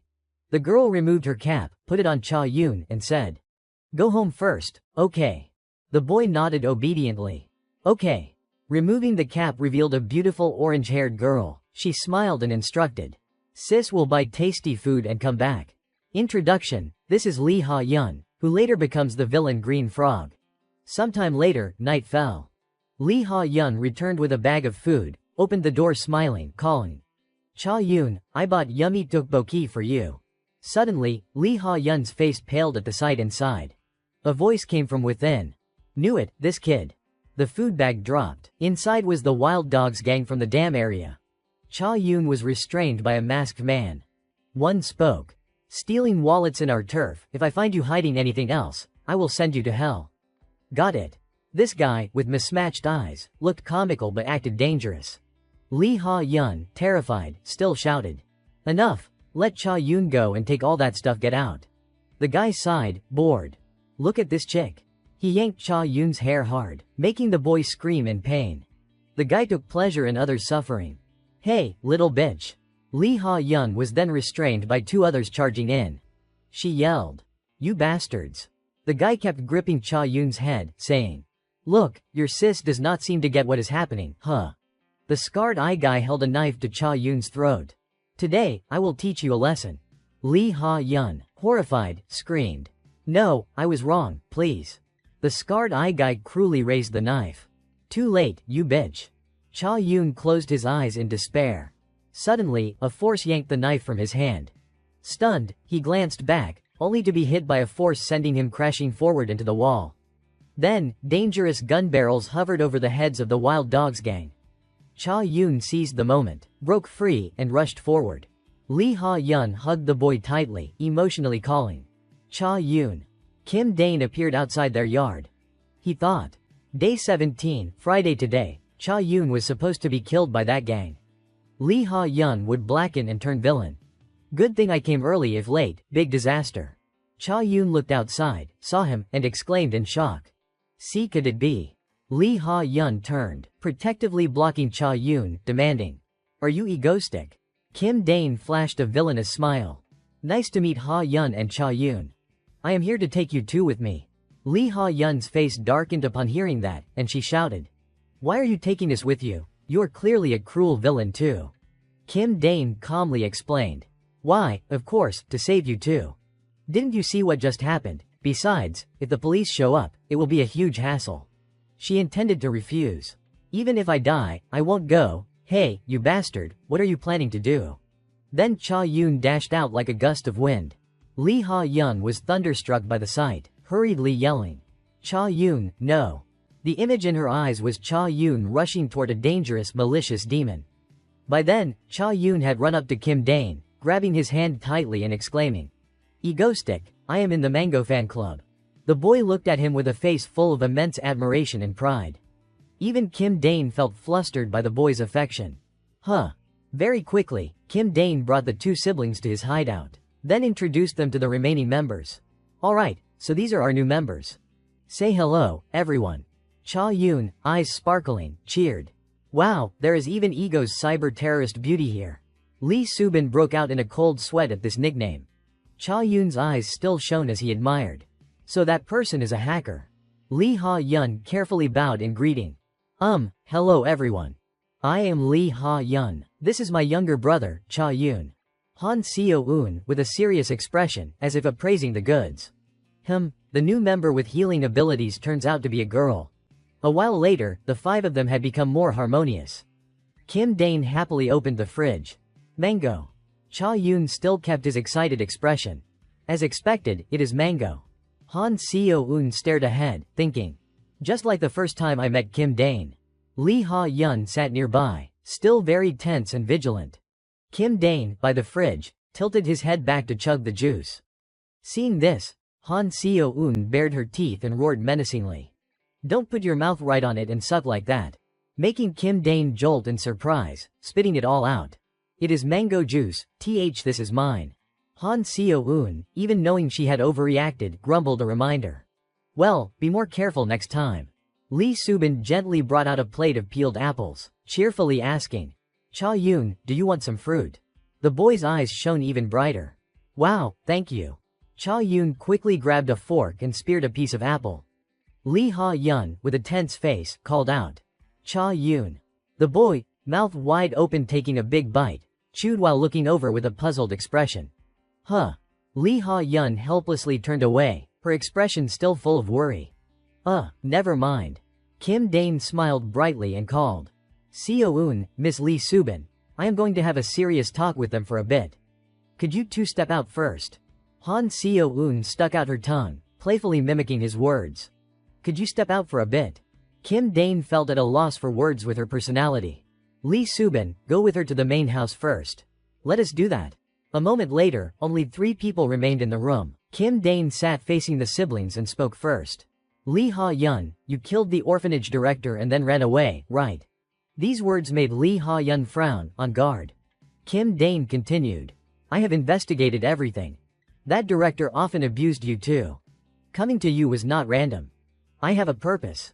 She asked suspiciously. "What purpose?" Kim Dane declared. "So you two can live happily." Lee Ha Yun frowned, staring at him, exclaiming in shock. "What?" Kim Dane smiled and continued. Of course not in this cramped underground place. I have set up a teleportation gate. We will move to the main house, live there, and go to school too." Lee Ha Yun found him highly suspicious and questioned. "In the end, why are you doing this for us? We only met today." Kim Dane thought of Han Seo-un, then said, "Because I have a little sister too, that is why." Cha Yun's eyes sparkled. "I have watched all of Mango Egoistic's terror attacks. I have re-watched them dozens of times." Kim Dane awkwardly replied, "Is that so? Thanks." In his mind, he panicked. Should I really let an elementary school kid watch stuff like that? Lee Ha Yun glared and reminded, "Cha Yun." Kim Dane spoke up again. "Just try living together once. It will be more fun than you think. We are not as bad as you imagine."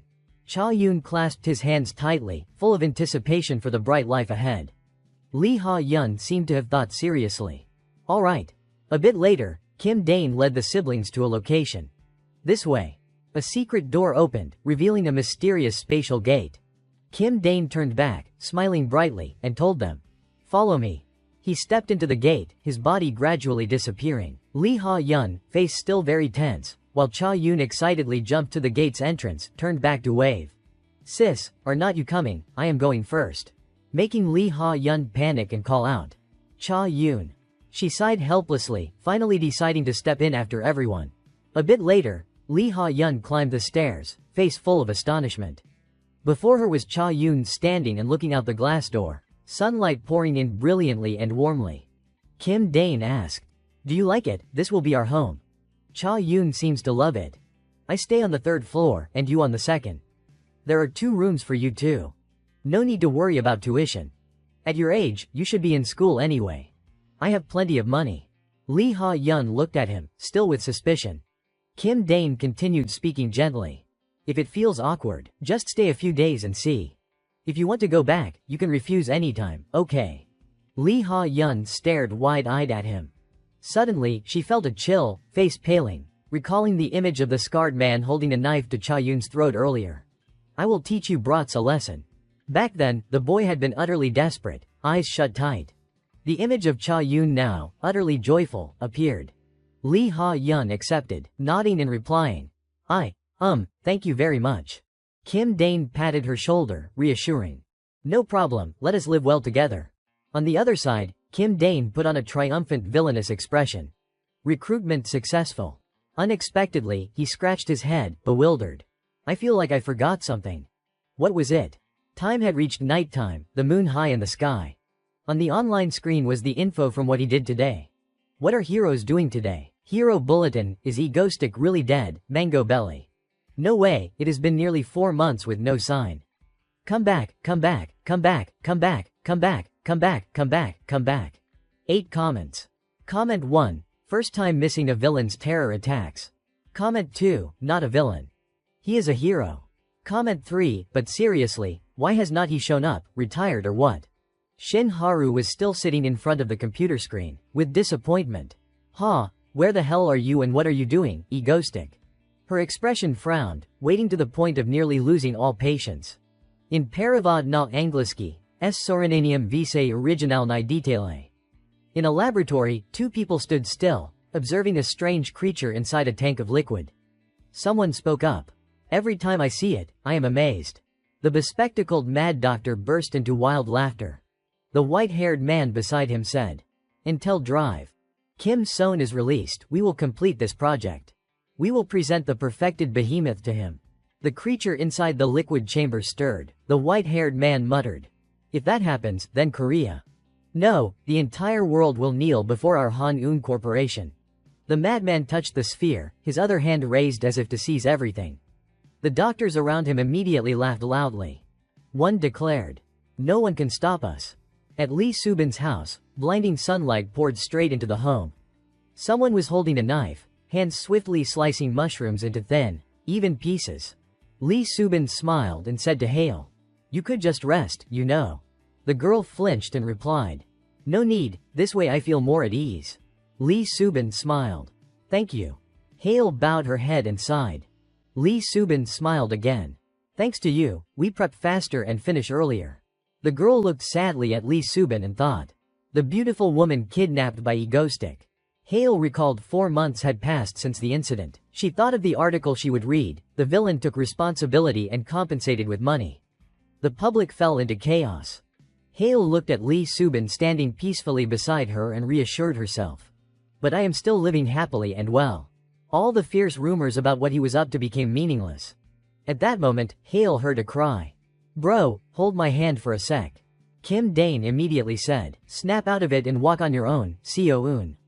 You will get hurt.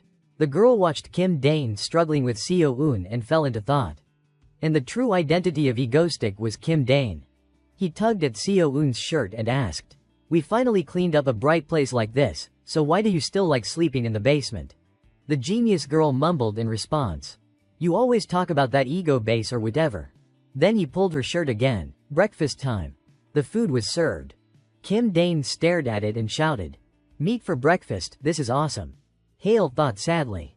One day, if someone comes back injured. With my healing ability. She lowered her head, looked at her hands, and fell silent. Hale clenched her fists as if resolving to do something. After eating, Kim Dane lay on the bed, deep in thought. Soon. It is almost time to prepare to deal with the black disaster that the Han-un Corporation created. He rested his head on his hand in frustration, staring at the calendar hanging on the wall. At that moment, someone violently pushed open the door. A voice rang out. Hiding in here all this time. Mango stick flag wielding Seo-un yelled. Right now, let us do a terror attack, I am dying of boredom. Kim Dane pondered, let out a small sound, then suddenly declared. Alright, let us do it. Get ready for a terror attack. She froze and asked, "Huh, for real?" Kim Dane sat up, a smile forming on his lips. He called out loudly, "Everyone, assemble." A moment later, in the meeting room, Kim Dane stood with arms crossed in front of a whiteboard. Hale hesitated, but her question made everyone freeze. "From the beginning, why do you all do terror attacks?" Kim Dane cheerfully replied, "If you ask the reason for terrorism, I have to answer. Right." Someone immediately stopped him. "Stop, that is enough, okay." Seo-eun rudely said. "Old man, get to the point already." Kim Dane suddenly said, "From now on, I am not Big Brother anymore." Then he answered Hale's question. "Hale, actually, we are villains." The girl was speechless, thinking. "I see." Kim Dane continued. "So we had to do terrorism, but we must not let civilians get hurt. I still need to stage dilemmas suitable for Styxchild, and also drag Stardust into it." The girl, Seo-eun, cut in boldly. "This has to be a terror attack that has a positive impact on her." So he summarized loudly. "Thank you, Seo-eun." The genius girl suddenly teased. "You did not just swear, did you? Must have misheard." He silently thought. "I did just swear." Then he uncapped a marker and said, "Anyway, I will draw a bridge on the board." And continued. "The theme for this terror attack will Seoul University collapse." Lee Subin looked at the image on the board and asked, "Seoul University Bridge?" He drew a monster and replied, "Yes." Because Kim Dane then drew a landmass and continued. "Right here, at Yeouido, this winter a giant monster will appear and head north, sweeping across the entire peninsula in one go." He drew an explosion and ended with the letter N. "But what if we terrorize and collapse Seoul University Bridge?"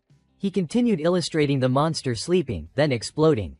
The monster's weakness is water that'll be both terrorism and conveniently villainous. In summary, best of both worlds, profit for people and goods. Seo-eun spoke up. "As always, where did you get this info?" Kim Dane took out a hat, made a dramatic gesture, and replied, "That is a trade secret." The genius girl laughed loudly. "Feels like eliminating a villain while doing terrorism. And this time, it is not even for that little Stardust." Kim Dane, at a loss, reminded her. "Stop with the little this, little that."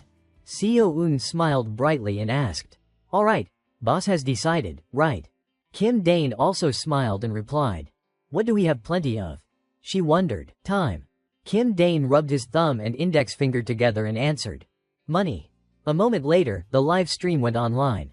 The instant Kim Dane appeared as Egoistic, viewers went wild in the comments. In front of the camera, Egoistic floated in mid-air. A speaker hovered before him.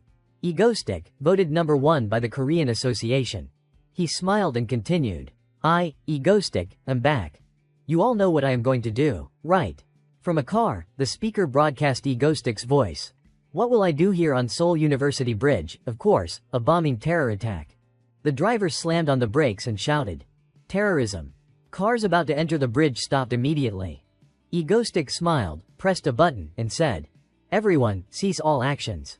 The bridge exploded instantly, debris flying everywhere. Egoistic cheerfully said, "Seems inviting guests to support the game is done." One viewer commented suspiciously, "Who is lucky enough to be invited as a guest?" Egoistic immediately announced, "The participants in the game are all the honest citizens nationwide watching this broadcast, that is you." He explained the simple participation method. "Send your account number via the reference link in the video, and I will instantly transfer 100,000 won to you." But the live viewers were stunned by Egoistic's words. "If before 7 p.m. tonight, more than 500,000 people have received 100,000 won from me, I will blow up this bridge immediately." Some were thrilled, others shocked and terrified. Egoistic continued, "Of course, those stuck there will go down with it." He stood before the nearly collapsing bridge and said, "Choose. Do you want 100,000 won for free, or do you want the bridge to explode at any moment?" He declared. Thus, the choice of the citizens of Korea, 100,000 won versus Seoul University Bridge officially begins. Egoistic smiled and said, "Ah, and Stardust, you do not need to come today. Just rest, okay." A commenter teased, "My girl will be protected by me." Another user commented, "Mango Stick, the sweet criminal, guarantees Stardust gets a break." Someone else laughed, "I am the hero, you are the villain. Telling me not to come, do you think I will just agree?" Egoistic stretched, smiling cheerfully as he thought, "Those crazy villains must be thrilled they're getting less hassle, right?" Suddenly, someone rushed toward him. Egoistic looked at the person who appeared and called out in surprise. Stardust. He nearly dropped the remote. Egoistic panicked inwardly. The detonator. He looked at Stardust, realizing it had been a long time since he last saw her. The two stared at each other, falling completely silent. Stardust glared at Egoistic. The pressure weighed heavily on him. He hesitantly called. Stardust. She remained silent, staring at him with icy eyes. Egoistic froze, panicking under her gaze. What is going on? Elsewhere, someone asked. Section Chief Kim, what are you doing, smoking? Section Chief Kim bounced around, pointing at his phone and saying. Chief, look at this. The chief asked, what is this? The article headline read. Commemorating Mango Stick's return at Seoul University Bridge with a charity event. Leave your account number in the reference link to receive 100,000 won. On social media, people were even posting proof screenshots. Section Chief Kim explained. Just enter your account number here and you instantly get 100,000 won. The chief was stunned. Let me see. If more than 500,000 people accept, the bridge blows up, Seoul University Bridge will explode. Section Chief Kim asked. Yes. Do you know Egoistic? Then he swiped to another forwarded livestream post. Commemorating Mango Stick's return at Seoul University Bridge with a charity event. Leave your account number in the reference link to receive 100,000 won. Again, social media had proof screenshots. Section Chief Kim said. That guy is currently doing some kind of terror attack at Seoul University Bridge. The chief exclaimed. That self-proclaimed villain, good grief. What kind of game is this? Who would actually accept this? Section Chief Kim immediately grinned and replied. I just did 100,000 won. The chief roared in anger. What, why would you do that? Seeing the chief's fury, Section Chief Kim instantly bowed deeply and shouted. Sorry, chief. The chief winked and said. Too slow. I claimed it the moment the news dropped. What do you take me for? Section Chief Kim gave a thumbs up and laughed. Chief, you scared me. You are a great actor. The chief laughed loudly. With this added, there is no way it will exceed 500,000. Company dinner tonight. Section Chief Kim replied. Yes, sir. Elsewhere, a woman was on the phone. Son, are you eating dinner? What, my account? She squinted at her phone screen and muttered. Oh my, why all of a sudden, who gives pocket money like this? A notification showed money received. She gasped. Oh heavens, it is real, what is Egoistic? On the bridge, the fire from the explosion still raged. Egoistic wrapped his cloak around himself. He shivered and muttered. Didn't expect it to be this cold. He paused. But Stardust is still standing there with arms crossed, watching me. Egoistic complained. That stare feels like needles. She is probably waiting for me to blow the bridge before acting, right? Why'd I feel even colder? He turned to look at her and pondered. Why is she staring like that? This did not happen in the original story. Is there some event tied to Seoul University Bridge? Egoistic thought. Didn't expect her to be this angry. I feel guilty. He pulled down his hat and told himself. But there is no other way. It is all for Stardust for her sake. With the Black Disaster's power as described in the original story, she could not stop it right now. Egoistic recalled the Black Disaster. Its first appearance in the original was devastating. Unlike those entertaining superhero timekillers, this was the spark signaling the story would turn much darker. He opened his phone and muttered. Anyway, let us check. Egoistic was inwardly shocked. 450,000 people already, and there are still 3 hours left. He teleported beneath the bridge and sighed. The people in this world are beyond words. Egoistic rubbed his neck and sighed inwardly. I thought it would succeed even without my interference. Are they really going to let greed kill them, seriously? He turned on the live stream and spoke. Good citizens of Korea, do you really think you have received 100,000 won? Comments flooded in. Yes. Is it real? Of course. Egoistic touched a car and asked. You have not forgotten, have you? He tapped on a car window and declared, let us interview a potential sacrifice keeping the conscience of the audience out there, shall we? The car window slowly rolled down. Egoistic looked inside and thought. From here on, it is out of control. No one else should be climbing onto this bridge, right? He laughed loudly and asked. Oh my, hello sir, thank you for your hard work. Could you introduce yourself? The black-haired man inside smiled and replied, yes, hello. I am Choi Young-jin. Egoistic was stunned. Why is not he showing any sign of worry, this guy? He leaned against the car and asked. Nice to meet you, Choi Young-jin. In a life-threatening situation like this, do not you feel nervous or anxious? Young Jin suddenly burst out laughing. Egoistic was inwardly shocked. Why is he laughing? Young Jin smiled so brightly it practically glowed and said, "Why worry if the viewers do not take the money? Seoul University Bridge and I will be safe, right?" Egoistic covered his face and thought, "I apologize on their behalf. Look at this carefree attitude." A comment appeared. I was going to accept but hesitated and decided not to. Someone said, "You are a good person." Someone wondered, "Am I trash?" A malicious comment. "Yeah, I will take it as long as it is not me." Another comment repeatedly said, "Sorry." Egoistic hesitated for a moment then asked, "We have clearly heard Mr. Young Jin's statement of strong faith in the character of Koreans. Anything else you would like to say?" Young Jin innocently replied, "Go Korea, I believe in you." Meanwhile, Stardust stood far away, looking toward the bridge, lips pressed together as she silently asked, "What are you plotting, Egoistic?" Egoistic now walked to another car. He inwardly complained, "This is exhausting. Can't anyone react normally?" He stood in front of another car window and slowly began. A loud scream erupted from inside the car.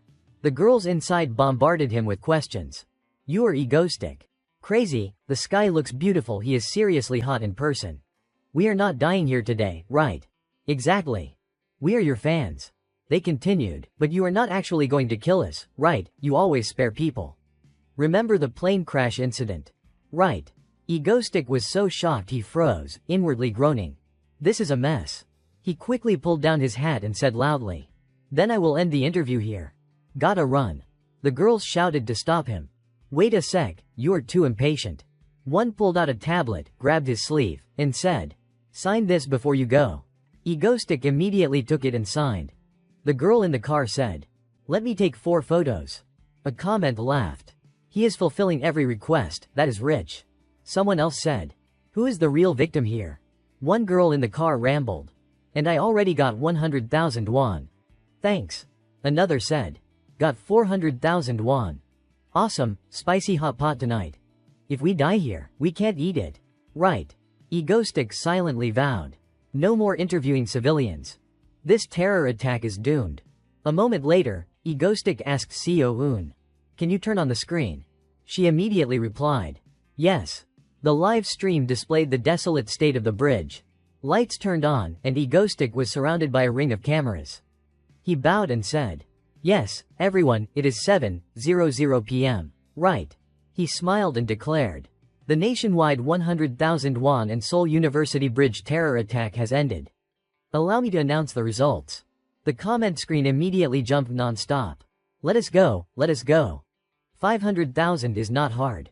Don't disappoint Young Jin." Young Jin, sorry. Damn it, if Seoul University Bridge collapses, how am I supposed to get to work? The numbers changed frantically. To build suspense, Egoistic kept interrupting. As a result, fireworks instantly shot into the sky all around, creating a stunning scene. Egoistic cheerfully shouted, "Fantastic, we Koreans are amazing." The people on the bridge panicked. "What the?" Egoistic snapped his fingers and laughed loudly. "Selfish ones, enjoy the final fireworks show just for you." The bombs attached to the bridge exploded immediately. Stardust gritted her teeth and cursed inwardly. That guy, in the end. Amid the sound of the bombs, Egoistic bowed politely and said, "Until now, I have been Egoistic." Viewers on the stream instantly regretted it. "Is that blood? They're dead." Egoistic put his hat back on, sighing and muttering, "Floating in the air for too long is killing me. I have really reached my limit." He stood still and whispered, "In the end, just watch them be saved." Stardust quickly flew toward a car about to fall. She reached out toward it. Egoistic froze. "What, did she catch me?" He raised his hand. Mana instantly gathered into a sphere on his palm. Egoistic angrily shouted, "Damn it." Stardust also rushed in. The car was falling. Both Stardust and Egoistic tried to lift the car. Stardust pulled 2 cars back with her hands. Egoistic, after assisting her, panted and muttered, "I am out of strength." He suddenly felt dizzy. Egoistic fell through the air. As he was about to hit the water, a spatial vortex appeared and swallowed him. Egoistic had teleported back to base. Lee Subin rushed over in panic. The genius girl cried out in alarm. "No, Kim Dane. Blood poured continuously from Kim Dane's nose and mouth. His eyes gradually lost focus. Han Seo-eun and Lee Subin stood outside the glass chamber. Han Seo-eun sadly begged, "Open your eyes, big brother." Shin Haru stood outside. The girl bowed her head, hugging her own arm. Han Seo-eun looked at him lying motionless. "Please." Hale stood silently outside the room. She looked up, took a deep breath. Hale rubbed her eyes with her fingertips. Elsewhere, Shin Haru stood on the balcony. She thought silently. Egoistic. Shin Haru took out the newspaper. On it were articles all related to Egoistic and Stardust. Egoistic sends Stardust, Stardust's speech from the observation deck, Ice Cream Festival terror. Attack. She recalled Egoistic's words. Don't even think about revealing your face and stepping out. The moment you do, your life will become hell. Shin Haru remembered how Stardust had stopped Egoistic's plane terror attack. Even back then, if he had not given me courage. She frowned and thought. I definitely would not have dared to act. That voice made me believe I could do it. Shin Haru silently said, "You seem to know everything about me." She recalled Egoistic's encouragement. "You can do it."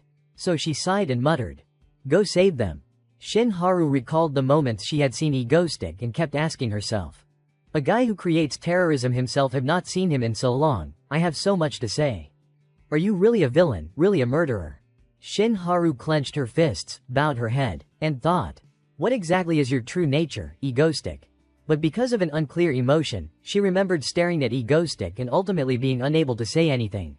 And while she was rushing toward the car falling into the river, she silently prayed. Please. Stardust gritted her teeth and thought. Touch it. The car was enveloped in pale purple light. Stardust immediately noticed the speed decreasing. She turned to look at Egoistic. Stardust saw him using his power and then falling. After rescuing the civilians, Stardust looked toward the river. Meanwhile, the fangirls cursed. I really want to kill him. That evil bastard. On the bridge, only rubble and smoke remained. The river surface was calm. Stardust was worried and silent. Shin Haru clutched the newspaper tightly, thinking this far, and asked herself, then is Egoistic really? At that moment, a voice rang out. Why are you moping alone? This was another zero-casualty terror attack. A light blue-haired girl brought 2 cans of beer, walked toward Shin Haru, and asked, My little beauty, Shin Haru. The person approaching was Lee Sol-ah, a class hero icicle. Shin Haru immediately said cheerfully, Sol-ah, thanks for coming. Sol-ah instantly hugged her and replied, What is this? Of course I had to come. Shin Haru smiled, cheeks slightly flushed. The 2 cans of beer were opened, and they quickly clinked them together. Sol-ah chugged more than half the can in one go and laughed loudly. Awesome. Gazing at the night sky with Shin Haru and enjoying this ordinary piece, she paused, her gaze drifting sideways. Sol-ah sighed and asked, What is up, Shin Haru? You are off work but still working, Egoistic again, that jerk. Shin Haru nodded. Sol-ah comforted her. Stop worrying. Mok-chun even said the crime rate dropped and seemed thrilled about it. Honestly, I did not dare say it outright, but in this terror attack, he did not seem like he wanted to hurt you. Shin Haru suddenly asked, But hey, Sol-ah, can I say something? She continued. In my opinion, maybe Egoistic is not entirely a bad guy. Elsewhere, Hale walked along and saw Han Seo-eun exhausted and asleep on the floor.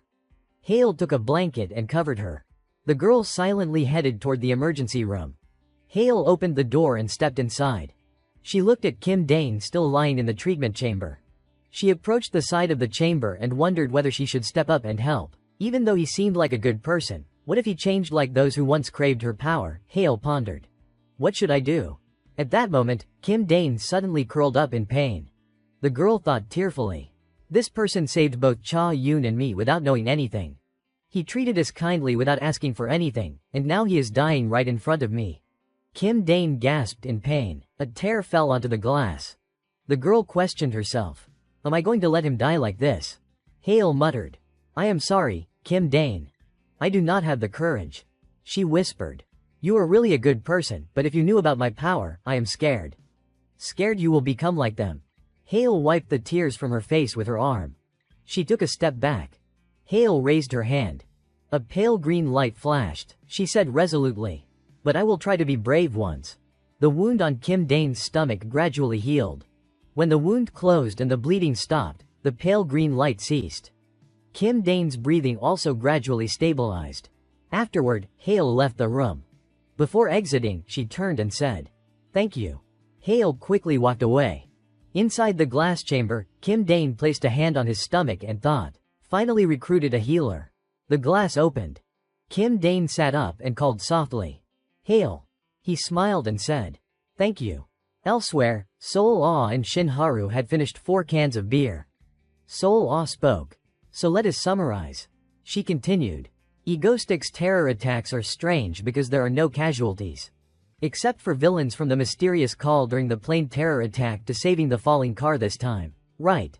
Shin Haru nodded with sparkling eyes. Seol Ah teased with a laugh. Good heavens, Shin Haru, you believe that conspiracy theory that Egoistic is the ultimate wave-level hero Apple Mango. Is that really you? You're a class hero Stardust, that Shin Haru. Shin Haru inwardly blamed herself. I dug my own grave. She turned away and said angrily. It is not about believing or not, I am saying it because I feel it is not just a conspiracy. Seol Ah kept teasing. Tell me your active Mango Stick fan club account name. I do not have one. Just kidding. Don't be mad, little Shin Haru. Shin Haru glanced at Seol Ah, cleared her throat, and said. Anyway. She asked. There are a few unclear points, but he does bad things very professionally. Right. Shin Haru hesitated. That is true too. Seol Ah pressed. Good grief, then what is the problem? Just treat him as a villain. Shin Haru. Shin Haru bowed her head sadly and thought. To me, Egoistic seems to be looking much further ahead. I do not know what it is, but... Seol Ah said again. Workaholic Shin Haru, stop talking about that weird hat-wearing villain. Anyone catch your eye lately? When you rest, you should date. Shin Haru immediately countered. What do you know about dating? Seol Ah was actually the heir to a large corporation. She blushed and said. My family controls my private life super strictly. It is not that I can't meet people, I just have not wanted to. Shin Haru teased her. Seol Ah, your face is all red. So cute. Seol Ah instantly replied. It is not. Really. At a large prison, a black car stopped at the gate. An elderly man stepped out. He was Kim Son-woo, S-class villain and technical advisor to the Han-eun Corporation. A white-haired doctor smiled and greeted him. You have had a hard time, sir. Doctor. Son-woo cut him off. Skip it. How's the progress? The white-haired man reported. Currently at 56%. Progress is very smooth. Expected project completion around September next year. He clicked his tongue. Good grief, too slow. No matter what, all preparations must be completed this winter. The white-haired doctor silently glanced at him. After getting into the car, Son-woo ordered his subordinate. Let us go. He thought to himself, just wait. He told himself. Before this winter passes, everything in Korea will be under drive. Kim Son-woo's feet. At Egoistic's base, the TV reporter announced breaking news. Dr. Kim Son-woo, suspected of concealing unethical experiments, was released at 7:00 a.m. today. Dr. Kim Son-woo is expected to return to the forefront of the Han-eun Corporation. Kim Dane propped his chin and watched TV, smiling as he said, All right. Players, take the field. Han Seo-eun passed by and exclaimed, Good grief, what are you saying? 3 months later, a snowstorm blanketed the entire city. Cha-yoon wrapped himself tightly in a thick coat, ran out to the yard, and shouted joyfully. Snow's falling so much, it is awesome. Come back here. Han Seo-eun chased after him, yelling loudly. Hey, I got here first. Lee Subin and Hale walked over to a table. Lee Subin sipped a hot cocoa and smiled, asking. This feels nice, does not it? Hale replied. Yeah, it is really great. Kim Dane approached and called out. Hey Seo-eun, can you walk properly? What is with those steps? You are ruining the snow layer. Brother Luyen Twayan, earlier the snow was still beautiful, untouched and pristine. A snowball smashed straight into his face. Han Seo-eun shouted. Let the game begin. Han Seo-eun and Cha-yoon teased him. Come on, Mango Stick. Get in here. Kim Dane silently raised his hand. 2 snowballs hit both of them square in the face. Kim Dane raised his hand again, then gritted his teeth and declared. You little brats, come at me. I will show you what manners are. Special skill, super speed freeze. Han Seo-eun shrieked in shock. What the heck? Hey, that is cheating, Mango Stick. Cha Yun also protested. Blatant rule breaking. The boy raised both hands high and declared, "I surrender. I give up." Han Seo-eun stared at him in astonishment. Kim Dane responded, "Accepted." Cha Yun laughed loudly. "Safe." At that moment, Kim Dane suddenly asked Seo-eun, "Are you ready?" A giant snowball crashed down, turning Han Seo-eun into a snowman. Kim Dane laughed heartily and said, "I am starving. Let us grab something light to eat." Cha Yun shouted, "Roger that." Kim Dane said while eating, "So delicious. Chocolate cookies." He and Cha Yun ate and chatted happily, completely forgetting about Han Seo-eun. She walked toward Kim Dane. He looked up while asking Cha Yun, "Can you ask Hale to bring a few more?" A snowball fist smashed into Kim Dane's head. His face slammed into the table. Han Seo-eun panicked. "Mango stick is done for." "Was that too hard?" The snowball had ice in it. Cha Yun awkwardly asked, "You okay?" The genius girl now frantically shook him. "Bro, we killed Mango Stick." Kim Dane and Hale approached. She glanced at him and said, "He is smiling. Way too obvious he is faking." Kim Dane mimicked Han Seo-eun's words. "Brother Kim Dane." He covered his face, pretending to be shy. "So touching. Seo-eun really cares about me." Han Seo-eun gritted her teeth, face red. She held up a snowball with 2 ice bottles stuck in it and immediately shouted, "But it hurts." She roared, "Shut up." Then she chased after Kim Dane. He dodged Han Seo-eun while recalling, "In the past 3 months, we relaxed and enjoyed winter. I did consider another terror attack, but Stardust is now as strong as she was in her 3rd year in the original timeline, so no need." Kim Dane looked at Hale and thought, the only real change, Hale has started smiling more. Maybe she is finally warming up and opening her heart to us. Little by little, fingers pointed straight at him. Public opinion about me had completely turned. Everyone blamed the Seoul Bridge collapse on Egostick. My reputation tanked. I mean, 1.2 million people took my money. They obviously needed someone to blame. The selfish citizens told themselves, it is Egostick's fault for staging that weird terror attack. Right. How is everything right? They even called us accomplices and sneered. Convenient, huh? Anyway, becoming a villain was my original goal. He pondered. Now just wait for the black disaster to appear. At that moment, Han Seo-eun jumped onto his back and shouted, "Got you."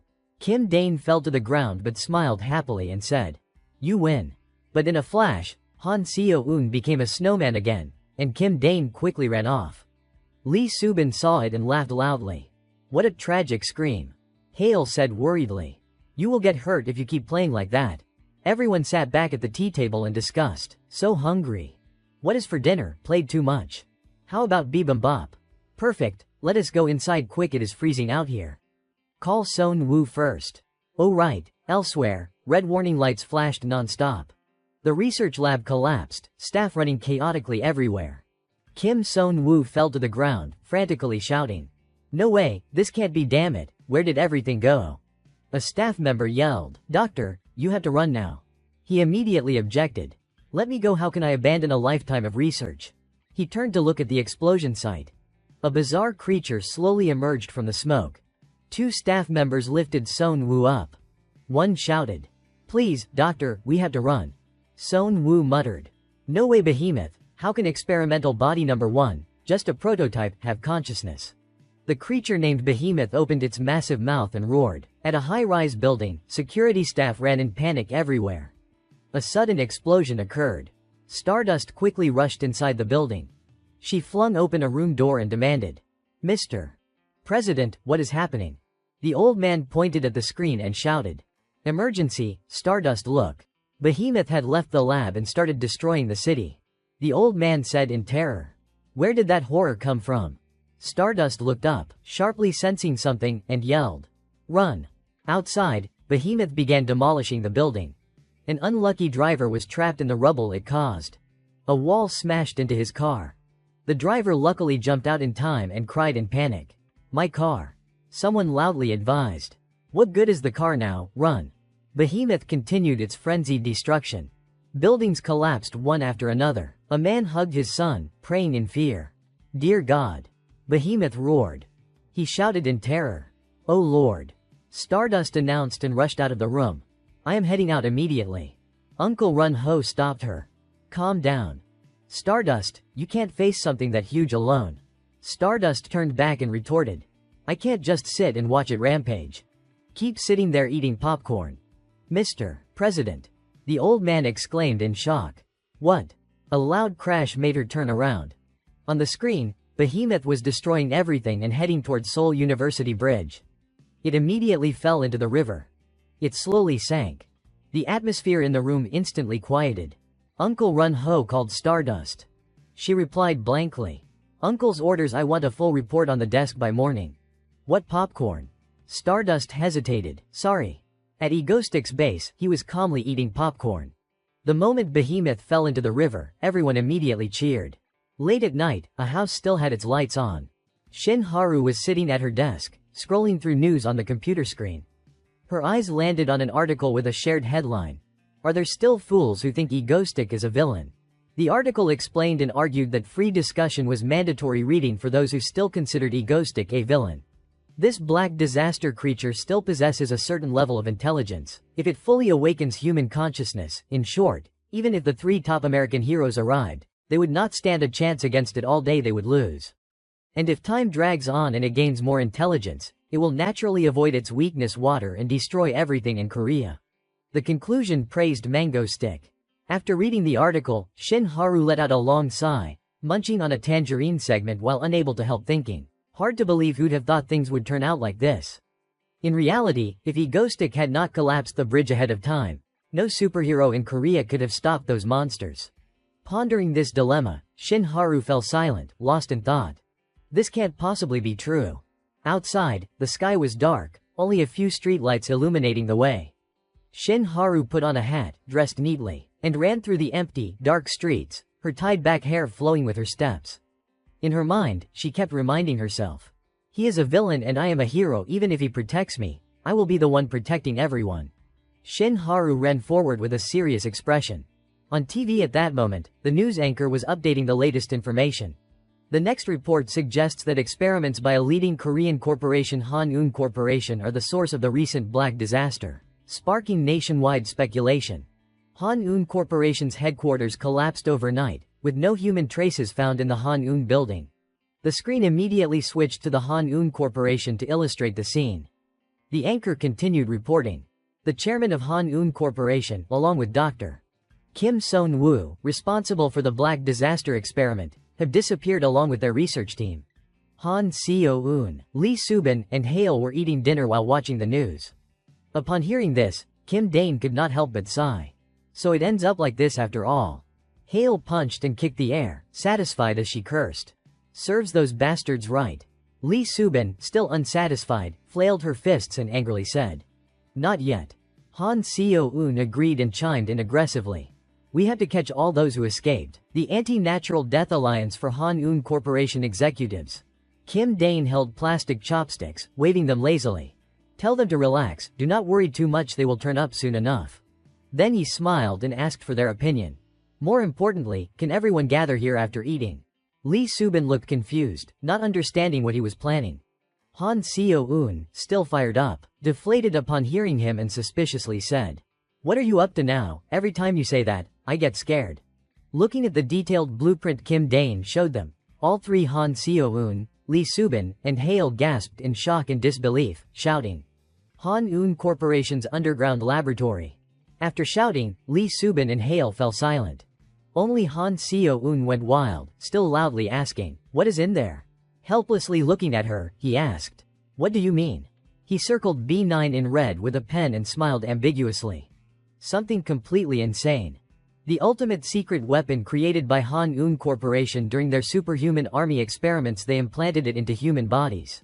That messy round mass of tangled wires is a living entity made from materials that can withstand internal organs and atomic bombs. Since the Black Disaster is Behemoth's prototype, it evolved into the current Earth mutation from it. If perfected, the power would probably. After a long, roundabout explanation, Kim Dane noticed the 3's reactions, confused, bewildered, scratching their heads and ears, then shifting to displeasure. He hesitantly asked, Why are you all like this? Han Seo-eun, Lee Subin, and Hale all had stiff, dumbfounded expressions.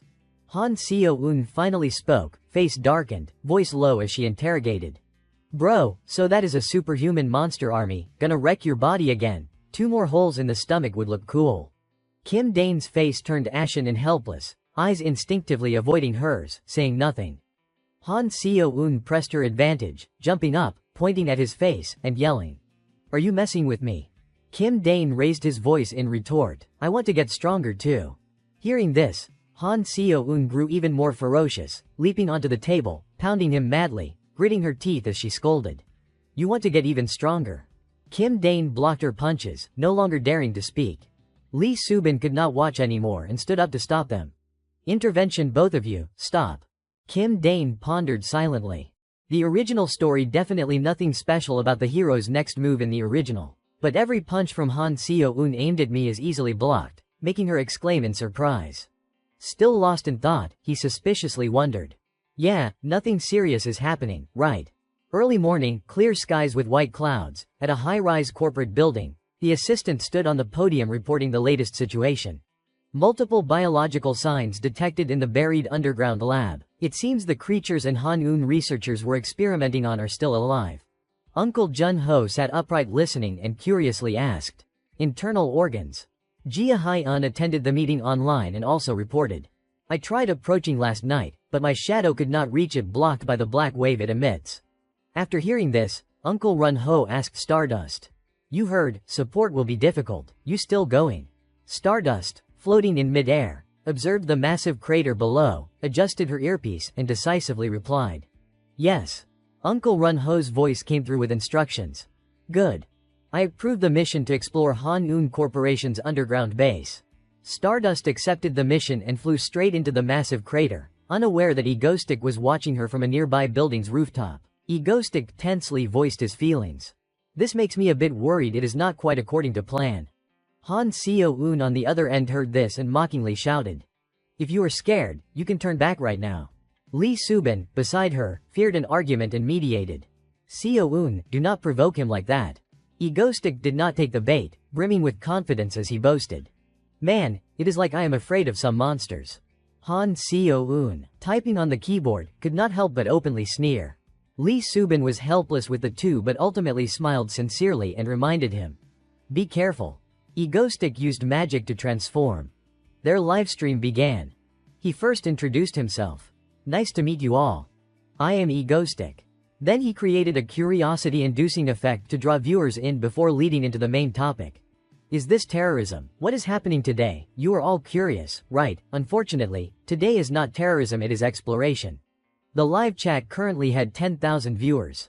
The stream started 1 minute ago. In the comments, netizens argued loudly. What is this? Oh, this is SP Class Hero Mango's stream. Thank you, thank you, thank you. Explain Soul Bridge if you knew it would be destroyed like that. Where are you? Why is it so dark? What crazy thing are you doing today? As the camera panned to the surrounding machinery, Egoistic spoke in a playful tone. This is Han-eun Corporation's underground base, the very place that created that horrific disaster. What did they do here? I am so curious, I can't stand it. Shall we go check it out? At headquarters, Uncle Run-ho yelled for Stardust. Stardust, can you hear me? The assistant beside him advised. It seems she has gone too deep, radio signals can't reach anymore. Uncle Run-ho fumed, slamming his fist on the table. Egoistic thought, who does he think he is barging in there, but grumbled and ordered. Assistant, get me some popcorn.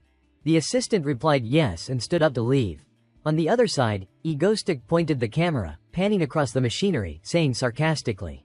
Everyone, look what did those bastards do here. Egoistic looked around playfully. Viewers through the screen commented and debated, some exclaiming. You are curious, the atmosphere is seriously creepy. There is nothing here. Right, where did everything from before go? Be careful, Mango Stick. The camera moved through every nook and cranny. Egoistic half-jokingly said. Could I, the one who once shook all of Korea, be scared by tiny experiment traces like this? Suddenly hearing a noise, he turned on the light, warily raising several defensive guns. He suddenly spotted a white cat and involuntarily shouted. What? Egoistic vaguely wondered. Just a cat, right? Then he immediately heightened his guard, suspiciously thinking. But why is there a cat here? The cat suddenly collapsed. Red wires wrapped around it, and it backed into a corner. Egoistic froze in confusion. The cat's eyes glowed red, standing on the pile of red wires, staring at him and meowing. Hearing another noise behind him, he turned around. A ghostly monster appeared, charging at him aggressively, extending claws. Egoistic was terrified, unable to scream, face turning pale. Stardust, deeper in the darker tunnel, suddenly heard gunfire. She immediately stopped, turned sharply, and thought. Gunshots. Stardust's expression hardened. Whatever was happening up there, it was not part of the mission plan. The scene shifted back to the protagonist's perspective. By now, he regretted every stupid decision that had led him here. As he fled, his thoughts spiraled in panic. I should not have crawled into this place. I should have listened to Seo-un. Strong my ass. I should have stayed home practicing remote object manipulation. Behind him, the grotesque monster with its massive face stayed hot on his heels. Egoistic frantically controlled the floating guns around him, firing wildly while sprinting for his life. But that only heightened his terror. Stomping hard, he muttered through gritted teeth. No, regretting now won't help. At this point, I had to catch Behemoth before escaping. The very next second, true to his overdramatic villain nature, he slipped. His body lurched forward, rolling several times across the floor before stopping in pain. His face contorted as he groaned, glancing quickly behind. As expected, the monster had seized the opportunity and closed the gap. Drool dripped from its gaping maw as it loomed over him, ready to swallow its prey whole.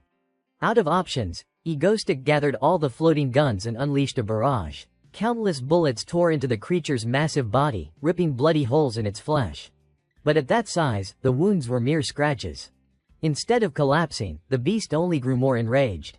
It let out a deafening roar that shook the entire underground facility until the place crumbled in a cloud of dust. By some idiotic stroke of luck or divine comedy, Egoistic survived, crawling out from the rubble soaked in mud and in agony. He muttered. How deep is this place? In the chaos, I lost both the camera and the guns. Great, he said loudly, trying to contact via radio. Seo-un, can you hear me? Silence. No response. A creeping fear began twisting his insides. The signal probably could not reach this depth. I am actually starting to get scared now. Just a little, he admitted, wearily scanning the wreckage. But before he could gather his thoughts, a sudden shockwave rattled the left wall. A fist punched through the concrete, leaving a deep crater. Emerging was a familiar figure, Stardust. Her enhanced senses sharpened as she narrowed her eyes, scanning the dusty room. This energy. Familiar. Don't tell me it is Egoistic, she muttered. Her gaze locked onto him, confirming. She immediately assumed a fighting stance, voice sharp. What are you doing here? As for Egoistic, he froze, panic flooding his mind, hands flailing slightly as he stammered. Wait, Stardust, I am the one who should be asking that. What are you doing here? Cracking her knuckles, Stardust replied coldly. I am a hero. Cleaning up places like this is nothing unusual for me, right? Her words left him speechless. Right. Yeah, makes sense, he mumbled, nodding weakly. That was all the confirmation she needed. A slow, confident smile spread across her face as she stood tall. Perfect timing. Looks like I found an unexpected bonus target. Her eyes flashed dangerously. If you come quietly, it won't hurt. The moment she finished speaking, Stardust lunged, reaching to grab him. Egoistic nearly used instant teleportation to dodge. And so, the two began an endless chase in the cramped underground space.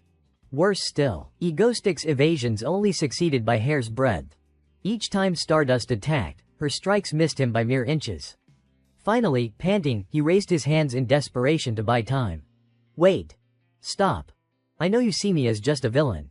But look around. You know as well as I do this place is dangerous. You do not even know what this facility really is. Right, so why not a temporary truce until we reach the lower levels? He proposed hurriedly, hoping she would at least listen. Stardust paused for 3 seconds, brows furrowed. Instead of answering, she fired back. Then why do not you tell me what you are doing here first? Egoistic shrugged helplessly, trying to appear calm despite sweat pouring down his face. Let us just say curiosity. The people who worked here created the Black Disaster. I thought they might have made something even worse. She observed him silently, assessing whether he was telling the truth. After a few seconds, she finally nodded slightly. Fine, acceptable. Temporary cooperation. Follow me. I am already having trouble with the monsters anyway. You can lend a hand. With that, she turned and walked away. Egoistic blinked, surprised at how easily she agreed. Huh, I just threw that out there. How did it turn into this, he muttered. Meanwhile, Stardust's inner thoughts told a different story. If I try to take him by force, he will probably escape again. Better to keep him close and watch. Maybe this way I will understand what Egoistic is thinking. Time passed quickly. The two were now rummaging through documents in an abandoned research room. Instead of focusing, Egoistic kept glancing around suspiciously, scanning every corner. His constant restlessness finally irritated Stardust. She punched the wall right next to him, leaving a deep dent, and snapped. What the hell are you muttering about, villain, for? You're testing my patience. This place is full of secrets. Get lost before I crush you. Seeing her terrifying gaze like a lion about to pounce, Egoistic immediately straightened up. Yes, madam. Leaving right now. God, you are scary. He shouted dramatically. But when he turned back to look at her focused, serious, and radiant, even in the dim light, a flush crept up his cheeks. Working together like this. I could get used to it, he thought, grinning foolishly. A while later, finding no useful clues, the two decided to move on. Following her, Egoistic could not help but be impressed. She navigates this place so easily. Don't tell me her super senses have evolved to this level. Setting that aside, they finally reached a room labeled Superpower Suppression Chamber. The suspicious name made Stardust hesitate to enter. Instead, she turned and gave a firm order. Hey, Egoistic, you go in first. Egoistic froze in place, voice rising in panic. Me, you want me to go in there? Stardust did not bother arguing. She simply raised her clenched fist and cracked her knuckles. A silent but terrifying threat. Seeing this, Egoistic immediately relented. Of course, I will go in. Of course I will go in, he said with a strained smile. Though his thoughts told a different story. She is totally treating me like a lab rat. Reluctantly, he pushed the door and stepped inside. To test the room's effect, he removed his hat, tossed it into the air, and tried to manipulate it. Nothing happened. He frowned, concentrating harder, closing his eyes to attempt teleportation. Still nothing. It really does not work, he muttered. From outside, Stardust's voice came through, slightly dark and suspicious. Really? Egoistic did not get a chance to respond. While examining the wall, a loud explosion erupted behind him. Startled, he spun around to see Stardust standing before a cracked wall. Her fist was still raised halfway. Debris fell around her. I just wanted to check if it really neutralizes powers, she said calmly, brushing dust off her gloves. Turns out it does. I was not lying about that. Egoistic stared at her wide-eyed, half in awe, half in fear. She broke the wall with pure strength. So cool. But wait, what if the whole place collapses?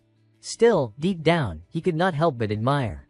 Her raw power has increased to this level. Truly terrifying. Before he could think further, a piercing alarm suddenly blared throughout the chamber. Red warning lights began flashing on the walls. The atmosphere instantly tensed. Both froze. The same realization hit them. We are locked in a sealed chamber. No superpowers. Just one hero and one villain alone together. No way. This can't be happening. Stardust was trying her best to break the emergency exit door. Her entire body emitted a brilliant red glow, but the door did not budge an inch.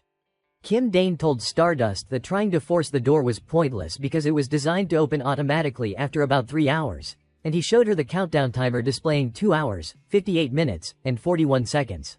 Kim Dane continued, saying that this heavily guarded door would open in 3 hours and advised her not to waste her energy in vain so they could leave together when it opened. Stardust looked surprised and annoyed as she stood in the dark space surrounded by strange beams of light. Blood was flowing from Stardust's hand. It seemed she had injured herself while trying to break the door. Kim Dane, quietly observing, also noticed the wound. Kim Dane slowly stood up and continued to persuade Stardust not to be reckless, saying that she was not even in a condition to use her powers. Stardust stood there, eyes resolute, fists clenched, watching Kim Dane's movements. Kim Dane stood straight, reached out toward Stardust, and said, "Give me your hand." Stardust looked at Kim Dane in surprise, eyes wide with astonishment and suspicion as he kept his hand extended. Kim Dane carefully held Stardust's hand, now neatly bandaged, with blood still seeping through the white gauze. Stardust stared at Kim Dane, her deep blue eyes wide open, an indescribable surprise and complex thoughts surging about his actions. Stardust turned her back and said she would not thank Kim Dane. But Kim Dane teased that her words sounded like a thank you. Stardust angrily punched the wall and turned back to scold Kim Dane, prompting him to say, "Oh, yes, I get it. Let us stop here. Be careful with your hand." Kim Dane placed a hand on his hat and let out a soft sigh. Kim Dane sat down on the floor, leaned back against the wall, and said he would lie down for a bit. Stardust looked at him in astonishment.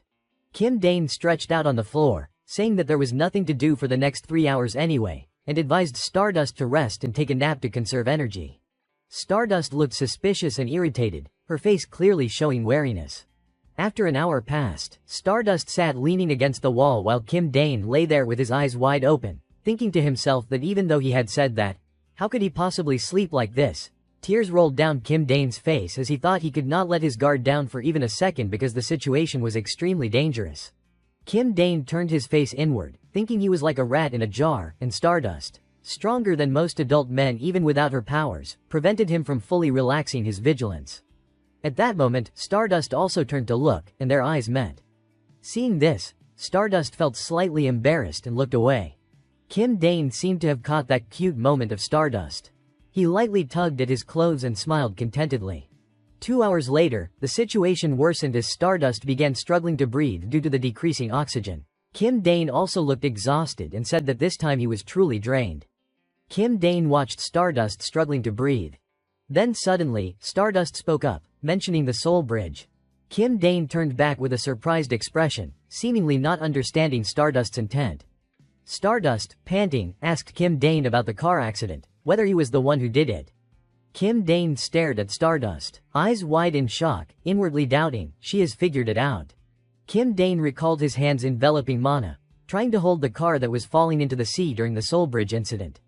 Stardust, still weak, repeated the car accident and pressed, "I am asking, you stopped it, did not you?" Then she awkwardly sneered. "What, me, a villain? How would I know how to stop it? I only ever move forward." Stardust glared at him angrily, thinking he was talking nonsense. Stardust stared at Kim Dane with determination, asking about the plane crash and demanding why he told her to save it. Kim Dane's face showed clear horror, eyes wide and darting as if searching for an excuse to cover up. After thinking for a moment, Kim Dane began to explain, "I told you. I am the villain, and you are the hero. Your existence makes me more complete. That is the kind of relationship we have." Inside, Kim Dane wondered to himself, "Wait, why is she like this?" Finally, with sweat beading on his face, Kim Dane concluded, "Isn't it strange for a hero to go save people?" Kim Dane sat on the floor, still trying to explain while Stardust curled up, her face full of discomfort. Kim Dane thought to himself that he had overreacted out of embarrassment and quickly told himself it was just due to lack of oxygen. Stardust lowered her head, eyes cold, reasoning that then he must be the one who collapsed the Soul Bridge. Stardust continued, asking Kim Dane if he knew in advance about the monster's appearance and that it would head to the Soul Bridge to do that. Kim Dane forced a smile, mocking Stardust for believing in absurd conspiracy theories online. Kim Dane continued to reason that he was a bit surprised too, but it was clearly just a coincidence. Kim Dane looked at Stardust's resolute expression, thinking, "Is she really testing me?" Kim Dane looked confused, wondering if he had missed something. A horrifying image flashed. The Maple Bridge destroyed in a sea of fire and smoke. Next was an image of a plane in distress plummeting from the sky. And then an image of a massive black monster lurking like a catastrophe. A dark calamity. Kim Dane thought to himself, "Stardust does not believe in silly conspiracy theories. She is suspecting whether I am the villain." Looking into Stardust's suspicious eyes, Kim Dane realized this stemmed from her interactions with him. The suspicion naturally arose from past terrorist incidents. In other words, a hero's intuition. Kim Dane stopped himself, thinking that if he explained clumsily, Stardust would only suspect him more, and he chuckled softly. Stardust maintained her suspicious expression and wondered. While Kim Dane thought the only way to get out of this was to charge straight into confrontation, Kim Dane burst into manic laughter, saying, "That is right, I knew everything. I knew the monster was coming, so I took it down first." Stardust sat there completely shocked. Kim Dane's imagination skill was a secret move like ego. Kim Dane continued, then in that moment, Stardust's expression darkened. Kim Dane smirked, challenging Stardust. "So what are you going to do?" He thought this strategy could be summed up as, "So what," which sounded reasonable. Stardust leaned back, wondering how Kim Dane knew, whether he could predict the future. And then he pointed at himself and said bluntly, "Hack." Kim Dane stood in a dramatic pose, surrounded by glowing red lines of code, eyes blazing, boasting that as Korea's top hacker, knowing some classified information was nothing unusual, he thought inwardly. Prophecy, what, too naive. Stardust still looked suspicious and said, it is still weird. Kim Dane kept his sly smile, eyes glowing red in response. What is still weird, Miss Stardust? Stardust glared angrily at Kim Dane, demanding why he prevented civilian casualties when he was supposed to be a villain like that. Kim Dane, panic on his face, explained that he hated having his spotlight stolen. He timed the monster's appearance and stopped it because if civilian casualties were too high, no one would pay attention to him anymore. It was all to draw attention and serve his own performance. Kim Dane sweated, eyes darting, forced a smile, and said that as long as it did not completely spiral out of control, he did not care whether civilians lived or died because it had nothing to do with him. Stardust turned away without speaking. The room fell silent. Kim Dane, looking slightly flustered, tried to emphasize his point, asking Stardust if she understood, his own heavy breathing still audible. Suddenly, Kim Dane kept his sly smile, eyes glowing red. Stardust sprang up, causing him to instinctively flinch. Kim Dane looked straight at Stardust, eyes serious and thoughtful, unsure what she was about to do. Stardust glared at him for a long time without speaking, making Kim Dane slightly anxious and sweating. Her face darkened, deep blue eyes wide open. Kim Dane carefully watched Stardust, waiting to see her next move. Suddenly, she spoke up curtly. Move. Only then did he glance up at the countdown clock. When the timer hit 0, the cold metal door slid open. Stardust knelt down, picked up a few small stones to get a better grip, then smashed her fist into the wall ahead. Afterward, she signaled to Egostick. Let us go. Egostick tested his power, levitating a few stones, then grumbled as he followed Stardust. The two of them walked in silence for a long stretch, one leading, the other trailing behind. Suddenly, they came across a machine glowing with light, its screen displaying strange information. RKCB-1107 temporarily classified as an instant teleporter. Warning, capable of teleportation and escape, therefore must be contained under Class A security at all times. Displays a tendency to attack from behind. Extreme caution advised. After reading it, Egostick could not help but mutter in disbelief. They actually developed teleportation. Both Egostick and Stardust glanced around warily. Staring at the giant, shattered test tube before them, he spoke gravely. Behemoth prototype number 0. That was the test tube that had once contained what they referred to as a calamity. It had broken free. Then he turned away with a dry laugh. Well, looks like our little adventure in this damned laboratory is over, huh? Doubt there is anything left worth looking at anyway. Blood everywhere, and nothing remotely useful. Stardust finally spoke up, analyzing the situation. Wait. If this is only a prototype, that means the real one still exists somewhere. Egostick had been ready to leave, but hearing her, he froze. Inwardly, he thought, a mix of admiration and exasperation, she is sharp, seriously. But he only scratched the back of his head awkwardly and suggested. Then. How about we check over there? Stardust abruptly turned a different direction and told him not to go that way. His foot, stepping forward, paused mid-motion. He could not help but sigh inwardly, this is getting troublesome. Soon enough, the two reached another intact test tube. Stardust spoke quietly, hesitantly. We are here. This one is the behemoth. Then she stepped toward the machine displaying its data, and afterward moved again toward a row of equipment beside it. Watching her wander off, Egostick groaned inwardly. Where is she going now? Seriously, Miss Stardust, you are really leaving me alone next to the behemoth. We were acting like a team earlier, but I clearly made it known that I am a proper villain. Why is she so carefree, and she just turns her back on me without hesitation? My pride as a top-tier villain is taking a hit here. Realizing Stardust was still focused on reading that information sheet, he suddenly came up with a wild idea. Whatever, she won't believe me no matter what I say. Guess I will just have to show her directly. Hearing the sound of glass shattering, Stardust spun around in alarm to see Egostick holding the sample of the real behemoth with his bare hands. Furious, she snapped. What are you doing? Egostick raised his hand, the behemoth tendrils wrapped tight around it, and said casually. What else? Betraying you, obviously.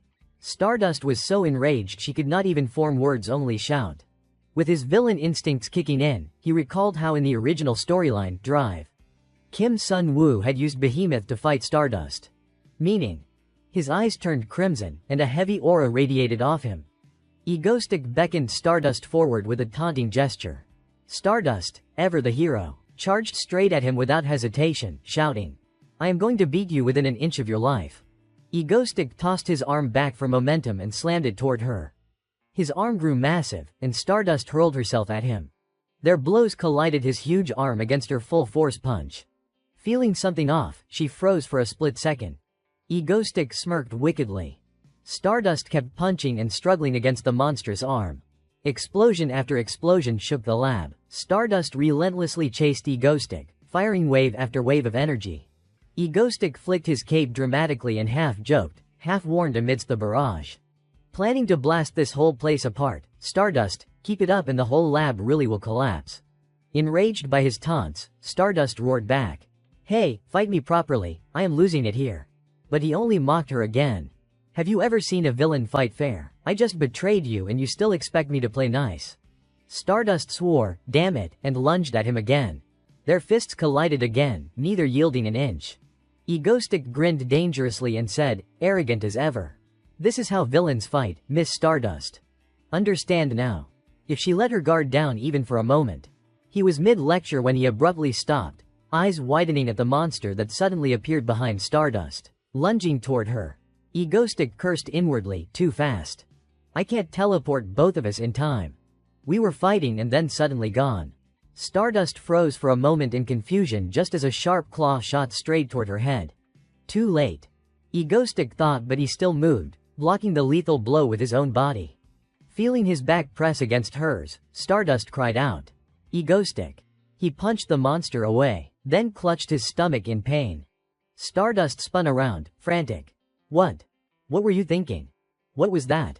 Her eyes landed on the blood pouring from his wound, and she fell silent. Egoistic tilted his head at her and said quietly, "I will just say one thing. You owe me for this." Then his body dissolved into light and vanished instantly, leaving Stardust staring blankly after him. Back home, Han Seo-eun, Lee Ha-yeon, and Subin were anxiously worrying about him. Han Seo-eun kept complaining. "He disappears all the time without contacting us. Does he know how worried we get? I swear I am getting permanent frown lines because of him." Suddenly, the front door slammed open, startling all three. Han Seo-eun jumped to her feet. That must be him. She rushed out excitedly, still scolding aloud. "Seriously, where were you? Why did you vanish without warning?" Then she saw him collapse to the floor. Her face froze, then she screamed. Lee Ha-yeon and Subin immediately rushed out, panic written all over their faces. Seeing Egoistic lying motionless, Han Seo-eun knelt beside him, stunned, blood pooling beneath him. Subin trembled, mumbling, "First aid kit. Call 119. Like last time." She fumbled for her phone to dial emergency services. Han Seo-eun snapped back into focus, hurriedly lifting Egoistic and shaking him. Hey, wake up." Seeing his dazed eyes and the blood pouring out, she panicked even more. "What do we do? He is bleeding so much." Lee Ha-yeon, calmer than the other two, stepped forward and said gently, "Let me try." "Move aside for a moment." Han Seo-eun, face streaked with tears, backed away. Lee Ha-yeon placed her hand over Egoistic's stomach and used her healing ability. A bright light filled the room. Meanwhile, back in the lab, Stardust still sat there. She stared blankly at the dark red bloodstain on the floor. Her thoughts tangled, worried, confused, conflicted. He was bleeding a lot. Why did he save me, that guy Egoistic? Why would he? Looking at the spoonful of porridge approaching his mouth, Kim Dane lowered his voice and pleaded. "Subin. Please. Please let me eat by myself. Okay, at least let me keep a bit of dignity." But even though he was annoyed, both his hands were cuffed, so resisting was not an option. Lee Ha-yeon simply smiled brightly, fed him the porridge anyway, and even praised him like a child. "Good boy Tilda." Just then, Lee Ha-yeon walked in with Papa Yun beside her. "Hello, everyone. I am heading to school now, okay?" Hearing that, Kim Dane called out to her. "Ha-yeon." Then he waved at her. Suddenly, Lee Ha-yeon lowered her head, gripping her bag strap tightly, eyes welling with guilt. "I am sorry. For only now telling everyone the truth about my ability. And here you were worried about me going back to school." Kim Dane gave her a gentle smile and reassured her softly. "What are you even talking about? I am the one who should be grateful. Today's your first day of high school, give it your best." Han Seo-eun also chimed in cheerfully. "Take care, sis." The two of them waved goodbye to Lee Ha-yun and Papa Yun.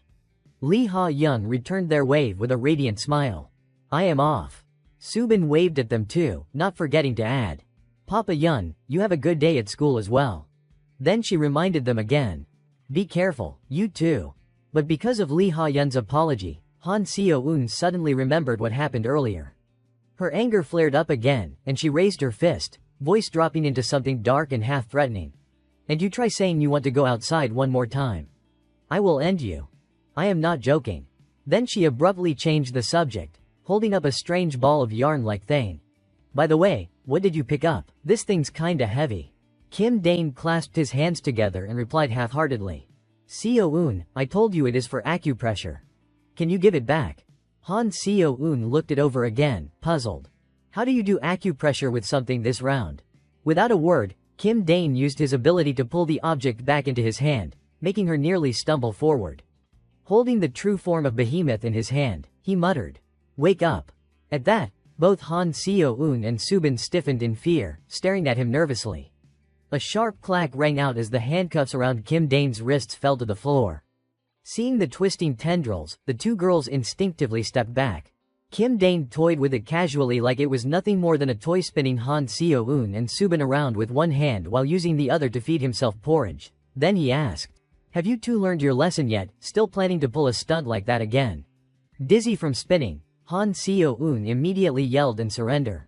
I was wrong. He continued. And you won't do it again, right? Tears nearly forming, Han Seo-eun cried out desperately. I won't, let me down already. Outside, night fell, and the full moon hung high in the sky. In her room, Shin Haru tossed and turned, unable to sleep. Her dream replayed the moment in the lab when he took that stab for her. The dream ended abruptly. Shin Haru jolted awake with a scream, sitting upright as moonlight spilled into the room. Curling up, gripping her shirt tightly, she tried to calm herself. In the stillness, she whispered, Egoistic. You are safe. Right. A month later, beneath clear skies and peaceful streets, Shin Haru sat in an empty classroom, staring absent-mindedly out the sunlit window. Kim Chae-yun approached her with concern. Haru, why do you keep zoning out lately, something on your mind? Shin Haru forced a casual smile. It is nothing. But Kim Chae-yun did not buy it. She thumped her chest dramatically. What do you mean nothing? Come on, tell me, hurry, hurry. Finally, Shin Haru asked hesitantly, seriously. What does it mean? If a villain saves a superhero. Kim Chae-yun blinked, then burst into confused laughter. What kind of random question is that? Shin Haru stubbornly tried to phrase it differently. I am just imagining. What if a villain and a hero? But she already knew Kim Chae-yun would not take such a ridiculous scenario seriously. So she brushed it off. Never mind, I am probably too absorbed in the novel I am reading. Kim Chae-yun sat down beside her, rummaging through her bag excitedly. Oh, so that is why, actually, I am obsessed with a novel too. It is kinda similar to what you just described. Then she pulled out her tablet and held it up. Here, look. On the cover was the title, A Twisted Love Between Villain Egoistic and Hero Stardust. Shin Haru slammed her head onto the desk. Panicking, Kim Chae-yun asked. Haru, what is wrong? Shin Haru lifted her head but did not answer, her mind a complete mess. She wondered anxiously, is he really okay? What if he actually died? Meanwhile, Kim Chae-yun hovered beside her, frantic. Haru, do you have a headache? But Shin Haru kept staring out the window, her mind drifting. No way. Someone as cunning as him, someone who stirred up all of Korea, someone that annoyingly shameless, he will definitely live a long life. Even so, she kept sighing, quietly hoping. I just wonder when his next attack will be. Meanwhile, on Kim Dane's side, he said seriously. For now, we are not doing anything. Subin paused mid-apple slice. Han Seo-eun froze mid-bite. Both turned to look at him. Han Seo-eun asked, shocked. Seriously? Kim Dane lay back, sunbathing comfortably. I am taking a break for a while. Seizing the chance, Han Seo-eun could not help rambling dramatically. A break? Why not just retire altogether? Then Kim Dane dropped another bombshell. While I am resting, someone will take my place. That stunned Han Seo-eun again. What, someone's replacing you? Kim Dane did not answer. Chewing on a toothpick, he sank into thought. I can't keep showing up myself. In our group, I am still the strongest. And that alone is a huge problem. Just look at how Stardust handled Behemoth like it was nothing. For the challenge ahead, I need a strong enough backup. And for Stardust, I have already prepared someone. At a cafe, a new member to be was working her shift. A beautiful waitress repeated her greetings mechanically. "Welcome, valued customer Tilda." That is when a young man, blushing bright red, approached with a huge bouquet. With his eyes squeezed shut, he blurted out, "I love you, say he. This pure white bouquet represents my heart. Please accept it, accept this bouquet and accept my feelings." Right at that moment, Kim Dane happened to be in the cafe, sipping his drink and thoroughly enjoying the drama. In the original story, this scene existed too. And as expected, the beautiful waitress responded exactly on script, exploding with fury, grinding her teeth as she yelled, "Please get out of this store immediately, I am already pissed off, and now I have to deal with a guy messing around in my sacred workplace. Do I look easy to you?" The young man ran out crying, clutching his flowers. "You are so cruel." Watching the spectacle live, Kim Dane chuckled to himself. Seeing it in person is way more fun. Choi Se-hee, 23 years old, pressed a hand to her forehead in exasperation, the other still holding the drink she was making. Then her eyes suddenly met Kim Dane's. He had been staring at her the whole time. Choi Se-hee. Choi Se-hee. Her cheeks flushed pink, she quickly looked away and muttered, "What the heck, why's he staring at me like that?" Just like in the original story, Choi Se-hee would one day become Elektra, an A-rank villain. For now, she lived quietly as a civilian, constantly suppressing her destructive impulses. Her part-time work was nothing but a temporary distraction. In truth, she was basically a ticking time bomb. Later that night, under the moonlight, Choi Se-hee walked home along the familiar quiet road, grumbling non-stop. "Damn it. How long do I have to keep living like this, one shift after another? Then another." Suddenly, she glanced around nervously, clasping her hands together, and murmured half to herself, "There is no one around here, right?" Then she sat in a dark corner of the street and released her ability. Watching the bright energy swirl in her hands, she could not help smiling in delight. As the power shot upward into the sky, Choi Se-hee stared in awe, grinning from ear to ear. A deep voice suddenly commented from behind, "Beautiful." Startled, Choi Se-hee jumped up and stared at the man approaching. She called out uncertainly, "Egoistic." Egoistic walked toward her slowly and offered a tempting proposition. "I have been looking for someone with abilities like yours for a long time, Miss Choi Se-hee. With your power, are you interested in helping me with a few operations?" Choi Se-hee did not bother hiding her ability. She raised it defensively, shouting, "What? Operations, you lunatic, you think every superhero turns villain like you?" Egoistic summoned the true form of Behemoth, his crimson eyes locking onto hers, voice dripping with danger. "Go ahead, attack me. Let us see how strong you really are." Not wanting to disappoint her opponent, Choi Se-hee gathered all her strength. The blue lightning crackling around her grew larger and more violent, signaling a destructive final blow. In the next instant, she unleashed a massive burst of blazing lightning straight at Dane, who stood there with an arrogant expression. But her lightning was effortlessly stopped and completely neutralized by the red energy threads emanating from Kim Dane. The collision of the two forces created a terrifying explosion that destroyed everything around them. When the smoke cleared, Kim Dane was still standing exactly where he would been, completely unharmed. He let out a savage laugh and taunted Choi Se-hee. "Is that really all you have got?" Choi Se-hee gritted her teeth in anger, yet deep inside she felt a strange sense of relief. It was the first time she would ever been able to fight with her full strength without holding back. Even through her frustration, she had to admit it felt exhilarating. Before leaving, Kim Dane made an offer, saying it would remain valid until next week and telling Choi Se-hee to think it over carefully. She froze. Before she could understand what was happening, Kim Dane was preparing to disappear, and she quickly called after him. But it was too late. He vanished right before her eyes, leaving Choi Se-hee alone among the ruins. She looked down at her hand, still sparking faintly. Exhausted and confused, she could not deny how satisfying that fight had been. The scene shifted. Kim Dane and his usual group of friends were now acting like they were in excruciating pain and despair. Beside him, Lee Subin wore a sad expression as she apologized and suggested, "Maybe we should end our relationship here." Outraged, Kim Dane spun toward Seo-eun and shouted, "How can you treat me like this after everything I have done for you?" Seo-eun smirked and replied with a sly farewell. It turned out everything was just an overly dramatic performance while they were playing Monopoly. Kim Dane let out a bitter scream over losing, while Seo-eun laughed triumphantly. Kim Dane had gone bankrupt in the game. Seo-eun continued mocking his pathetic state. As the loser, he had to accept the punishment, washing a mountain of dishes tall enough to reach the ceiling, for a 5-person household for 3 whole days. As he trudged off to carry out the punishment, Seo-eun reminded him that it had been 3 days since they would discussed recruiting new members, so why was he still messing around? But he only responded with indifference. Seo-eun gave him a suspicious look, unable to figure out what he was plotting. Kim Dane slipped on a pair of rubber gloves, smirking with satisfaction, convinced that the trap he had set for so long was finally ready to be sprung. The scene shifted to Choi Se-hee's daily life. She was working at a cafe, absent-mindedly taking customers' orders with an empty expression. Exhaustion was written all over her face, to the point she accidentally spilled coffee while working. Her everyday life seemed to be draining the energy right out of her. The kind store manager noticed her exhaustion and urged her to step outside for a break. Se-hee gratefully accepted and thanked her. She collapsed onto a bench outside. During her break, Se-hee took out her phone, hands trembling as she searched for information about someone. She was curious about Egoistic, the name everyone mentioned so often. She never expected him to be such a formidable figure, the most influential criminal mastermind in Korea, with fan cafes and more popularity than most heroes.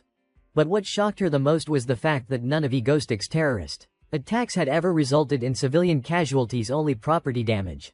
The number of deaths was consistently 0.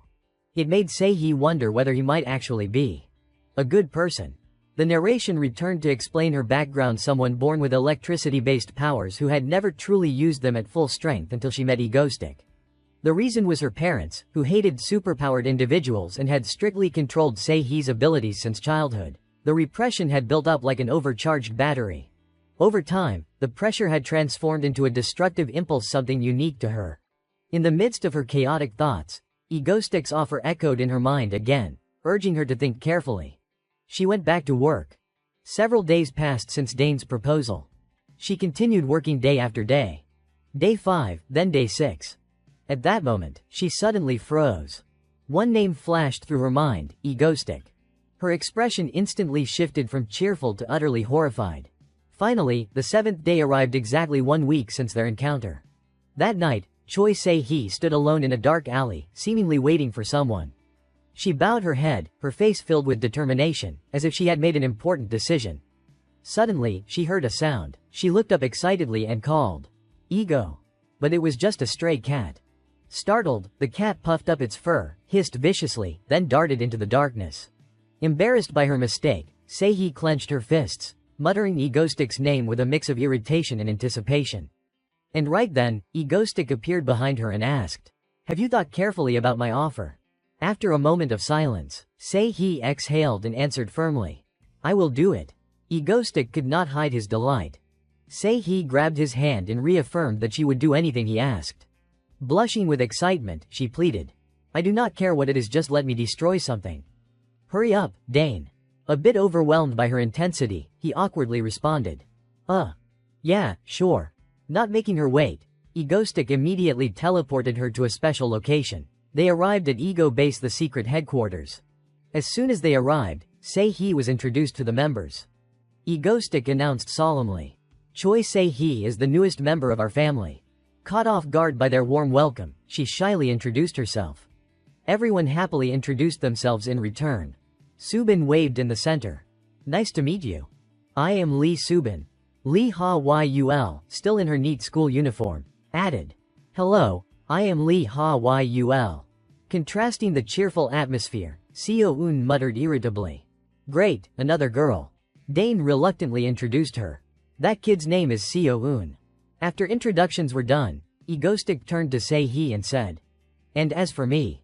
He slowly removed his mask. He smiled, revealing his true identity. It was Kim Dane. Choi Se-hee froze completely. The familiar image of a handsome guy drinking coffee at her workplace flashed through her mind. She realized Egoistic was the attractive customer who had visited the cafe the previous week. The shocking truth plunged the entire room into silence. Kim Dane stared blankly. Se-hee was mortified, and the other members were speechless. Overwhelmed and embarrassed, Se-hee lost control of her power. A massive surge of electricity exploded from her body. The blast was so powerful that it shut down the entire high-tech Ego Base. Everything went pitch black. In the darkness, chaos erupted. Han Seo-eun guessed that Seihee's electricity had caused the blackout. Lee Subin felt her whole body tingling, while Ha Yul could only marvel at the frightening power. Just then, a single beam of light flicked on. It shone directly at Seihee, making her raise her hands to shield her eyes. Amid the chaos, Cha Yun appeared in the doorway holding a flashlight, grumpily asking what everyone was doing and demanding they turn the lights back on so he could finish his homework. The scene cut to the outside, showing the entire neighborhood plunged into darkness. Meanwhile, Shin Haru was reading something on her computer. She had just received a notification that she had ranked up in Egostick's fan cafe. She clutched her head, face red with embarrassment as she remembered Ice teasing her. Shin Haru had automatically leveled up in Mangostick's fan cafe, a truly elite member. A genuine elite member. She told herself she should go to sleep. But once in bed, she tossed and turned, thinking endlessly. Clenching her fists in frustration, she worried about Dane and wondered if he was okay. His image surfaced in her mind along with his words. "You owe me one." Her expression softened. She whispered Egostick's name with concern, as if an invisible bond between them refused to be ignored. After the chaotic incident, the warehouse door burst open. The whole group looked toward the box that had already been opened. Choi Se-hee felt guilty and hurriedly apologized to everyone, but Seo-eun simply said it was fine, she was bored anyway. In that atmosphere, Kim Dane suddenly placed his hand on Choi Se-hee's shoulder. He leaned in close and whispered, asking her to go somewhere with him alone. Startled by the unexpected proposal, Choi Se-hee quietly followed him. The two slipped away from the group and headed toward a quieter area. They approached a large, luxurious mansion hidden in the silent darkness of the night. Choi Se-hee hesitated, a bit anxious, yet continued walking after him. Kim Dane led her out to a wide open yard. He turned back to her, spread his arms wide, and said, "All right, now there is no one else around.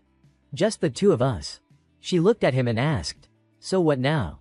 With a provocative grin, he encouraged her. "Go on. Do whatever you want. You want to, right, with all that power of yours." Choice. She stared at him with determination, as if ready for whatever was coming. She let out a shout. Electricity blasted wildly around her body. She stared straight at him and said, "Then dodge everything yourself, Ego Kim Dane." Even though she called out his real name, Kim Dane remained perfectly calm, unfazed. Immediately, Choi Se-hee unleashed all the power she had been holding back, while Dane slowly activated his ability, emitting a purple glow. Her eyes burned bright, showing the terrifying force that was being released. Faced with the massive surge of power, Kim Dane used only his teleportation ability to slip away from her attacks. He laughed in delight, clearly impressed and thrilled by the strength she displayed. Choi Se-hee's power created a spectacular sight, a storm of electricity devouring everything around them. After exhausting all her strength, she dropped to her knees on the shattered ground, gasping for breath. She was completely worn out. Kim Dane approached. Choi looked up and asked, "Your terrorist attacks? No one got hurt, right?" He answered indifferently, "Of course. I am a pacifist." She smirked, clearly not believing him. "Nonsense. If no one gets hurt, then that is basically non-violent." Then she suddenly changed the subject and asked his age. Kim Dane pretended to count on his fingers. "Let us see. 22. No, 23 this year."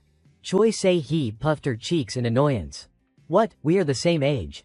You did not look me up before coming here, then why were you being so formal?" She laughed, handed him a bottle of water, and suggested they drop the honorifics. Kim Dane agreed and took her hand. A pact was formed. Amid the rubble caused by her own power, Kim Dane officially welcomed her. "Welcome to Team Ego." Choi Se-hee looked unimpressed with the name he chose. "Team Ego, seriously, your naming sense sucks." A month passed. Choi Se-hee, now a member of Team Ego, was in the middle of special training with Kim Dane. He instructed her on how to channel electricity down to the ground. "Good. Now imagine wrapping electricity around your legs and shooting it downward." She tried to follow, but the unstable current made her lose balance and tumble. Kim Dane jumped to the side as she crashed down next to him. At that moment, Seo-eun stepped out of the house, yawning. "Ow. It is early. What are you two doing?" Kim Dane explained. "Special training. She is about to face Stardust during the next attack." Meanwhile, still sprawled on the ground, Choi Se-hee asked doubtfully, "Hey, you're sure this works?" Kim Dane began to look confused as well, muttering, "That is weird." Then he suddenly remembered something important. "Right," he excitedly repeated. "It is like wrapping electricity around your legs and firing it into the ground." Yeah, I get it." But Choi Se-hee still looked lost. "Around my legs, huh, I do not know about that." After a moment of confusion, she finally seemed to grasp the key point and succeeded. Electricity stabilized around her legs, and she lifted off the ground. Kim Dane declared with satisfaction. "Alright, that is enough for today." Behind them, Seo-eun cheered happily. After training, she brought Choi Se-hee some water. "Here, water." Choi Se-hee smiled, accepted it, and thanked her. She chugged down the whole bottle, drenched in sweat from the intense session. Seeing Kim Dane staring at her, she turned and asked, "What are you looking at?" Kim Dane pinched his nose and said, "Go shower. You smell awful." His words instantly angered Choi Se-hee. She yelled, "Of course I am sweating, I am training." The fury of an S-rank talent was nothing to joke about. She hurled the bottle straight at his face. Kim Dane panicked. A thought flashed through his mind. "Oh God, are you telling me to deal with this myself?" But instead, Choi Se-hee burst into laughter and teased him. "Go on then, dodge." Watching the two fool around, Seo-eun could only sigh in exasperation. "Man, I wish these two would act their age for once." The night before the operation, the whole team was focused. On a video game, Cha Yun shouted, "Sis, 9 of the clock, go to 9 of the clock." The atmosphere was tense and chaotic. Someone yelled to press A, someone else shouted to shoot now. Choi Se-hee held the controller in confusion, not knowing whose command to follow. A sudden noise made all three freeze. The screen went black. Kim Dane threw down the controller while Seo-eun screamed at him to turn on the light. Lee Subin walked in. She found the three huddled under the dim lights as if planning for tomorrow. No more gaming noise. The mood had turned serious. Seeing the team still awake as dawn approached, she sighed. "The terrorist event is today, yet you three stayed up all night. I guess everyone's excited since it has been so long." Hearing her words, the group broke into a cold sweat. She gently added, "You have all worked really hard." Tension peaked when Lee Subin mentioned the name of the terrorist plan, Red Daw Red Edition 2. She smiled brightly and suggested, "So instead of that, how about all of you go to sleep right now?" That smile terrified the rest of the group. They immediately scrambled to their rooms. Choi Se-hee shyly wished good night, and Seo-eun said she needed sleep to prepare for tomorrow. As Kim Dane was about to leave, Lee Subin coldly called out, "Dane, stay." From a distance, Choi Se-hee and Seo-eun whispered to each other. "Subin's scary when she is mad." Kim Dane bowed his head and apologized. The next morning, emergency alarms blared everywhere. A terrorist attack by criminals had occurred in Seoul City. Notably, all civilians within a 250-meter radius had been evacuated, no casualties. And the question arose, where was the hero Stardust? Stardust was on her way to the scene. She dove from the sky at terrifying speed. At the center of the attacked area, among the rubble, Choi Se-hee looked up at Stardust flying toward her. Sitting confidently on a pile of debris in her new criminal outfit, she greeted mockingly, "Hey there, Stardust." Her criminal name was Elektra. Stardust landed, staring at her with cold caution. She ordered, "Criminal, cease your attack and surrender. If you refuse, I will subdue you by force." Hearing that, Elektra smirked as sparks danced across her hands. "Surrender, not a chance." She fired a massive electric blast toward Stardust. Stardust was caught off guard by the sudden attack. With a confident smile and eyes blazing with power, Elektra declared, "My name is Elektra. I am here for him to face you." The battle between the two officially began. 1 week before Elektra's terrorist incident, Dane arranged a private meeting with Choi Se-hee in a secluded corner. Se-hee asked him, puzzled, "What is it, didn't training end yesterday?" Sitting on a tree root, Dane said seriously, "Because I forgot to teach you something. A move called Lightning Fist."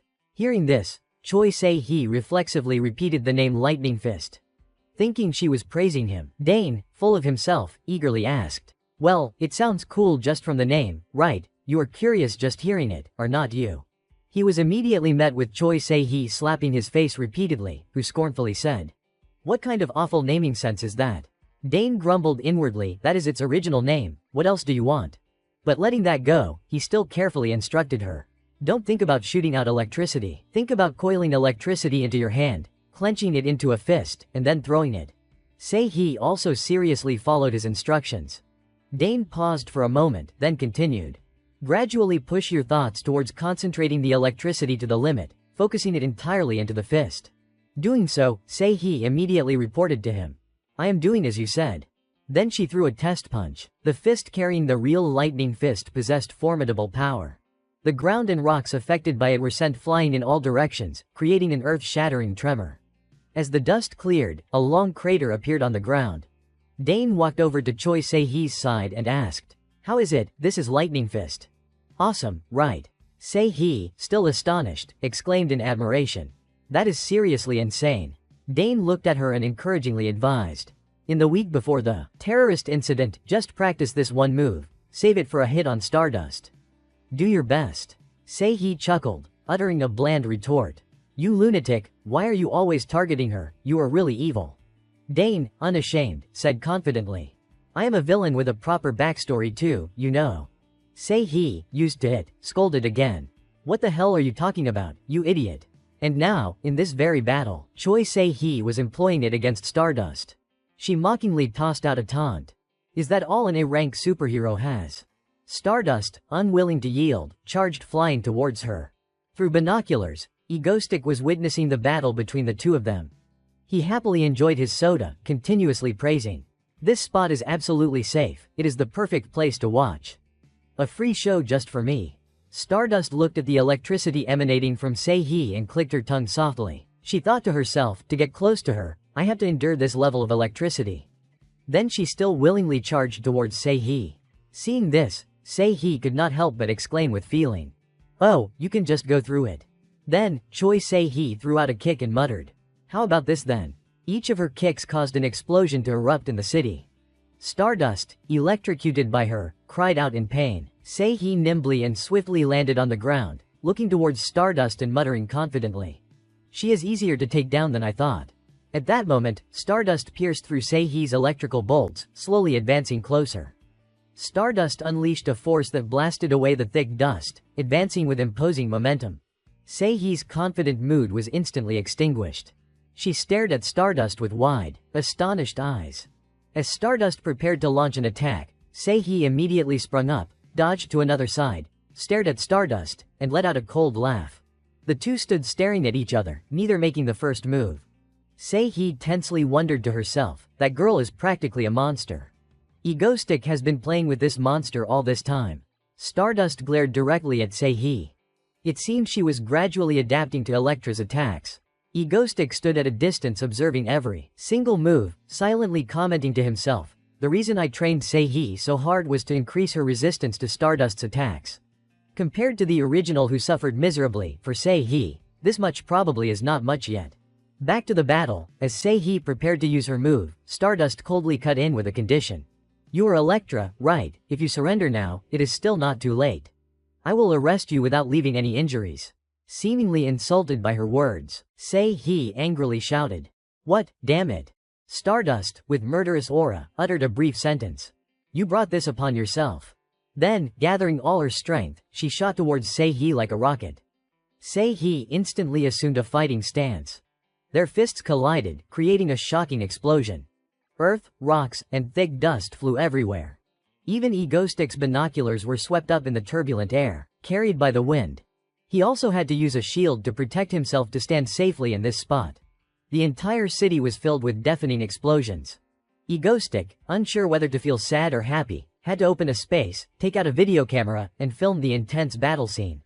The dust gradually cleared. Stardust looked expressionlessly at the person before her. A long scar appeared on the ground. Behind her was the city submerged in a sea of dust and fire, contrasting with Stardust who remained completely unharmed. Sei-hee was not lightly injured. She painfully hugged her bleeding arm. Stardust then spoke up, asking blandly. What did you say earlier? Who is that person you mentioned? When they first encountered each other, Sei-hee had offhandedly said. I came to confront you in that person's place. Stardust, paying great attention to detail, now had the chance to ask. There is someone behind this, is not there? But Sei-hee, despite internal injuries and coughing up blood, defiantly challenged. Get lost, you think I will tell you for sure? Stardust was silent for a few seconds, then said, "Fine. I will interrogate you slowly." After speaking, she raised her hand, preparing to strike. But at that very moment, an arm appeared, embracing Sei-Hee's shoulder.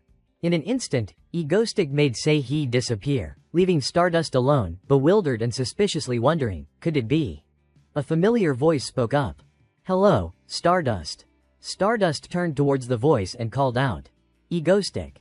Egoistic was holding Sei-Hee in a bridal carry mid-air. Looking down at her, he greeted calmly, "It is me indeed. Long time no see." The camera was displaying. Ego's stream was preparing to go live. Even though it was just preparing, there were already 14,000 viewers. Netizens were flooding the chat box with comments. "It is live, let us get trending. Egoistic is so sudden, everyone. Oh my god, Egoistic is live. Oh my god. Egoistic is live. I dropped everything I was doing. Had to rush to watch immediately. Oppa, I am dying." The screen showed an image of him holding Sei-Hee in his arms. The comments suddenly erupted with lively excitement.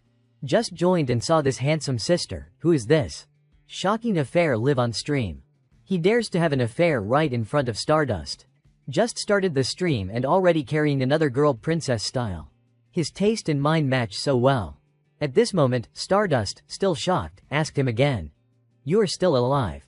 Egoistic thought to himself, what a strange question. Nevertheless, outwardly maintaining the perfect villainous psychology, he smiled and replied, "Yeah, of course.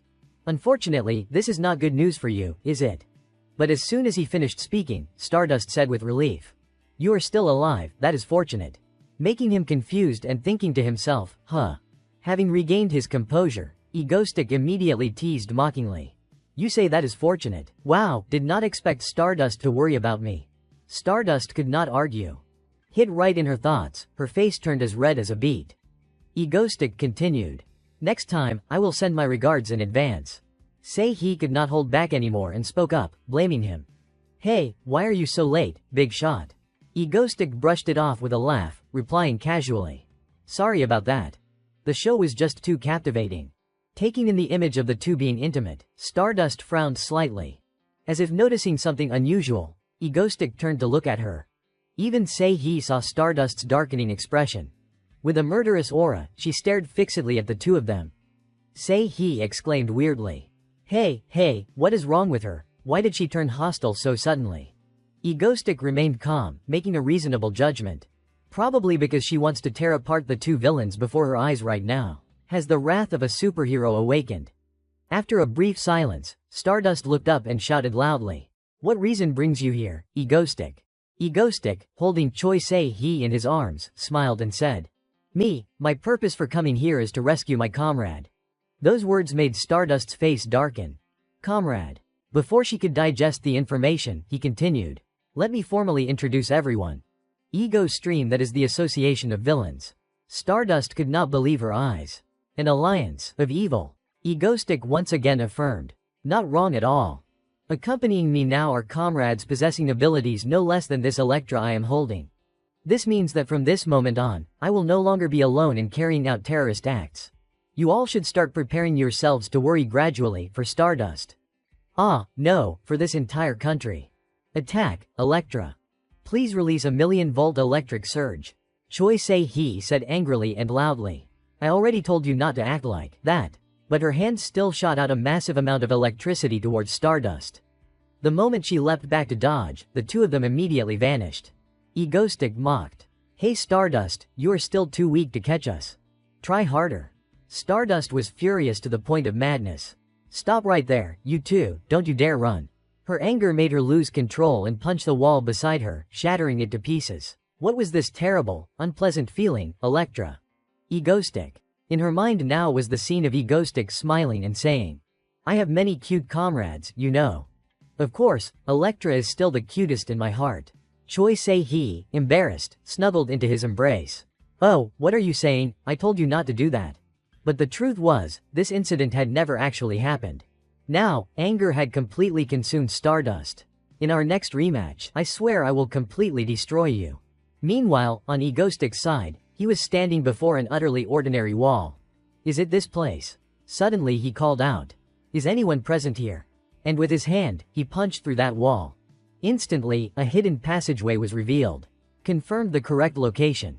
The 30th floor belonging to the endless staircase area. To the right of the camouflaged wall was a passage with an ancient atmosphere, illuminated by brightly burning blue candles, and a large gate made of obsidian stone.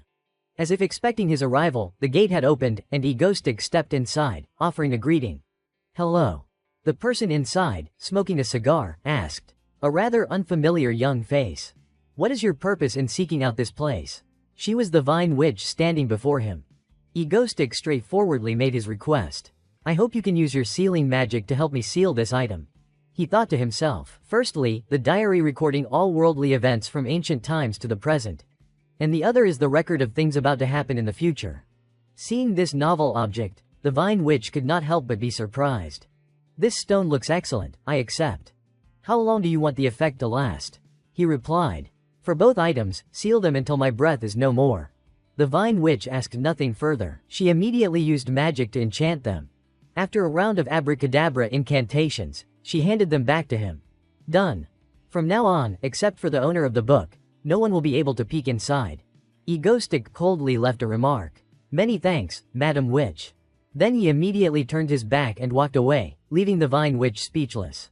She could not help but remind him. "You are choosing to step onto a path fraught with hardships." Knowing she was concerned about him, Egoistic, very grateful, turned back and replied. "Because it is the path I must inevitably take." He teleported to the roof of a certain building, sitting there looking out towards the distant horizon. This place was also the starting point for his life's ideals in this world.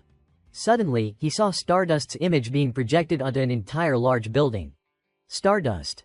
After thinking for a while, he stood up, stretched, and said, "Oh my, from this moment on, terrifying disasters will begin to descend. Stardust, you must believe me, I will definitely." Suddenly, his phone rang. As soon as he answered, a sound like a pig being slaughtered from Han Seo-eun on the other end pierced his eardrum. "Dinner is already served. Why are you still out somewhere and not coming home? The whole family is waiting only for you." Egoistic answered helplessly. "All right, I am coming right now." Han Seo-eun shouted loudly. "You must be here within 3 seconds." After hanging up, he still stood there sighing for a moment. And now, the final landmark of the first leg of the journey.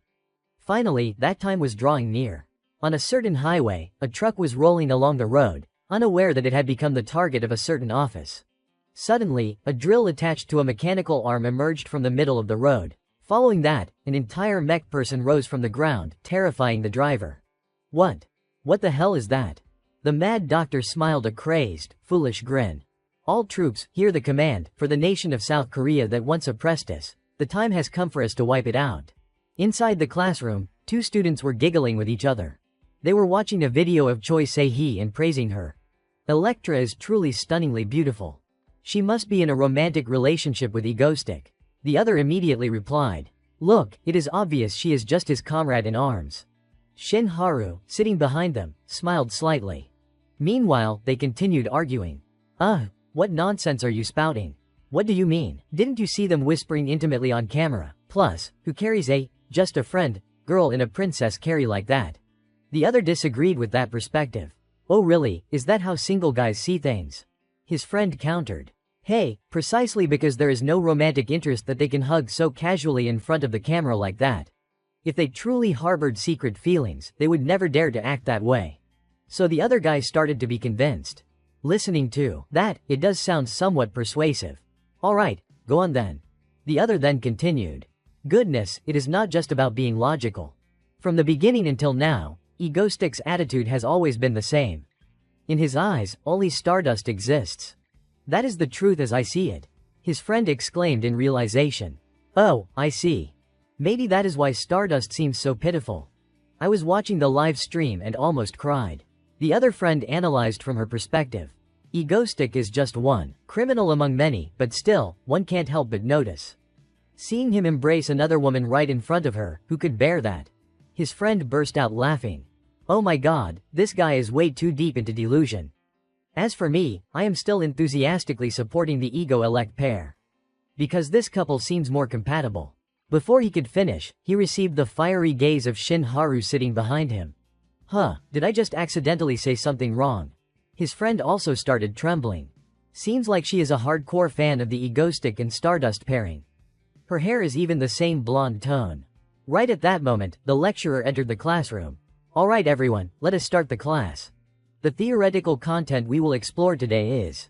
While sitting and listening to the lecture, Shin Haru's phone rang with an emergency alert, forcing her to leave immediately. As she ran down the emergency exit route, she asked, "Command, is it a villain?" The other end informed her that an unidentified massive weapon was heading north from the southeastern outskirts of Seoul, requiring the entire team to prepare for immediate deployment to the scene. Upon arrival, Stardust froze when she saw it. What the hell is going on there? The robot continuously strode along the national highway, attacking pedestrians and destroying surrounding property. In its line of sight was a car with 3 people inside. Fortunately, Stardust rushed over in time, grabbed the entire car, moved it elsewhere, set it down in a safe spot, and shouted loudly to the driver. "Can you still drive? If so, get away from this area as far as possible." Those people immediately voiced their support. "Thank you so much. Hang in there, Stardust." Finishing up on this side, she immediately charged to the other side. A voice emanated from within the robot. "Stardust, lackey of the government and the association. Do you have the strength to extinguish the last remnants of the Heroine Corporation?" She charged forward and threw a punch at the robot, but was immediately flung back. After fighting for a while, Stardust could not take it. Where is this terrifying pressure coming from? Just as she thought this, her body was slammed into a nearby mountain like a cannonball. But when she flew back, she heard strange sounds coming from the robot over there. "Doctor. Is that you? What? Could you be Electra? Get up." Following that was an electric surge that caused the robot to short-circuit and collapse. The voice from within the robot became clearer. Hey, move aside a bit, get out of the way. Can you hear me clearly, Ms. Stardust?" Stardust of course recognized it. Egoistic. He had now subdued the mad doctor and answered her. "That is right, it is me. Egoistic. The friends at Heroine Corporation created this magnificent giant machine. If a genuine villain like yours truly, Egoistic, does not put it to use, would not that be a waste?" Say he, watching that scene, got goosebumps and exclaimed. Every time he gets into character and acts, he looks exactly like a real lunatic. Han Seo-eun found it completely normal. "You will get used to it soon enough." Through the earpiece, he continued his performance. "Ms. Stardust, I am in the mood to use this beautiful giant toy to level the city. Do you think you have what it takes to stop me?" Stardust, seeing it was him, laughed out loud. "I will definitely stop your destructive actions. Egoistic, you will pay." With that, she dove straight towards the robot. After modifying the robot, Han Seo-eun turned to report. "The machine's power adjustment process is complete." Egoistic grabbed the control lever, thinking to himself, "Haru, today let us try to unleash your power for real and see what happens." He excitedly shouted, "Come at me." Immediately, the robot stood up, swinging its arm directly at the approaching Stardust. The robot's arm was truly sturdy, so even though Stardust was in a defensive stance, she still cried out in pain. Seeing this, Egoistic burst out laughing. "Stardust, do you really think you can stop the OPAS giant weapon with just that bit of strength? Dream on. Seo-eun, push the machine's output speed a bit higher. In that case, I will go all out once and for all. Charge." The robot's arms were truly agile, relentlessly pursuing Stardust, forcing her to continuously fly around. While dodging, she told herself she needed to be even faster. Suddenly, both robot arms extended upward simultaneously. Stardust quickly sensed the danger and sprang backward to evade. Egoistic, watching through the screen and seeing her escape his grasp, was secretly pleased. That is right, just like that. Today, she can finally return home safe and sound. At the same time, in the National Assembly building when an employee reported, "Sir, everything is ready." A glowing red button was also revealed. The person sitting there was the President of South Korea, his face showing determination. "To destroy that giant weapon, we have only this one option left." Saying this, he decisively pressed the button, causing the entire National Assembly building to shake violently. On this side, Egoistic softly called out, "Seo-eun." Immediately, the energy level and speed reached their maximum, but surprisingly, Stardust was still able to perfectly dodge all the attacks. Contrary to the scowling expression she had when facing the mad doctor earlier, now she was even smiling while flying. Suddenly, a series of explosions appeared from somewhere unknown. Egoistic, startled, ordered, "Seo-eun, push the energy level even higher." Han Seo-eun excitedly shouted, Aye, sir." Stardust charged in to attack again. The mechanical arm clashing with her quickly sparked fire. Watching the scene before him, Egoistic held firm to a belief. I believe you can overcome this. After a brief struggle, Stardust threw another punch, smashing that mechanical arm to pieces. The shockwave caused the people inside the robot to scream with their mouths agape. Only Egoistic was full of enthusiasm, shouting, "Don't even dream about it." He stomped hard on the accelerator, and the robot immediately charged forward. While operating the keyboard rapidly, he added another challenge. Do you want to witness top-tier control skills like at an arcade? Come at me, Stardust. Stardust, as if on doping, felt incredibly excited. She could feel the power inside her body gradually exploding. Here I come, Egoistic. She charged straight into the robot's pincer-like grip, then used its force to somersault and evade, as leisurely as a cat playing with a mouse. Now I have completely mastered the movements of this machine. You would better prepare to meet your end, Egoistic. However, that very confidence caused her to lose focus for a moment, and she paid the price by being knocked down to the ground. Egoistic laughed loudly. Do you really believe you have adapted to this machine's movements? That is excessive arrogance.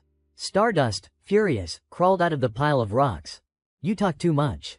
It is so noisy I am going crazy. Egoistic continued his endless chatter. Actually, the Octopath's feature is still. Before he could finish, Stardust charged and pierced through the robot's right leg. Looking at the damaged location on the display screen, Han Seo-eun angrily roared. What the hell are you doing? Egoistic kept up his act. That is more like it. This is exciting enough for a fight. Stardust, I am going to start going all out too. The Octopath activated its maximum output, but no matter how he pressed, it would not move. So Egoistic turned to Han Seo-eun and urged. Increase speed now. Han Seo-eun was fed up but still had to comply. And he, after fixing the technical glitch, resumed his role. Do you think you can keep up with my terrifying speed? Stardust had not yet found the robot's weak point, so she could only swoop around to dodge. Egoistic mocked her. Is that all your ability amounts to? Watching the two fight, some people started discussing. Is this level for real, truly a clash of the planet's strongest characters? Was Stardust holding back before? I am getting goosebumps. Others are also wondering if Stardust will break through to S rank this time. Right then, chaotic sounds transmitted into Stardust's earpiece. Moreover, Oppa, focus on controlling properly, stop slacking off. Just hearing the female voice from inside the robot gave Stardust another target to attack. Now I have another reason and motivation to destroy that giant weapon. It is because the girls around Egoistic are too annoying. If Egoistic had not made the machine's movements so erratic, defeating the giant machine would have been unthinkable. But at this moment, she could definitely do it. Thinking this, she charged straight up again, punching hard at the flailing mechanical arm. Egoistic, gritting his teeth inside, commanded. Choi Se-hee, clinging to her seat and gritting her teeth, commented. Why do I feel like she is even stronger than before? Han Seo-eun hurriedly reported. The machine's energy is almost depleted, Oppa. We have to end this fight within the next 10 minutes. Contrary to the worry of the other two, Egoistic just clapped cheerfully and said. In that case, we must enjoy this fun to the very last minute. Choi Se-hee, furious, smacked him on the head. Enjoy what, you lunatic? At this rate, everything's going to blow up. Egoistic, still excited. Charge. Seo-eun felt sorry for Subin, who was holding his mouth and sitting on the ground. I am really going to be sick. Outside, Stardust ran along the arm, slowly approaching closer to the control center, glaring inside. He is still inside that machine.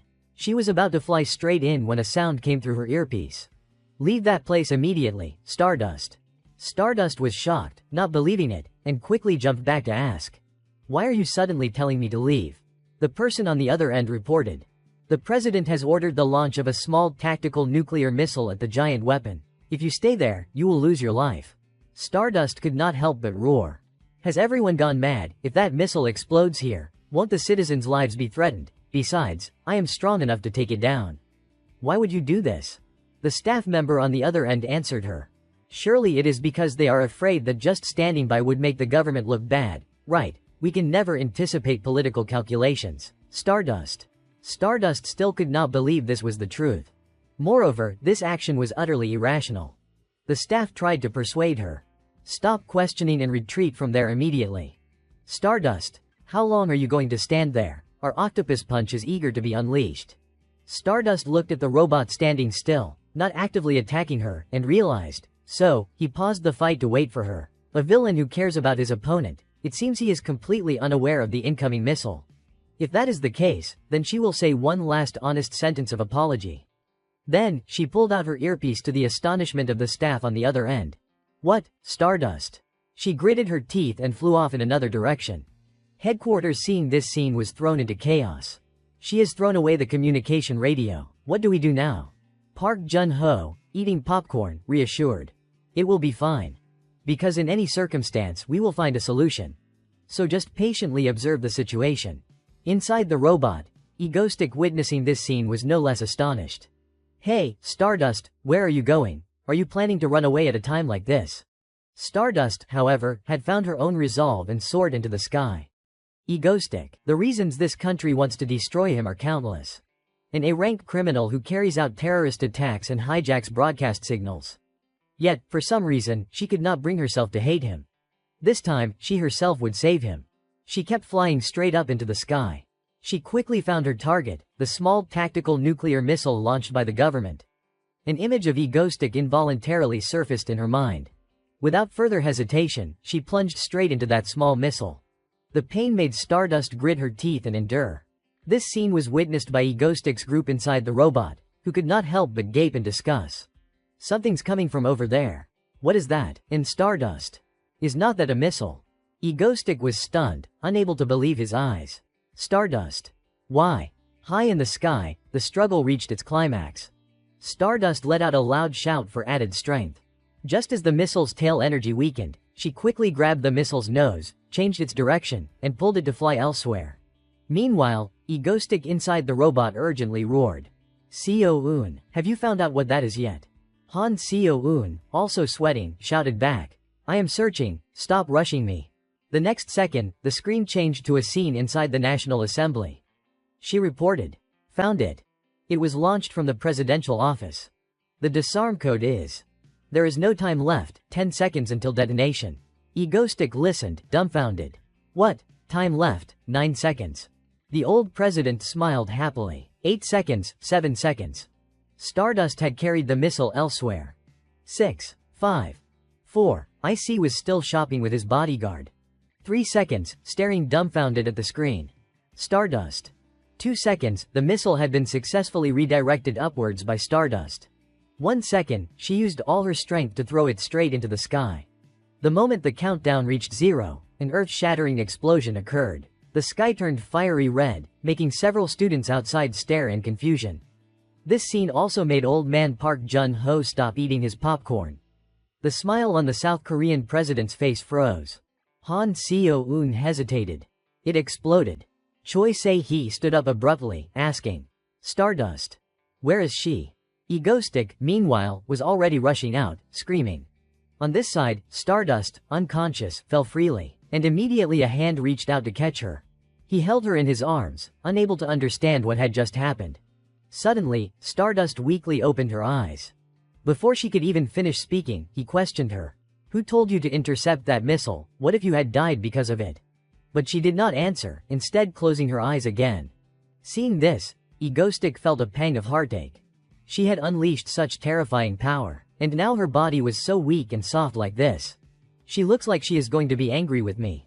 While still lost in thought, Stardust opened her eyes again. This gaze of hers made him confused. Why are you looking at me with that expression? Right now, you're being held in the arms of a villain. Realizing this point, he began his act. Stardust, I thought you were just focused on running away. Turns out you are this fast at causing a diversion too. Intercepting a missile, looking at it, it seems you had some other target in mind. Saying this, he became self-aware. Inside that giant weapon, an explosion had been imminent. If the missile had fallen, it would have been unsalvageable. If she had not realized in time and rushed to intercept that missile at the last moment, both he and she would have been destroyed together. So, why on earth did she intercept that missile? As if understanding what he was thinking, Stardust whispered feebly. I just wanted to do it. And also, this way, that debt is considered paid off. Saying this, she forced a smile once more, fainting in his arms. Egoistic stared blankly at her, confused in his heart.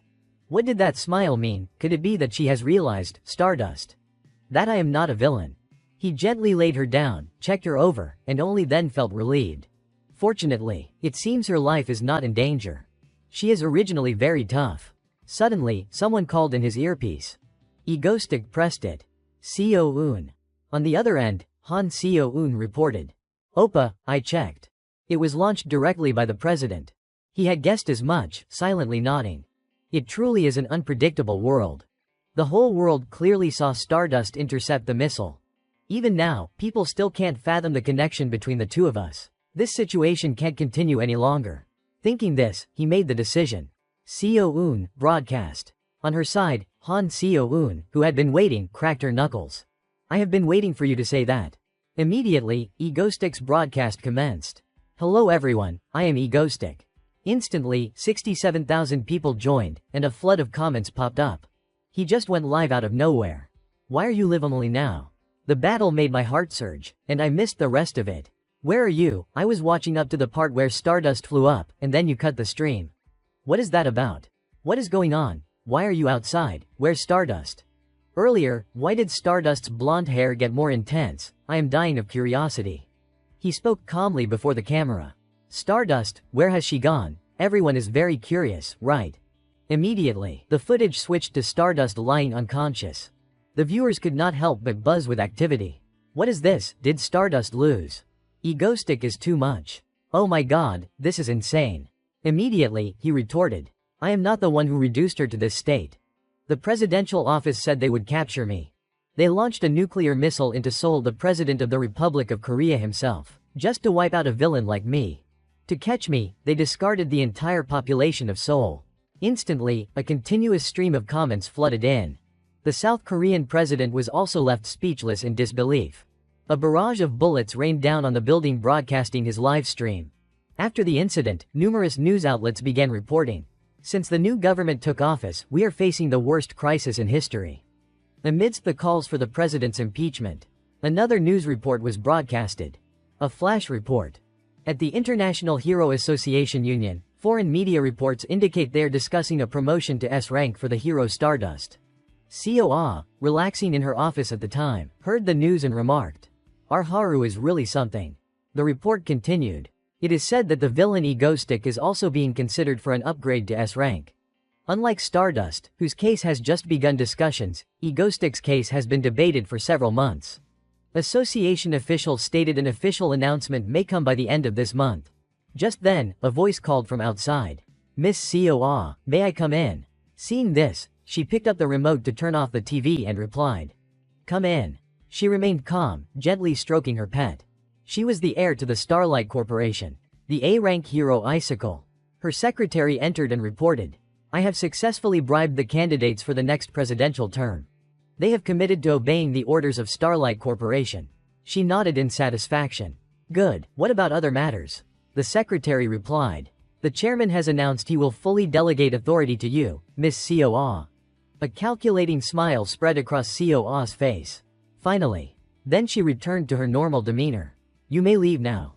The secretary bowed and turned to leave. The room suddenly became unusually quiet. Then Seo-ah smiled with delight. Thank you, Egoistic. For giving me the opportunity to devour South Korea, I will make good use of it. The scene shifted to Dane's villa. He hurriedly exclaimed. Guys, something big has happened. His words attracted everyone's attention. He continued with a worried tone. It seems Stardust is suspicious of you. Seo-un asked curiously. Suspicious of what? He answered. She thinks you are not a villain.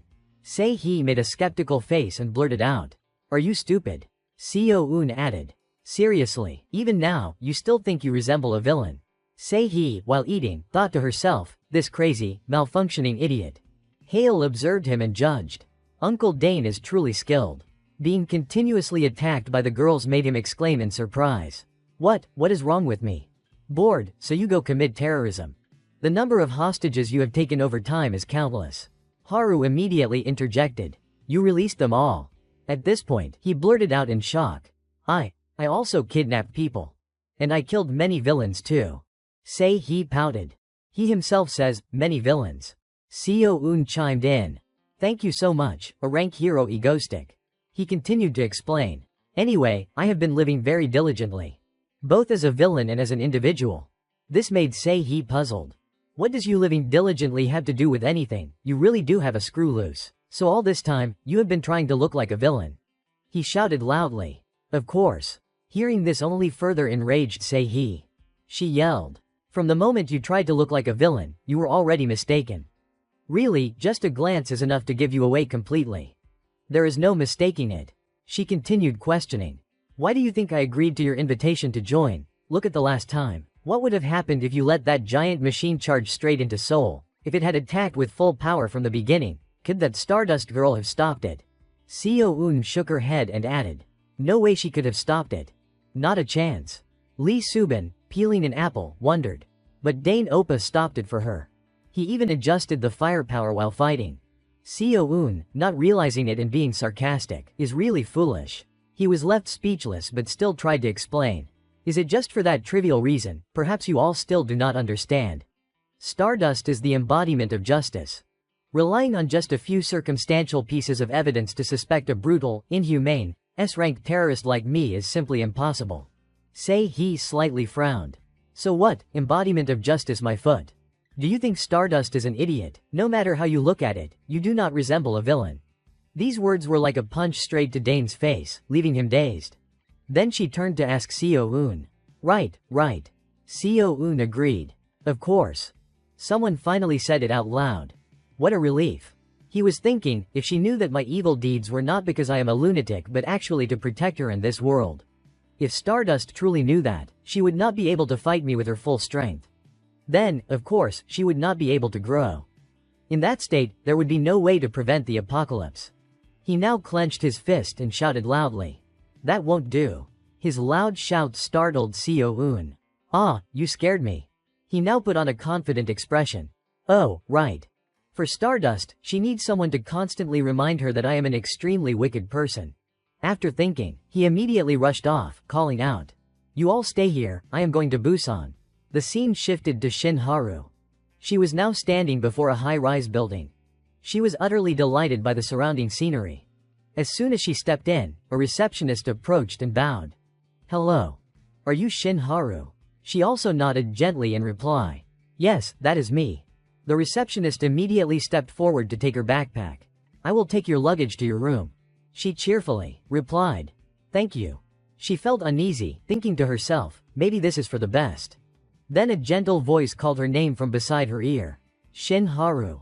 Recognizing this familiar voice, she happily turned around and exclaimed. Seo-ah. Then the two approached and shared a loving hug. Seo-ah teased. Look at you, you have become even more beautiful. She shyly replied. You too. Really, come on. Seo-ah made a suggestion. Come on, let us have a really fun time today. She took Shin-haru's hand and raised it in a toast. Congratulations on the birth of the first female S-rank hero in Korea. After that, the two headed to Seo-ah's villa. Looking out at the scenery from the balcony, Shin-haru let out an excited sound. The view before me is absolutely wonderful. Seo-ah stepped up from behind, smiling and saying. Wonderful, right? Shin-haru nodded in agreement. Seo-ah gestured inside and offered an invitation. Please, come in. Now in the dining room, chefs were presenting countless delicious dishes. Shin-haru's gaze was caught by a particular dish, and she exclaimed. Mango. Mango shaved ice. She immediately put a piece of mango in her mouth, chewing with delight. Across from her, Seo-ah teased. You like mango that much, so cute. She mentioned with a bit of curiosity. Mango reminds me of Egoistic. Hearing this familiar name made Shin-haru slightly startled. Huh. Seo-ah continued. Actually, I would like to have a dedicated villain like you do. Here, I only deal with small fries. How can I ever reach S rank that way, so? Maybe I should move to Seoul on this occasion. I also want to try facing Egoistic once. Immediately, she spoke up to stop her. No, you can't. She began to hastily explain. Huh. Oh no. You know he is obsessed with me, right? He specifically calls me out, and if someone else suddenly appears wanting to fight him, who knows what impulsive action he might take, like the Seoul Bridge terrorist attack, you remember. That guy occasionally does things that get out of control. Seo-ah now thought. That is true. He has no reason to call me out either. Shin-haru continued, also having that reason, and more importantly. If you leave, who will protect Busan? Suddenly, Seo-ah's watch vibrated, showing a red alert. She thought to herself, startled, someone has touched the desk in my office. She immediately stood up and turned to leave. Haru, I have an urgent matter and need to go to the company for a bit. You enjoy yourself here first. Haru replied. Okay, go ahead. COA was worried inside, what is happening? She immediately arrived at the company. Examining the situation, she felt a bit puzzled. Is it just a system error?